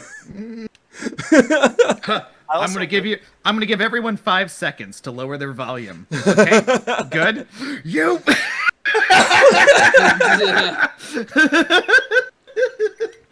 Anyway. I also really. Oh yeah, that was fucking hilarious. This is Mino fixing the fucking cable box from the beginning. Oh, it was amazing. I also really liked your interaction at the mahjong table. Yeah. Yeah. Oh I yeah. was thinking both of you, because Collie's just like, screw it, I'm gonna use the RPG. Was fabulous. Fuck it. When all else fails. It worked out. It did, yeah. Hey, I belong at this table. Don't fucking question me. Just play. And that was one thing I was thinking of is how I could work it in, because Mahjong is a 4-person game, and they only have 4 people, so I'm sitting there going like, how is he going to do this? I'm just like, get out. You're in my chair. Yeah. All right, cool. Next up is the second one. Again, we'll do vets and then newbies, quote unquote newbies. And this is where you get to feed my ego. Tell the GM which NPC they like best, if something the CO did made an impression on them, and then share any other thoughts about how the game was run. Excuse me. I've already. I know. I'm sorry. Go ahead. I do have to say I liked the hotel manager. Agreed. Mostly because I liked messing with him. Oh, sorry. That's actually one point I completely forgot to mention. In the after action report, the hotel manager was innocent. Oh, Lamau. He had no affiliation with those guys or the Harbor Patriots. He was trying to call people to get them to not come up there where there was active, like, a potentially active shooter situation. Yeah, that's what I thought. Look, he is under arrest for suspicion of mechatronic crimes. Suspicion doesn't mean conviction. Sure. Although this is Japan, so we may have just convicted him. Association. So it was funny when I was doing some research on how I wanted to run this game. I'm like, I'm going to have these people, but you got to capture them. But how do I just tell them that they're not going to talk? And I looked it up, and it is a law within it's Japanese law that they don't have to say a word to you until a lawyer shows up. And then the lawyer and the suspected individual get time away from the authorities. They cannot actually record or be in the room while an attorney is in there. It allows for privileged time. That's actually pretty cool. So I was like, they're not going to say a word because they know their rights, and that just speeds things along. Yeah. It's still also depends. Yokohama Zone, we have some new experimental things there. That's true. It's still got a really really high conviction rate in Japan. Oh yes. 99% if I recall. It's something like that. Yeah, it's crazy. Basically, it's like even if you might be innocent, if you were anywhere near a crime scene or something like that, you're suspected. You're pretty much as good as incarcerated. You better have a rock solid defense. Yeah. By the way, just a little bit of behind the scenes on that one. Yeah. Anyway, sorry. No, you want to continue with your your praise. Oh yeah. Between the hotel manager and the one guy who was like, "Wait a second, you're not supposed to be." Box guy.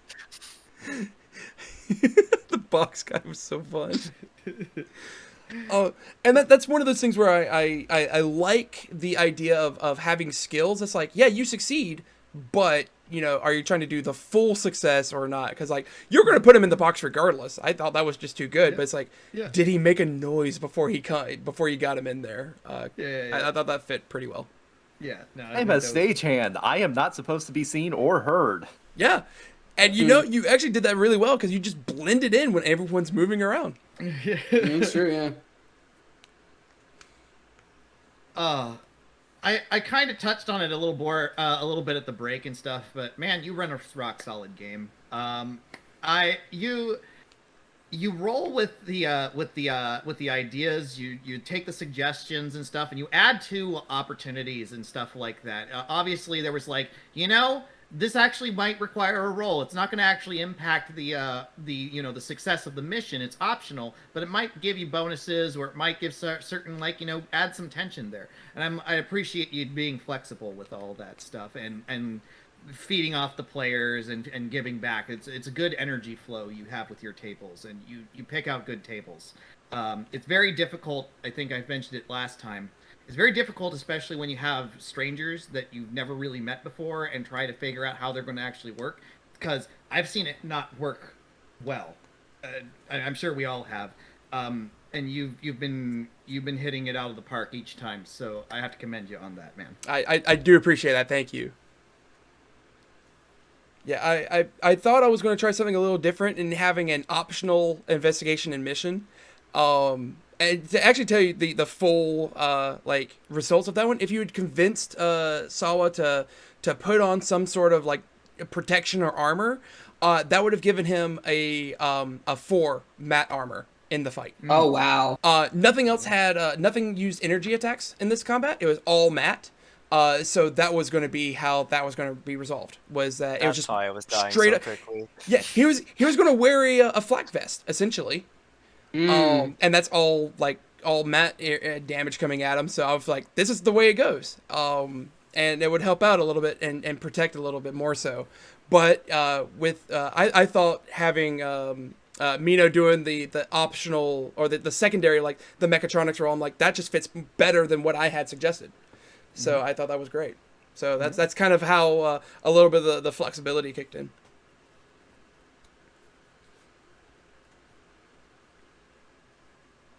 Cool. I think Neon or Fry need to get Yeah.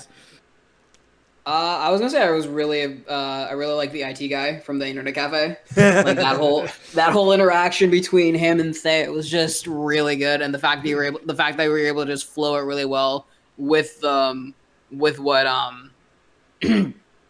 Sakai had given the feedback that Sakai had given Thea, it flowed really well, and I was a really big fan of that. Plus, I was also a really big fan of because I didn't even know if you would have had something ready for this, but the fact that you had something ready for the whole financial angle that Kali was doing in the router, that was actually really cool. I didn't even think you'd have anything prepared for that, and you did. So that was really cool. In my summary of the session itself, I have one line about something similar to that. So really, yeah. I can't say it for fear of meta plot spoilers. Right. Gotcha. But that was actually something that brought up. So as soon as you mentioned it, I'm like, no, we're going into it. It was brought up. We're hitting it. Yeah. Nice. And I'll say this: if you want some little hints and spoilers, the Harbor Patriots are a faction in the lore section of the book. Ooh. So yeah. it won't be full spoilers, but. I had done my best not to read too much into the lore section because I still wanted surprises as a player, but I'm gonna have to read it if I'm gonna run this at some point. The definitely. The lore is fantastic, and it's helped me really flesh out how I wanted to build this world out. So definitely take a look at the lore. It's fantastically written. Segure-san did a wonderful job with it. Oh no, it wasn't Segura. Segura wrote the mechanics. He had one of his friends write the lore. Yeah. I don't remember his name, but he's amazing. Yeah. Nice. This is really good. And I'm muted on Discord. Yeah, the folk moot, they're in plans. All right. And, I think think Fry. Fry. I Yeah. think Fry Guy, yeah. So I like the front desk guy for Yeah. probably not the reasons that people are thinking of. Oh, at the at Shiro's? You like Shiro? Yes. The Internet Cafe, yeah. Oh, Yeah. why? I'm just curious. Why? Okay. So firstly, just the like sheer nature of how uninterested and unwilling that one is what prompted me to find someone else to talk to. So the fact that you like put in an initial barrier in like just the character's demeanor was a really cool thing to interact with. And secondly, just like the small like I want to say dedicated, but like the surety in his actions and the way he interacted with both Kali and Thay was really nice. In just like telling what that character was, despite him not having any screen time. Very cool. Yeah, I mean, just that's cool to hear. I'm glad I got his demeanor off properly. I will tell you, when as soon as you guys came in and that was the attitude, I was like, oh, thank God Koji's not in there because he wouldn't have tolerated that shit.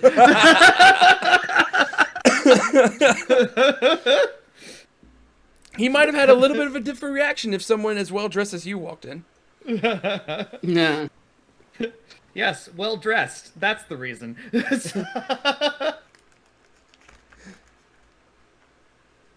Well, very cool. And again, I appreciate all of that.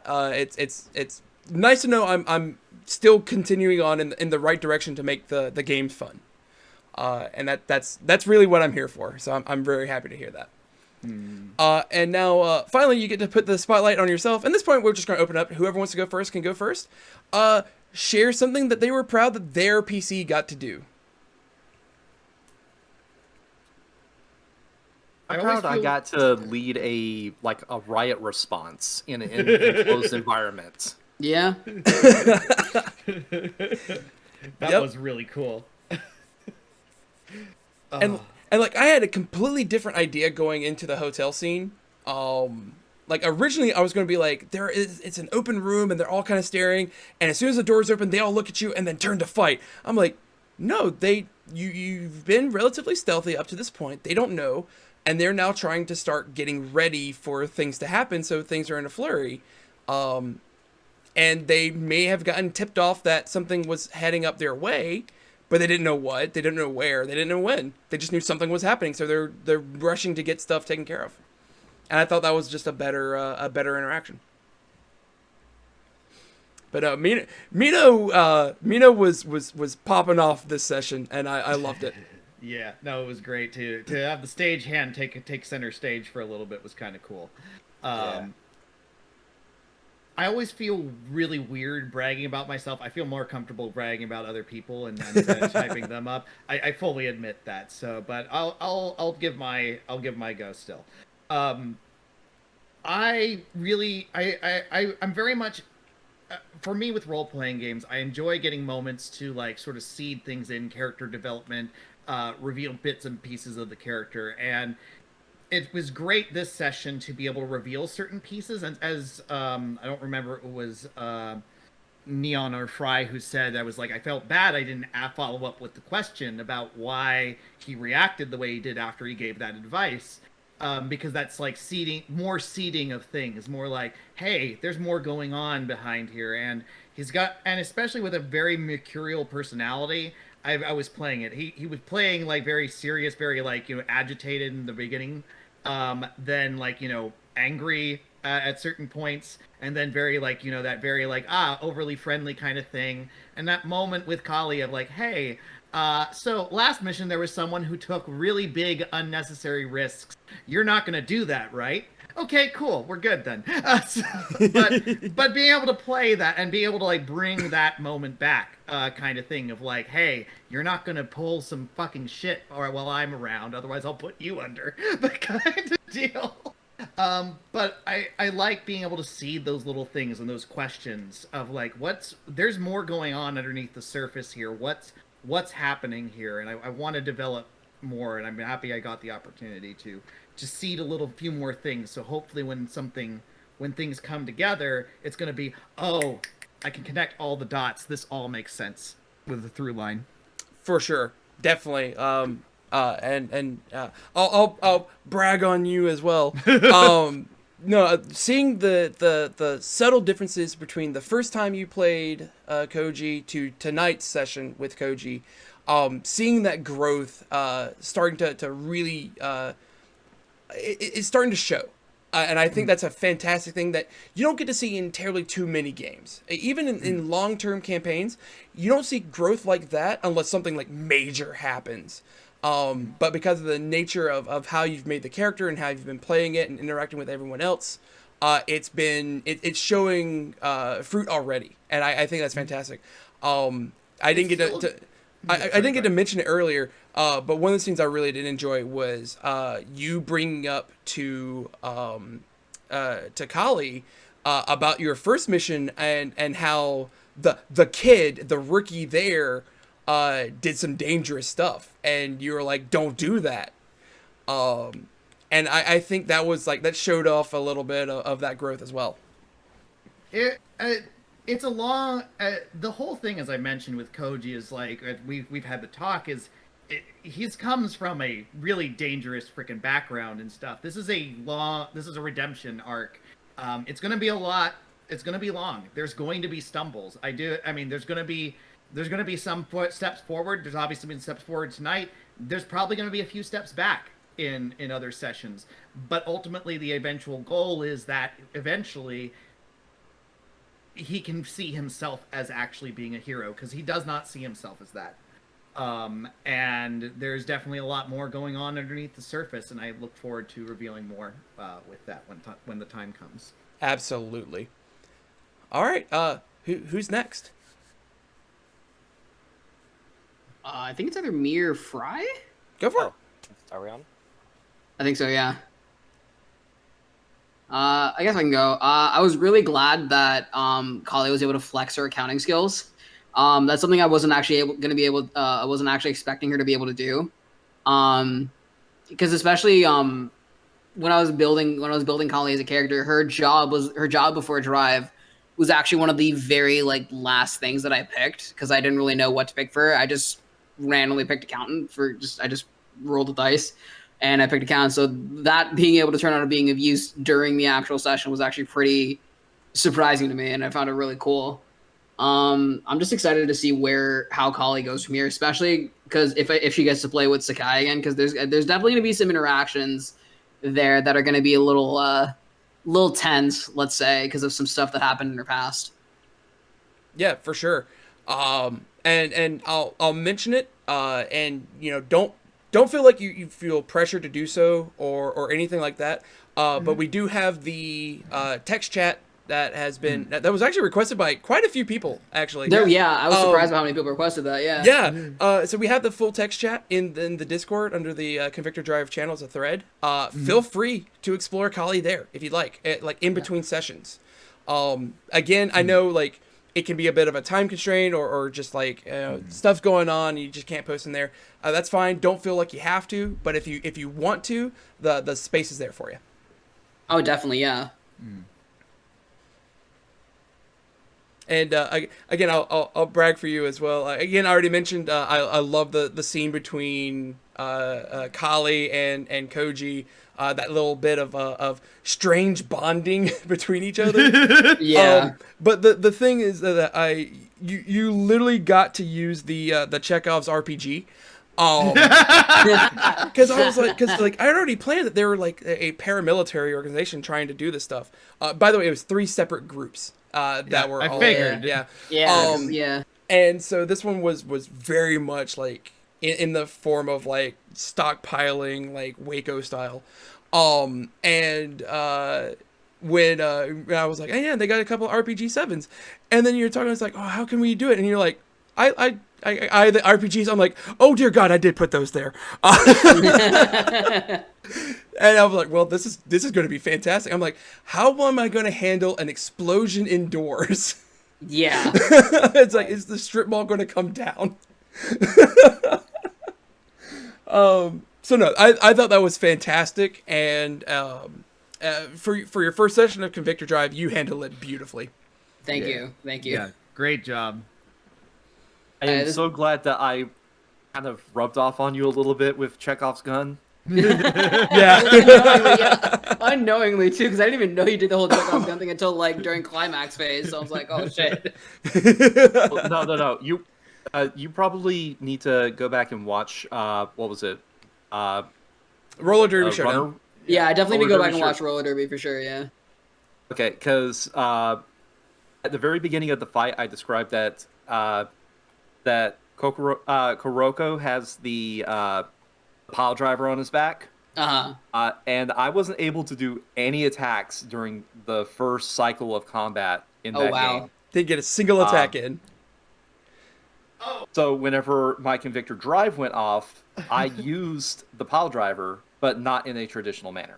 Yeah. Oh. It was dope. It was really pretty cool. cool. It was cool. And I'm sorry, I'm going to play the world's smallest violin for you. Oh, boo-hoo, you didn't get a chance to attack. You attacked Church's, freaking, like, nerves every time. So, just as a thing, that's a thing between, just Mino is like, anytime I would make an attack, he would be like, actually... No, I figure that's why. Yeah, I figure that's why you put the whole the return of the actually. Yeah, to the extent that we joke that was my flash word was actually. So also, I will say this right now. It's hilarious. I built out the whole like. Scenario and everything. I'm like, I'm gonna have snipers, I'm gonna have scouts, and I'll just have a bunch of these troopers, which are they're the standard hooligans. I just reflavored them as troopers. And I was like, okay, we're gonna take care of all this. And then I was like, okay, snipers, that's cool. What's their special ability? They can't have their targets changed. And then I was like, okay, well, I need to invite people in. And Ken was like, I want to bring in Mino. I'm like, oh yes. Yes, I get revenge. Not a single one. And every time they shot, he never even attempted. I'm like, I was hoping for that no, you kind of moment. Damn. We also put them down first. Yeah, and then they all died. So I thought that was great. All right, and then Fern. Yes.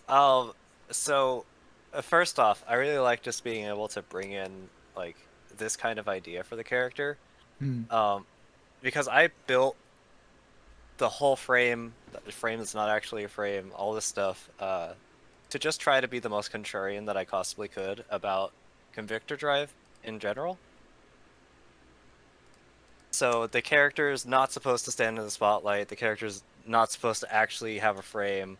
All these other things, and being able to roll that and being able to like still function properly in the world in that way was really cool to me. And then of course just in the climax phase vaporizing people is funny. Yeah, that was fantastic. And the way you described the characters and how everything was going, I thought that was great. You really did roll with the various role playing opportunities that popped up, and then when the climax phase rolled around, you had a plan and you stuck to it. So, sorry, go ahead. No, that was it. Yeah. I was gonna say, it's like, I think it's kind of cool that Minnow, and I'm not entirely sure when you gave the look. I thought I understood. I might not have understood why you gave the hard look over at Koji, but I think it's kind of cool, especially when we were like passing the baton of the senator and stuff. There's almost like this unspoken respect between the two now, which is kind of interesting. I know why, at least why Koji gives Minnow a little bit of like unspoken respect. But I'm not sure if that's necessarily mutual with Minnow. But it's kind of interesting the fact that they definitely are working together in a lot number of ways. I just think it's interesting. You are but yet another character on the stage that I am preparing. That's what I figured. But no, there is a little bit of unspoken respect. We'll see if that ever comes to light of why Koji has some unspoken respect for you, but we'll get there. So Perfect. All right, and we will now do the last part of the session, which is the part that a lot of people love, and that is your advancement, and you get your accommodation points. yay. Again, if you've already had these, just go ahead and add them up. So, and I also learned I've been doing one thing wrong every time I've been calculating this. So, Oh, whoops. wow. Yeah, I got a dock Ogura 9 points. So, well, I guess I don't have to, but whatever. I mean, it's like, but, well, no, but what if it's like it's mine? It belongs to me. my precious. So, first off, the PC survived the session. 7 points. Everyone survived. No one dies. Yay. Yet. If you took part in the feedback session, which everyone did, 3 more points. Hey. Yay. So, if you served as a coordinator is not CEO or game master.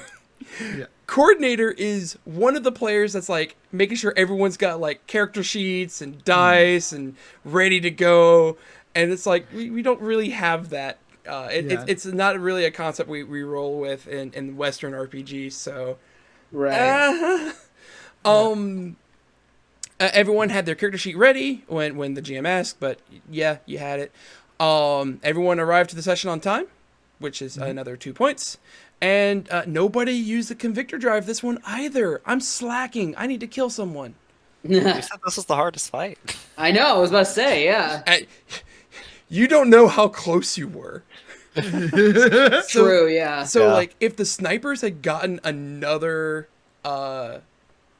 shot in, like, look at the health points. Yeah. Yeah, that's true, yeah. Yeah. Like, only one I'm person was amazed- untouched, and that's only because, one, I couldn't hit Koji to save my life. Yeah. Two, Koji wasn't in the way. Yeah. True.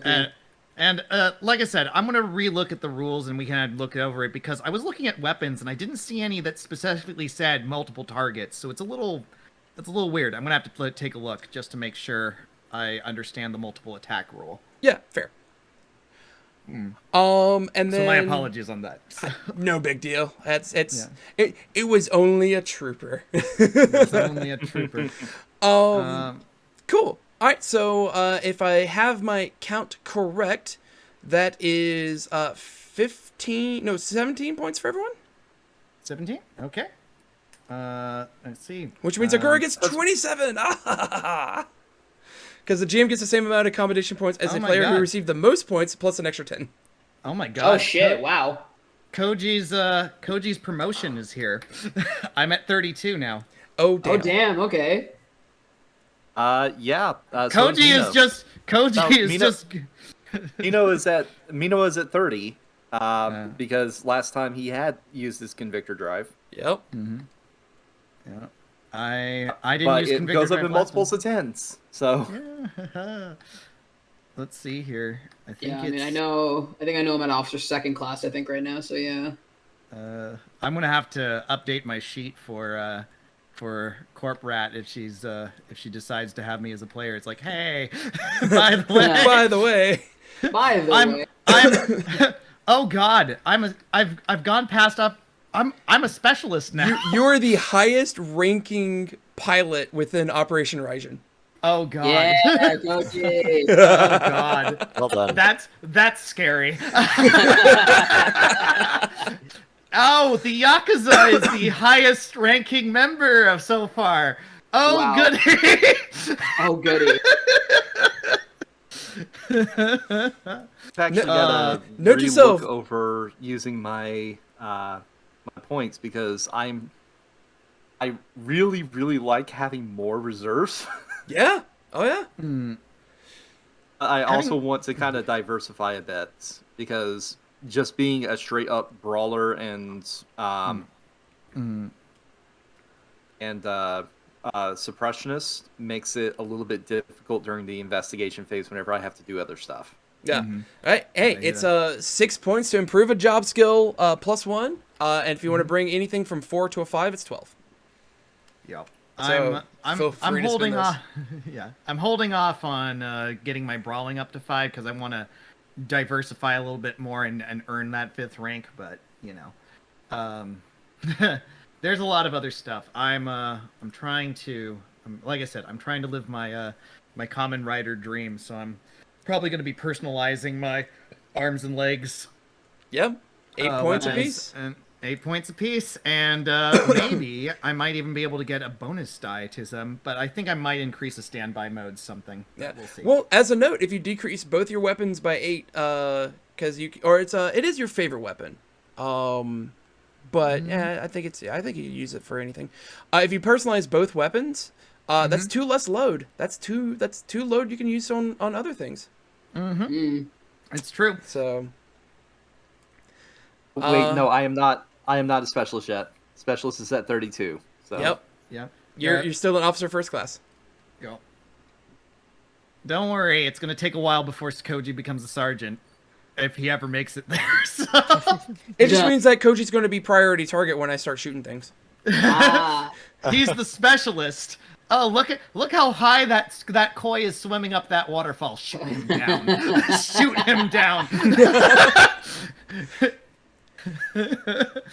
All right, and with that, I think I will call the stream to an end. We can still chill out and talk here if we'd like. Yeah. But for everyone on the stream, again, thank you all for tuning in and watching and seeing the formation of Operation Raijin. I think this was a very special session. I'm very excited to share it with everyone. And we'll be back next time with more Convictor Drive. I promise to change the title on the stream next time. And with that, have yourself a good one, and we will catch you guys later. See ya. See ya.